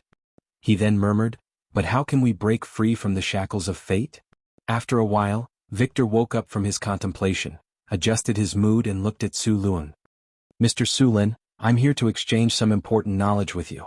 The Northwind Tower has been established for less than 5 years. Although they have a few powerful legendary wizards, they don't have much legendary knowledge. We, the Stellar Tower, have a lot of knowledge in this regard. Victor said with a smile. Then what do you want from me? Su Lin was very interested in the bargaining chip that Victor had put out, but there was no free lunch in this world, so they definitely wanted something from the Northwind Tower. That depends on what knowledge the Northwind Tower can provide. I've paid attention to your Northwind Tower, and I'm amazed by the speed of your rise. In just a few short years, you've built such a prosperous city and this legendary tower in this barren wasteland. Victor said. Su Lin quietly listened to Victor's narration without any intention of interrupting. He also wanted to know what other people thought of the Northwind Tower. Mr. Su Lin. Victor hesitated for a moment and said, I don't know if I can ask you some questions. Of course, if you think it's too difficult, you don't have to answer. Just pretend you didn't hear anything. Tell me about it. If I can answer, I will. Su Lin nodded and said non-committally. Victor thought for a moment, then slowly said, Sir Su Lin, do you have an ability that can make people advance quickly? The strength of the army under your command is very amazing, but they were not much different from ordinary people before. My speed of promotion is so fast that I can only be a genius, but 1 or 2 geniuses are not impossible. But in this scale of thousands of people, not everyone is a genius, right? That's my secret. I can't tell you. Su Lin shrugged and refused. All right. I don't mean to pry into your secrets. I'm just curious. Victor was not surprised to hear Sullen's refusal. If he knew such a secret, he would not share it with others. All right, let's get down to business. As you know, Sir Su Lin, the other adept organizations have signed a treaty to not spread powerful spells. It's not easy to get legendary spells now. We're willing to trade, but we're taking a big risk, Victor said. Su Lin shook his head and said with a chuckle, I know about the so-called treaty to not spread powerful spells, but the Stellar Spire did not sign this agreement. So, there is no violation of the agreement, so this is just a normal transaction. Next, the 2 men completely tore off their disguises. They were like merchants and peddlers, constantly haggling over every ounce. They wanted to get more benefits from each other, but the 2 men had obviously met their opponents. After a dispute, they finally reached an agreement. The North Wind Tower took out the information of the Floating Space Tower in exchange for legendary spells with the Stellar Spire. Although the Stellar Spire had a long history, they did not have the technical information of the Floating Space Tower. They had always wanted to get the technology of the Floating Space Tower, but the adept organizations that had the technology of the Floating Space Tower did not want to see other adept organizations have such a big weapon, so they did not sell it. The transaction between the 2 sides could be regarded as complementary. Su Lin used the technology of the Floating Space Tower to get a lot of legendary spell knowledge from the Stellar Spire. With this knowledge, the strength of the North Wind Tower would be greatly improved. Of course, Su Lin did not trade the knowledge of the elemental furnace. It was the energy center that could be installed on the floating space city. He traded the technology of the Floating Space Tower because the technology of the Floating Space Tower was more advanced in the North Town. Even if others mastered it, there would be a big gap between them and the North Wind Tower. Sullen's way of trading these technical knowledge was completely learned from his previous life. Before he mastered more powerful and advanced knowledge and technology, he would not trade the current technology. The technology that could be traded was usually 1 or 2 generations behind the technology. The North Wind Tower had to stay ahead of the game. Su Lin didn't even sell the Enigma technology. What he gave Victor was the early Enigma technology, which covered an area of about 1 kilometer. It couldn't be used on the floating space city, but it was just right for the Floating Space Tower. After getting the 3-dimensional map from Victor, Su Lin attached great importance to the Evil Eye Tyrant marked on the map. After the meeting, he arranged for people to investigate. Because of the elemental tide, Many monsters that were sealed in ancient times were reawakened. The Evil Eye Tyrant was one of them. Although he did not break the seal, if he was given more time he would definitely succeed. If the Evil Eye Tyrant took the initiative to reawaken, the final consequences would be very serious. So the best way was to get rid of them before they broke the seal. Of course, it was also possible to strengthen the seal, but these seals left behind in ancient times were seriously damaged. It was not easy to repair them. So Su Lin chose another way, which was to get rid of these ancient monsters directly. The Stellar Spire had many monsters sealed in ancient times. These monsters would use their power to corrupt humans or other intelligent races, especially the Evil Eye Tyrant. This guy could easily summon an army of monsters. This guy was as annoying as a spirit-sucking monster. Su Lin did not want to let him rest before he attacked. Moreover, this thing was also a very important material. The eye of the Evil Eye Tyrant was very precious. This kind of legendary evil eye was rare. Su Lin had already planned to make the Evil Eye Tyrant's eye into a magic item after killing it.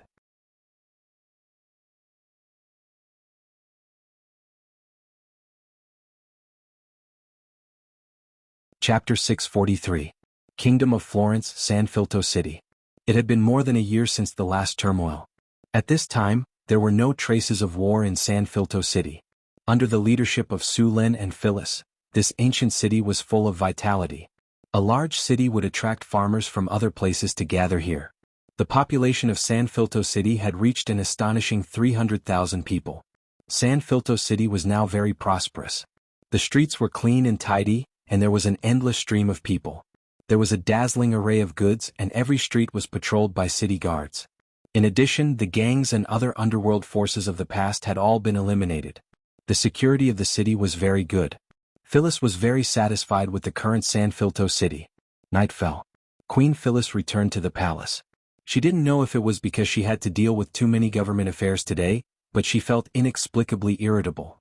The surrounding maids also noticed that Her Majesty seemed to be in a bad mood, so they were all very cautious. They were afraid that something wrong would make Her Majesty angry.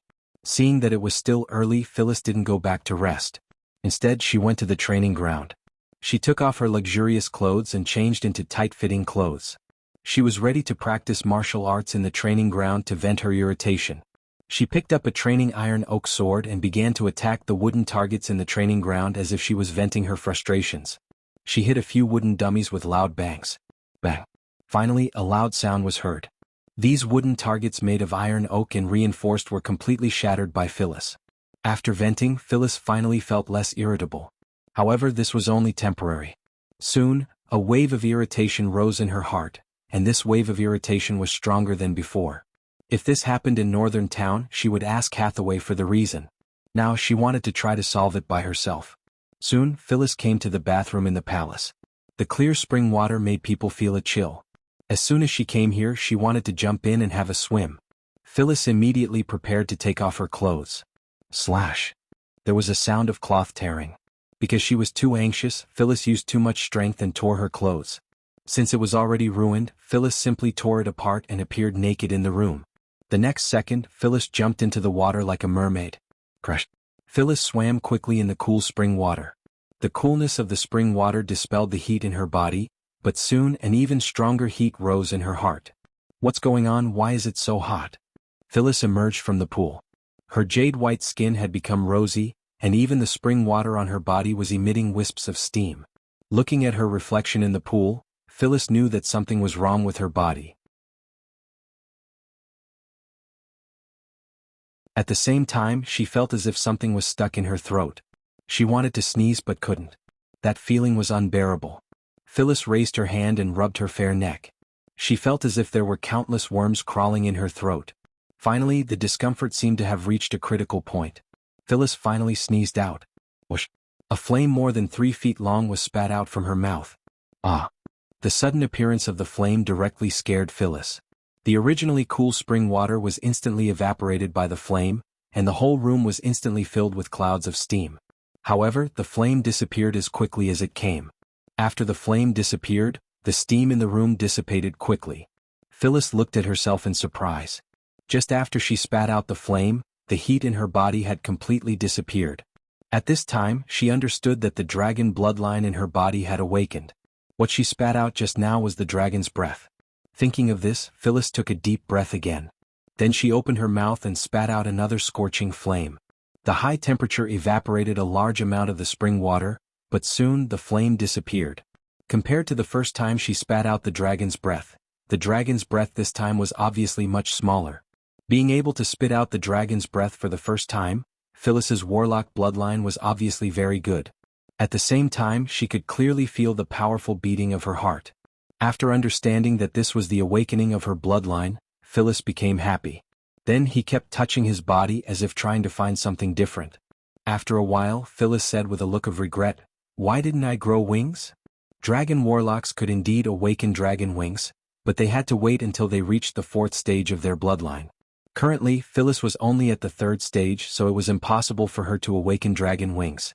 After washing herself in the pool, Phyllis put on her bathrobe and left the room. Now that the heat was gone, she was in a good mood. Humming a song, she walked towards the bedroom. However, when she opened the door, she accidentally broke the brass handle of the door with a crack. My strength increased again? Looking at the broken door handle in her hand, Phyllis was a little dumbfounded, but soon became excited. She put a little force in her hand and left a few clear finger marks on the bronze door handle. The hard metal door handle was kneaded into various shapes by her like plasticine. My strength increased by so much. Phyllis's eyes flashed with a trace of surprise. Phyllis was very happy about the strengthening of her body. Not only did she awaken dragon's breath, but her strength also increased greatly. Of course, the strength of her dragon's breath was far from that of a giant dragon. After all, a dragon warlock was not a giant dragon. Generally speaking, a dragon warlock could spit out dragon's breath once or twice a day according to their own ability.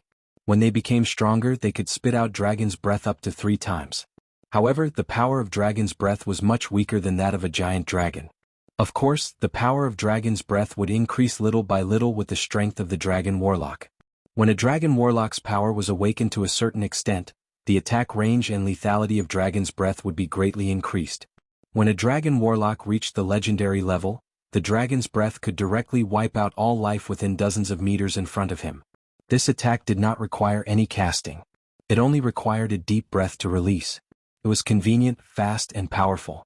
If the opponent was not prepared, they could be spat in the face. After a dragon warlock awakened dragon's breath, some spell-like abilities began to awaken. It would not be long before Phyllis learned some spells.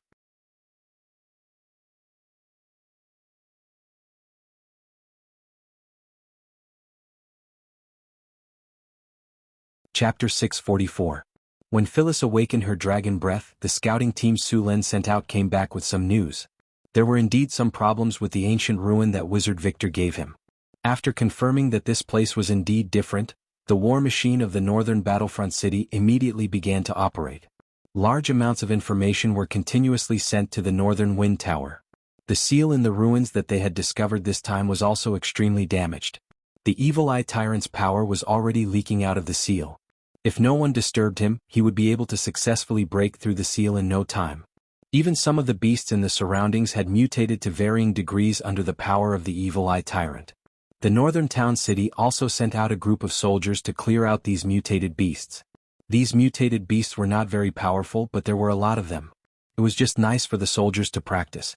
He didn't want to see these soldiers not seeing blood when they were on the battlefield. On the astrology platform, Su Lin nodded at Hathaway and said, "Let's begin." Then Hathaway and Alex began to cast spells together. Soon a ray of light rose up, and a tall teleportation gate appeared in front of them. As the teleportation gate opened, Su Lin walked in first. Following behind him were the 36 iron golems.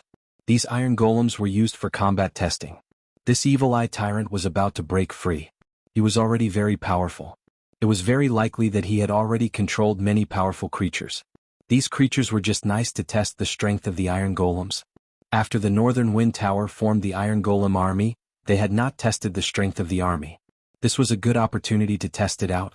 The 36 iron golems stepped into the teleportation gate in an orderly manner and appeared at the outpost that the northern town city built. The outer area of the seal had been cleared out by the vanguard of the northern town city, but they did not get close to the core area of the seal.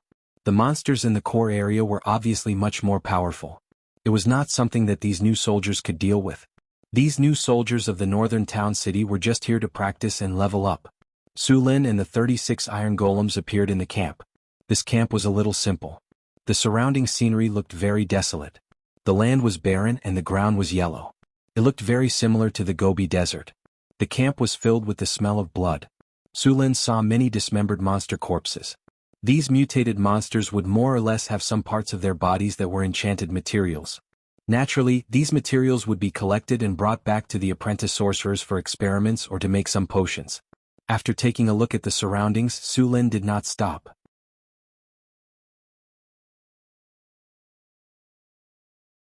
He ordered the demonic statue army to head into the depths of the sealed land. The 36 steel demonic statues were like walking steel walls. They were about 4 meters tall and weighed over 3 tons. Their surfaces were covered by a layer of silvery white magical metal. This layer of metal armor was extremely sturdy, and they were also equipped with various weapons. The battle prowess of a steel demonic statue was basically equivalent to that of a conferred knight, which was equivalent to a level 4 extraordinary human. The 36 steel golems moved together, and the mutant beasts in front of the steel golems were no match for them. As the steel golems swung their swords, the mutant beasts in their path were crushed, and the mutant beasts were flattened by the steel golems. After discovering these steel golems, the mutant beasts kept on attacking them. However, these attacks did not even leave a scratch on the steel golems. Just then, a black cloud drifted over from the distant sky. It was only when Su Lin got closer that he realized that it was not a black cloud but several hundred bats with blood-red eyes. Bloodthirsty demonic bats. Seeing these bats, Su Lin frowned slightly. Similar to the diamond golems, the steel golems did not have the ability to fight in the air. Their limited magic attacks were poison gas and fire rays. Their ability to fight in the air was very poor. The bloodthirsty demonic bats were astonishingly large, with a wingspan of 5 to 6 meters. Demonic bats of this size looked like pterosaurs, but they were much more agile than pterosaurs.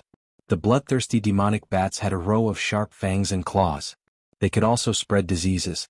In places where technology was not developed, these bloodthirsty demonic bats could kill thousands or even tens of thousands of people. You think you're the only one with an air force? Su Lin curled his lips, then waved his hand to open a teleportation gate. Then, the sound of a pair of wings flapping could be heard. Shadows flew out of the teleportation gate one after another.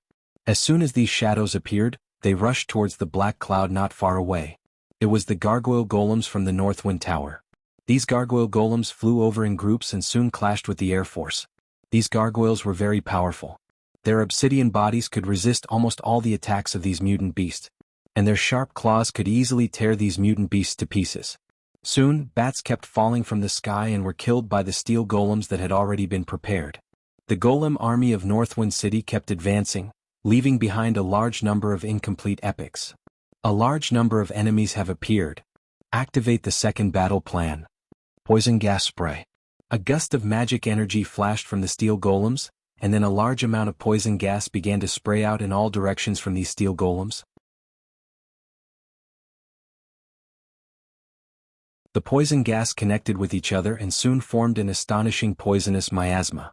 A large number of mutant beasts in the miasma were corroded by the poison gas, and then began to die in groups. The poison gas of the steel golems was very powerful. The poison gas was almost as powerful as the breath of a young green dragon. The terrible death gas covered a large area of the battlefield, and groups of mutant beasts kept dying. The effect of this poisonous gas was very good. The strength of this poisonous gas was very good. Even those powerful warriors would not be able to move around here for a long time. Su Lin followed the golem army and advanced. Next to him, there was a steel golem that was collecting all kinds of data. This steel golem was a clone of the tower spirit, Milky Way. The main body of the tower spirit could not leave the wizard tower, so part of its power was added to the steel golem and used it to collect information. After the information was collected, it would be gathered and sent to the tower spirit one. Then, the data would be sorted out and the weaknesses would be improved. This time, the gargoyle golems and the steel golems worked together to obtain a lot of information. The tower spirit, Milky Way, also began to simulate the battle, using this method to quickly strengthen the golem army.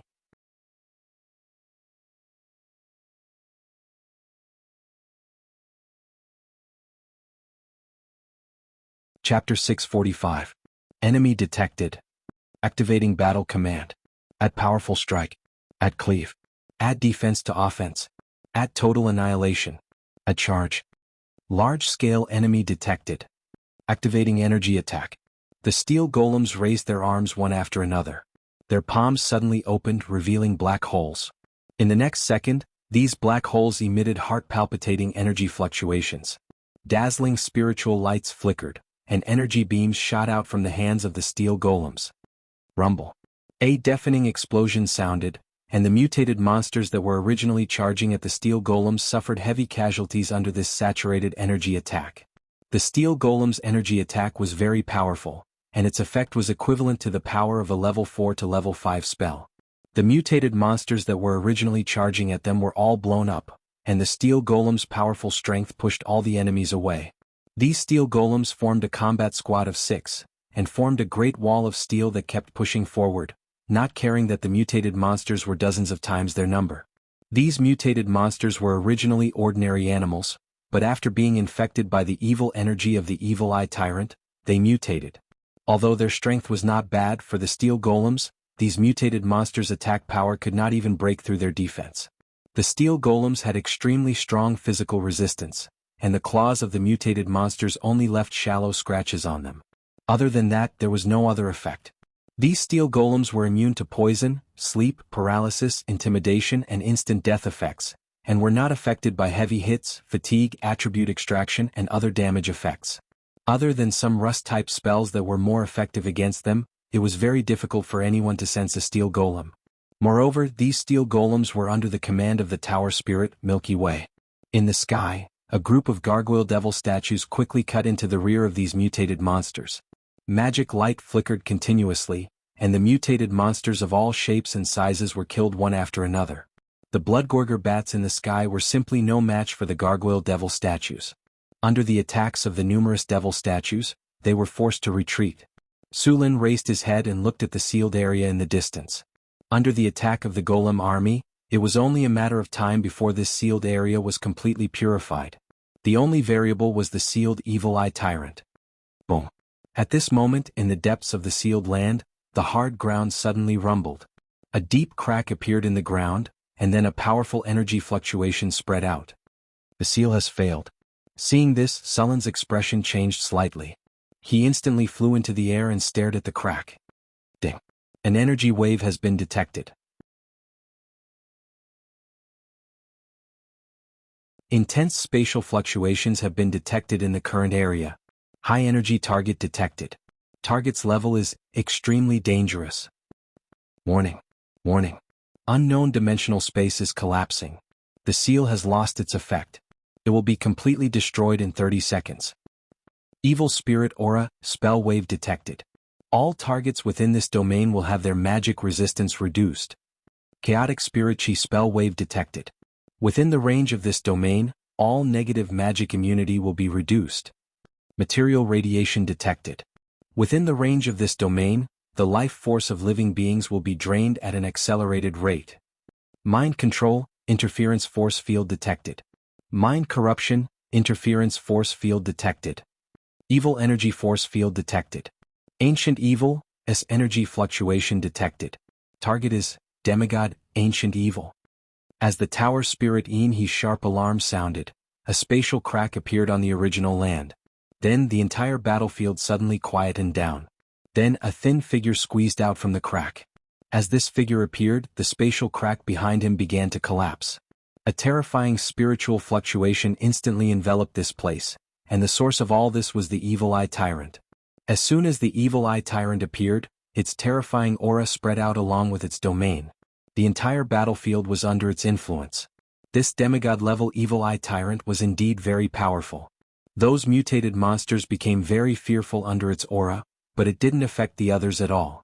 Other than Sulin, the rest of the people on the battlefield were all golem puppets.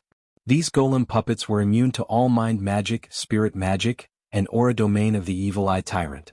It could be said that these abilities of his were completely useless. As for Sulin, he activated his lightning domain and directly repelled the Evil Eye Tyrant's domain. If it was a normal human or magus, in such a terrifying evil domain, there was also the possibility of a mind attack that could appear anytime and anywhere. Normal magi would not be able to withstand this level of attack at all. They would all feel dizzy, and some would even directly interrupt their spells and cause a magic backlash. The chaotic consciousness would constantly disturb them, provoking their negative emotions. This was the Evil Eye Tyrant's specialty. Facing an enemy of this level, the human wave tactic had long lost its effect. Only magi of the same level could fight against it. Normal magi would all die no matter how many of them came. They might even be directly controlled by the Evil Eye Tyrant.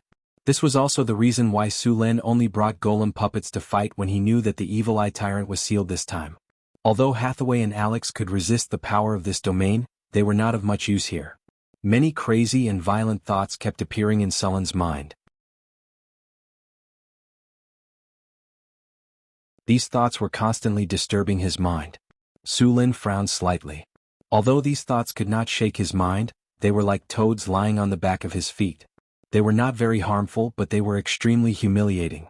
Damned fellow, get out of my mind. Su Lin roared angrily. After that, a powerful magic wave instantly exploded from his body. Rumble. Dazzling lightning descended from the sky. The lightning flashed across the sky. After the Evil Eye Tyrant appeared, the battlefield that was originally shrouded in negative energy was instantly broken apart by the power of countless lightning bolts. Ah! A blood-curdling scream could be heard. Powerful lightning bolts swept across, and countless lightning bolts instantly struck the Evil Eye Tyrant. The Evil Eye Tyrant that had just escaped was instantly surrounded by hundreds of lightning bolts. The negative energy that was originally entangled around its body was constantly being worn down. The mind defense only lasted for a few moments before it was completely shattered.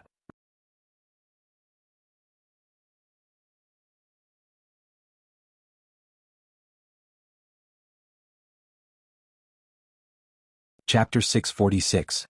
Other than their ability to corrode, the most troublesome thing about these ancient evils was their tenacious life force. They had been sealed for thousands of years, but they still managed to survive. And when the elemental tide arrived, they broke the seal again. Although it was hit by hundreds of lightning bolts, the Evil Eye Tyrant didn't suffer any serious injuries. As an evil energy exploded from its body, the Evil Eye Tyrant instantly broke free from the lightning attacks. Without the lightning and evil energy surrounding it, the Evil Eye Tyrant finally revealed its true appearance. It was a monster that struck fear in people's hearts. Its skinny body gave off a strange feeling. There was a huge eye on its head, and there were dozens of eye stalks around the eye like the tentacles of an octopus. At the end of the eye stalks there were many terrifying eyes. The pupils of these eyes flickered with a dim red light. All of the eyes were staring at Su Lin. The surrounding mutated monsters had already entered a frenzied state. This was the strengthening of the chaotic will. As long as there were ancient evils, their domain power could strengthen the monsters they enslaved. What a disgusting creature. Su Lin frowned as he looked at the Evil Eye Tyrant. Those eyes made one's scalp tingle. In the next second, dozens of red rays shot out from these eyes. Weakening Ray. Death Ray. Annihilation Ray. Psionic Ray. Many Ray-type spells were released by the Evil Eye Tyrant in an instant. An energy barrier instantly rose in front of Su Lin, blocking these energy rays. These rays kept hitting the energy barrier, and then exploded with intense spiritual light before disappearing. Thunder God Domain. Dazzling lightning flashed. Sullen's body was surrounded by lightning. At this moment he looked like a thunder god from ancient times. Powerful lightning energy surrounded him. Even Sullen's body appeared to be energized at this moment. At this moment, Su Lin looked like a god from ancient times. He roared angrily, and the thunder god's spear in his hand stabbed at the Evil Eye Tyrant.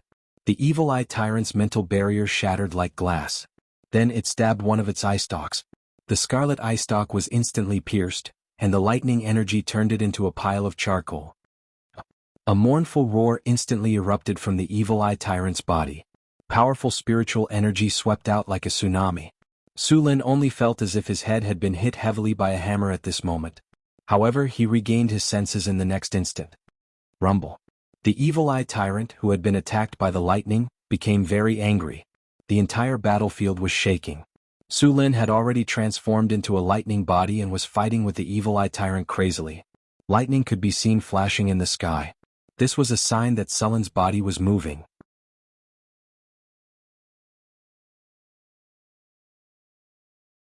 Powerful shockwaves accompanied by raging winds continued to spread to the surroundings, leaving deep marks on the hard Gobi Desert. The surrounding mutant beasts had suffered heavy casualties, and as the shockwaves of the battle swept across, the mutant beasts were directly torn apart.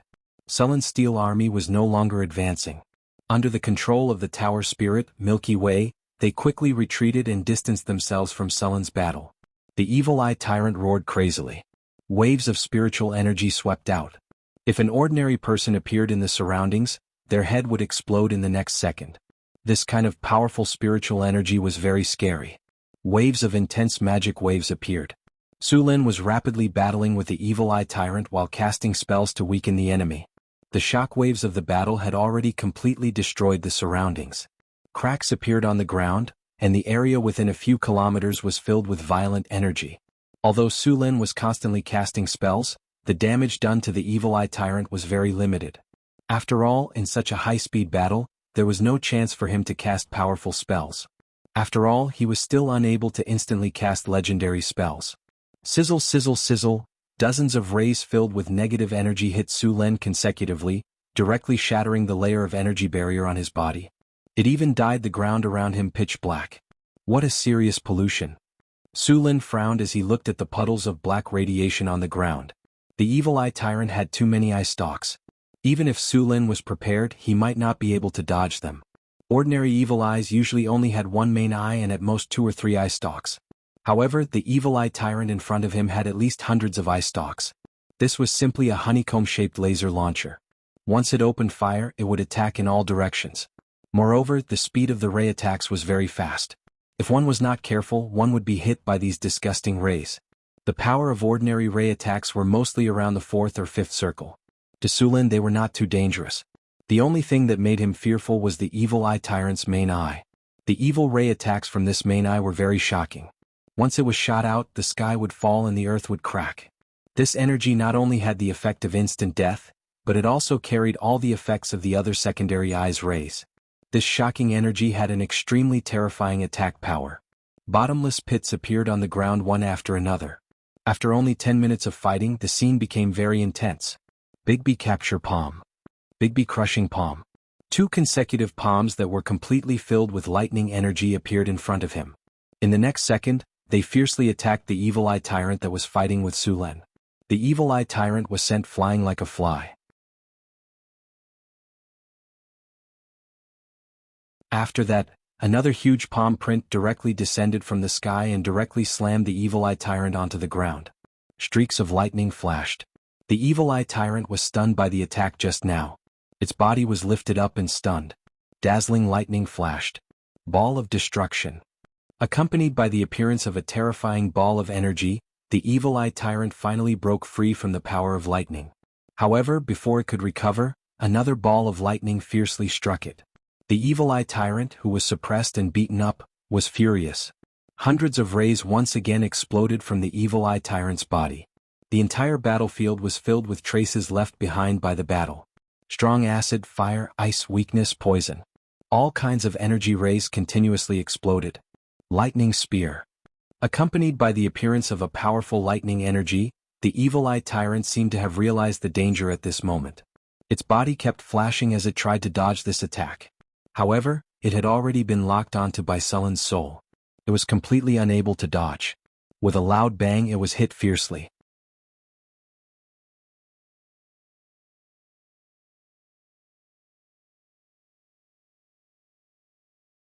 Chapter 647.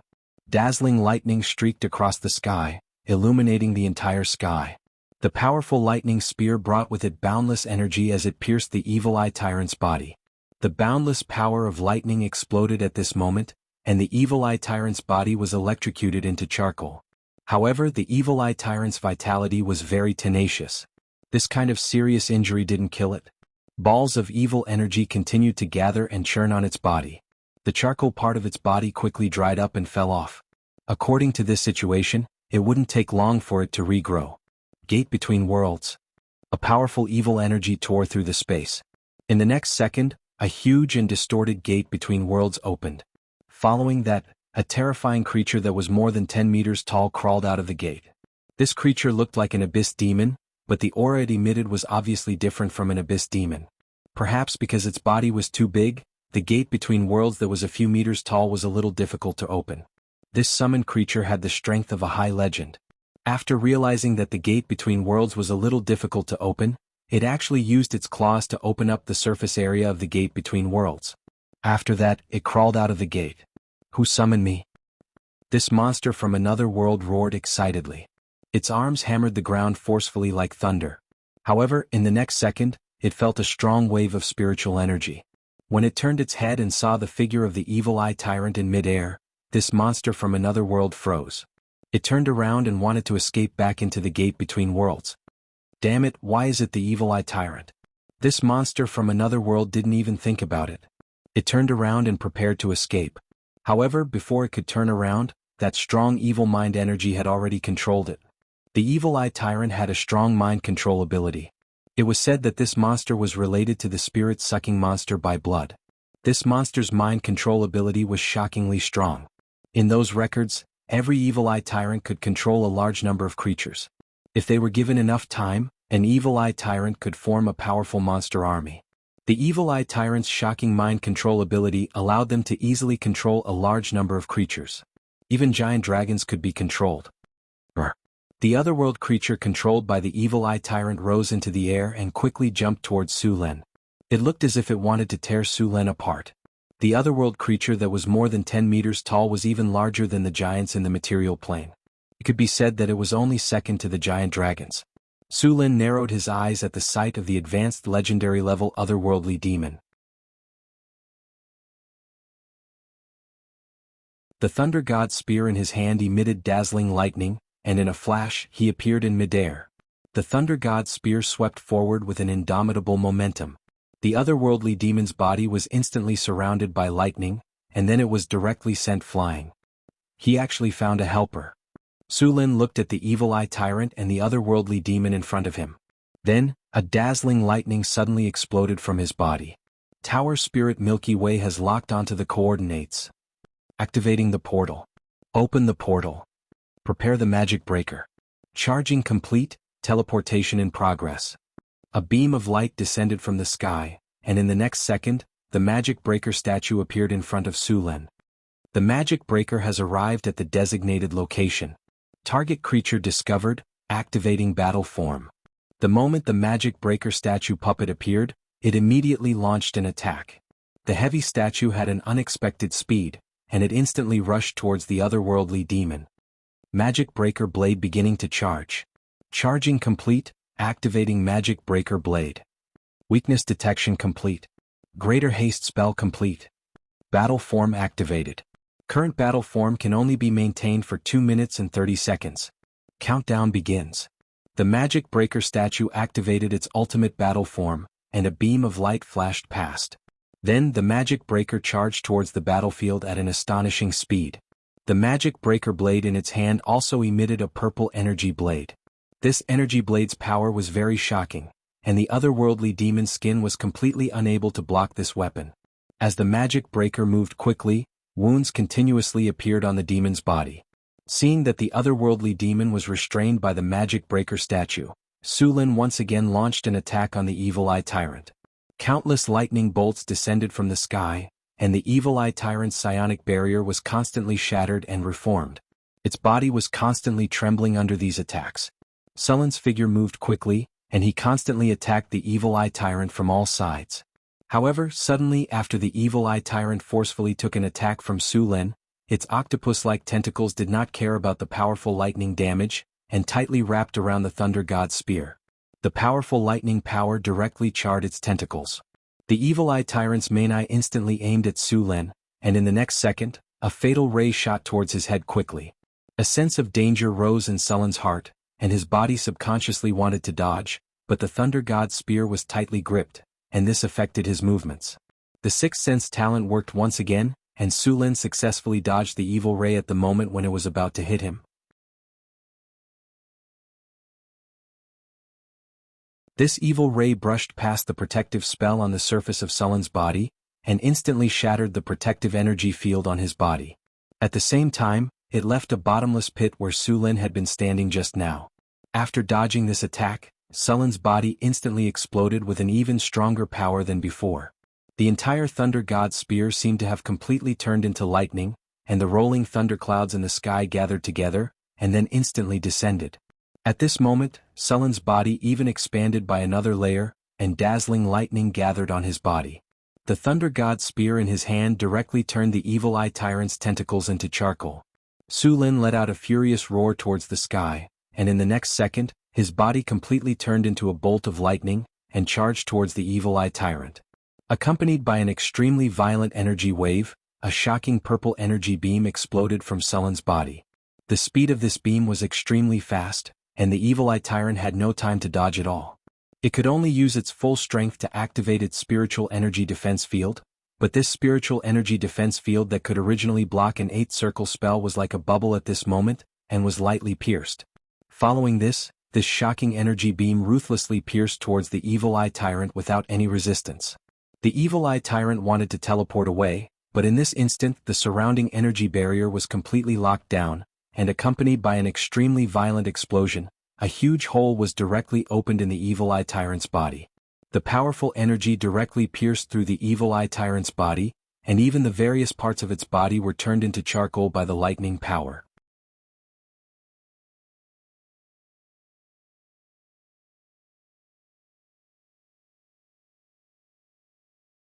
Chapter 648. Rumble. A huge explosion could be heard. Sullen's fatal attack had an energy level that completely exceeded the range of a level 9 spell. It had reached a shocking level 10 or even higher. The Evil Eye Tyrant that took Sullen's full force attack immediately entered a state of near death. More than half of its body was damaged by this attack, but the huge eye on its head didn't receive any damage. Su Lin deliberately avoided that area when he attacked. The Evil Eye Tyrant was very powerful. The most valuable part of its body was its eye.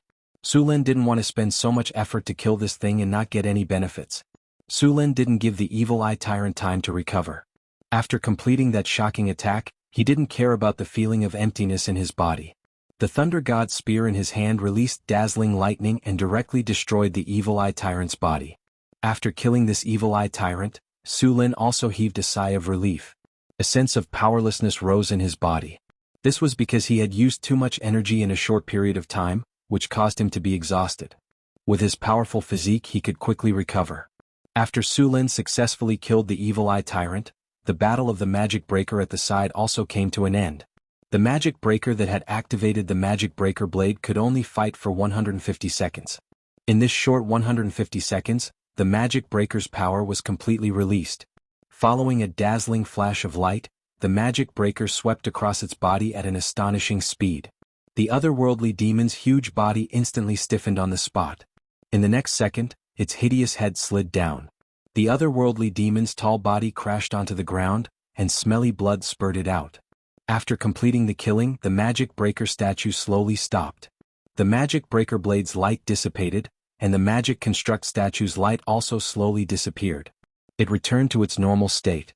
Su Lin didn't relax. Lightning flashed in his hand again. Soul Binding Technique. A huge magical gemstone instantly flew up, and a terrifying soul covered in eyes was forcefully pulled out from the Evil Eye Tyrant's corpse. Bolts of lightning turned into chains, and successfully bound this terrifying soul. Then the soul was slowly dragged into the magical gemstone. The Evil Eye Tyrant realized that the situation was not good. That ugly and terrifying soul struggled crazily trying to escape. But when it was alive it was not a match for Su Lin. Now that it was dead it was even worse. The Evil Eye Tyrant's soul was dragged and sealed into a magical gemstone. The chains that were originally wrapped around the Evil Eye Tyrant's soul also turned into rays of golden light and instantly fused into the gemstone. The originally pure magic gem turned into a purple soul crystal that flickered with golden light. The faint golden energy within the soul crystal was constantly flickering. This was the divine power in his soul. This was also one of his most valuable things. What made Su Lin a little regretful was that the otherworldly demon didn't leave behind a soul crystal. The moment it died, its soul would be sent back to its original place according to the rules of the multiverse. Even if Su Lin wanted to use magic to keep its soul, it would be impossible. But even so, this otherworldly demon could be said to have suffered heavy losses. Although it didn't lose its life, it lost a lot of its strength. This time it lost a large amount of soul energy. Its strength wouldn't be able to increase for a long time. In more serious cases, it might even regress. Ding. Congratulations to the host. You have successfully killed an evil eye tyrant.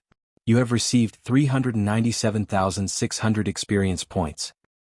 The battle has ended. You have received a glorious victory. Congratulations to the host. You have successfully killed an evil eye tyrant. You have received 3 diamond treasure chests as a reward. You have received the item spiritual gemstone. Congratulations to the host. Your golem has killed an otherworldly demon. You have received 270,000 experience points as a reward. You have received a diamond treasure chest as a reward. Broken Seal, Advanced Legend Battle. Huiwa Calendar Year 1686, September. An ancient seal in the north of North Town City was broken. The sealed monster successfully escaped. If it wasn't dealt with quickly, this ancient evil creature would have started a shocking battle after absorbing enough energy. You have successfully blocked this monster when the seal was broken and killed it in the end. You have received a large amount of reputation from this battle. Your name has been spread across the continent. Hearing the familiar system notification in his ears, Su Lin wasn't in a hurry to look at his rewards this time. There were even bigger rewards waiting for him to deal with. Su Lin took out a sharp carving knife. He didn't have time to rest and cut off the evil eye tyrant's huge eye. This eye could be said to be the most precious thing on the evil eye tyrant's body apart from its divine power. The evil eye tyrant's main eye was about the size of a soccer ball. It was olive-shaped. After Su Lin carefully put away this main eye, he also took back all the secondary eyes on the evil eye tyrant's body. These eyes were extremely useful for downlord spells. After some special treatment, these evil eyes would turn into a gem-like substance. Su Lin carefully removed these evil eyes from the evil eye tyrant's corpse. These evil eyes had very good magic conductivity. After adding some other things, these eyes had become very valuable. After some special treatment, these evil eyes could be seen as a magic device. After being activated, they could shoot out all kinds of energy rays. The evil eye tyrant's main eye was even more precious. This main eye had many uses. It could be used to make a magic energy shooting device.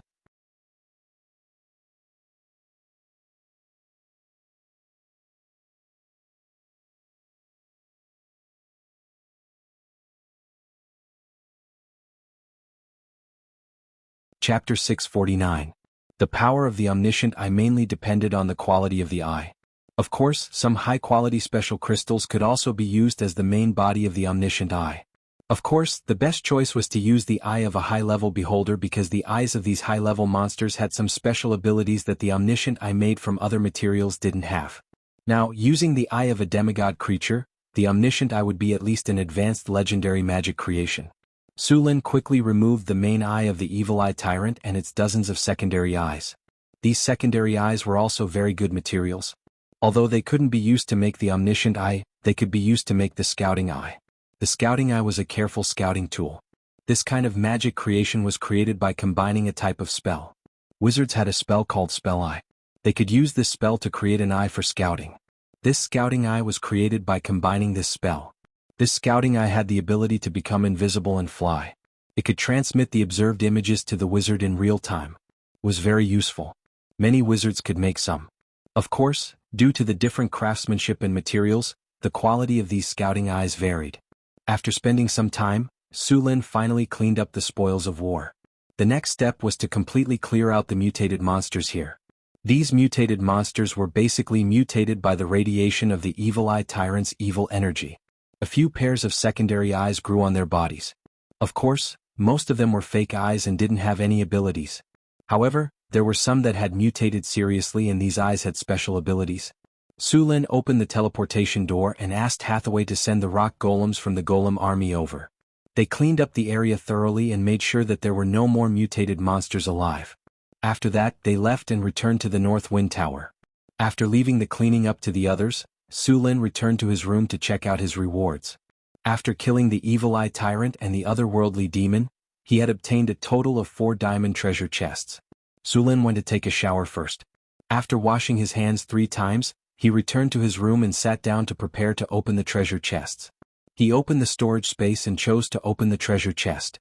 A beautiful sound and light effect appeared in front of his eyes, followed by a series of system notifications. Congratulations, host. You have successfully opened the diamond treasure chest. You have obtained the item, the relationship between weather and magic.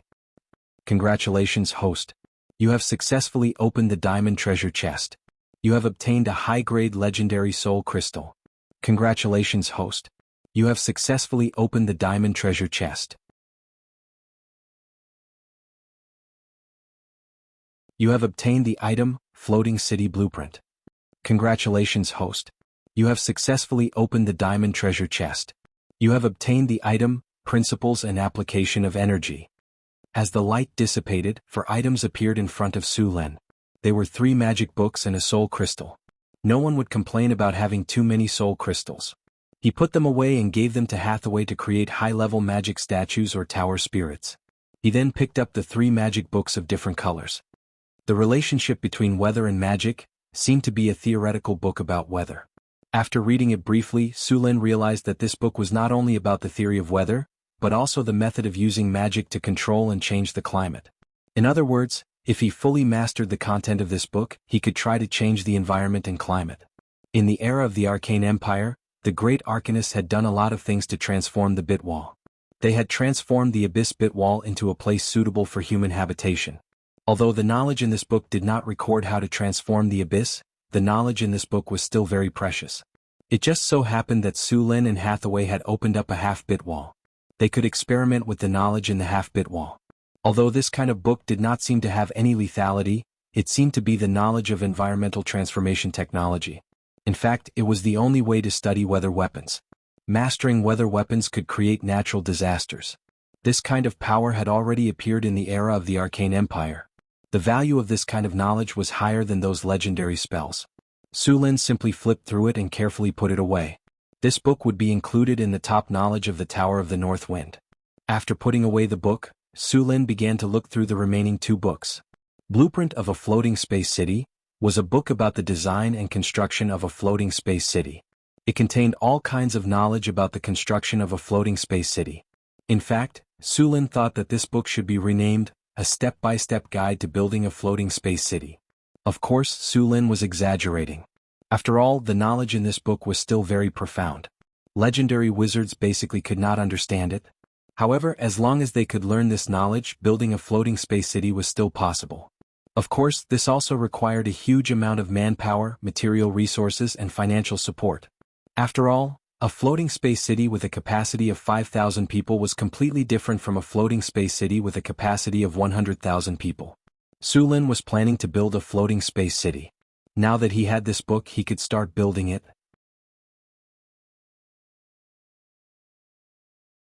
As for the last book, The Principle and Application of Energy, it also made Su Lin's eyes light up. This book recorded the theory and information of the operation and application of various spells and energy. Originally, Su Lin thought that it was an academic research book, but after flipping through it, he realized that it was a killer book. For example, it was equivalent to the relationship between nuclear physics and atomic bombs in his previous life. To put it simply, the most famous knowledge in this book was the mana particle railgun. The killer weapon of the North Wind Tower was one of the products of this book. Hathaway and Su Lin spent a lot of effort when making this item. The railgun was an early product. From the appearance of this weapon to the destruction of the Arcane Empire, this mana particle railgun had undergone several generations of updates.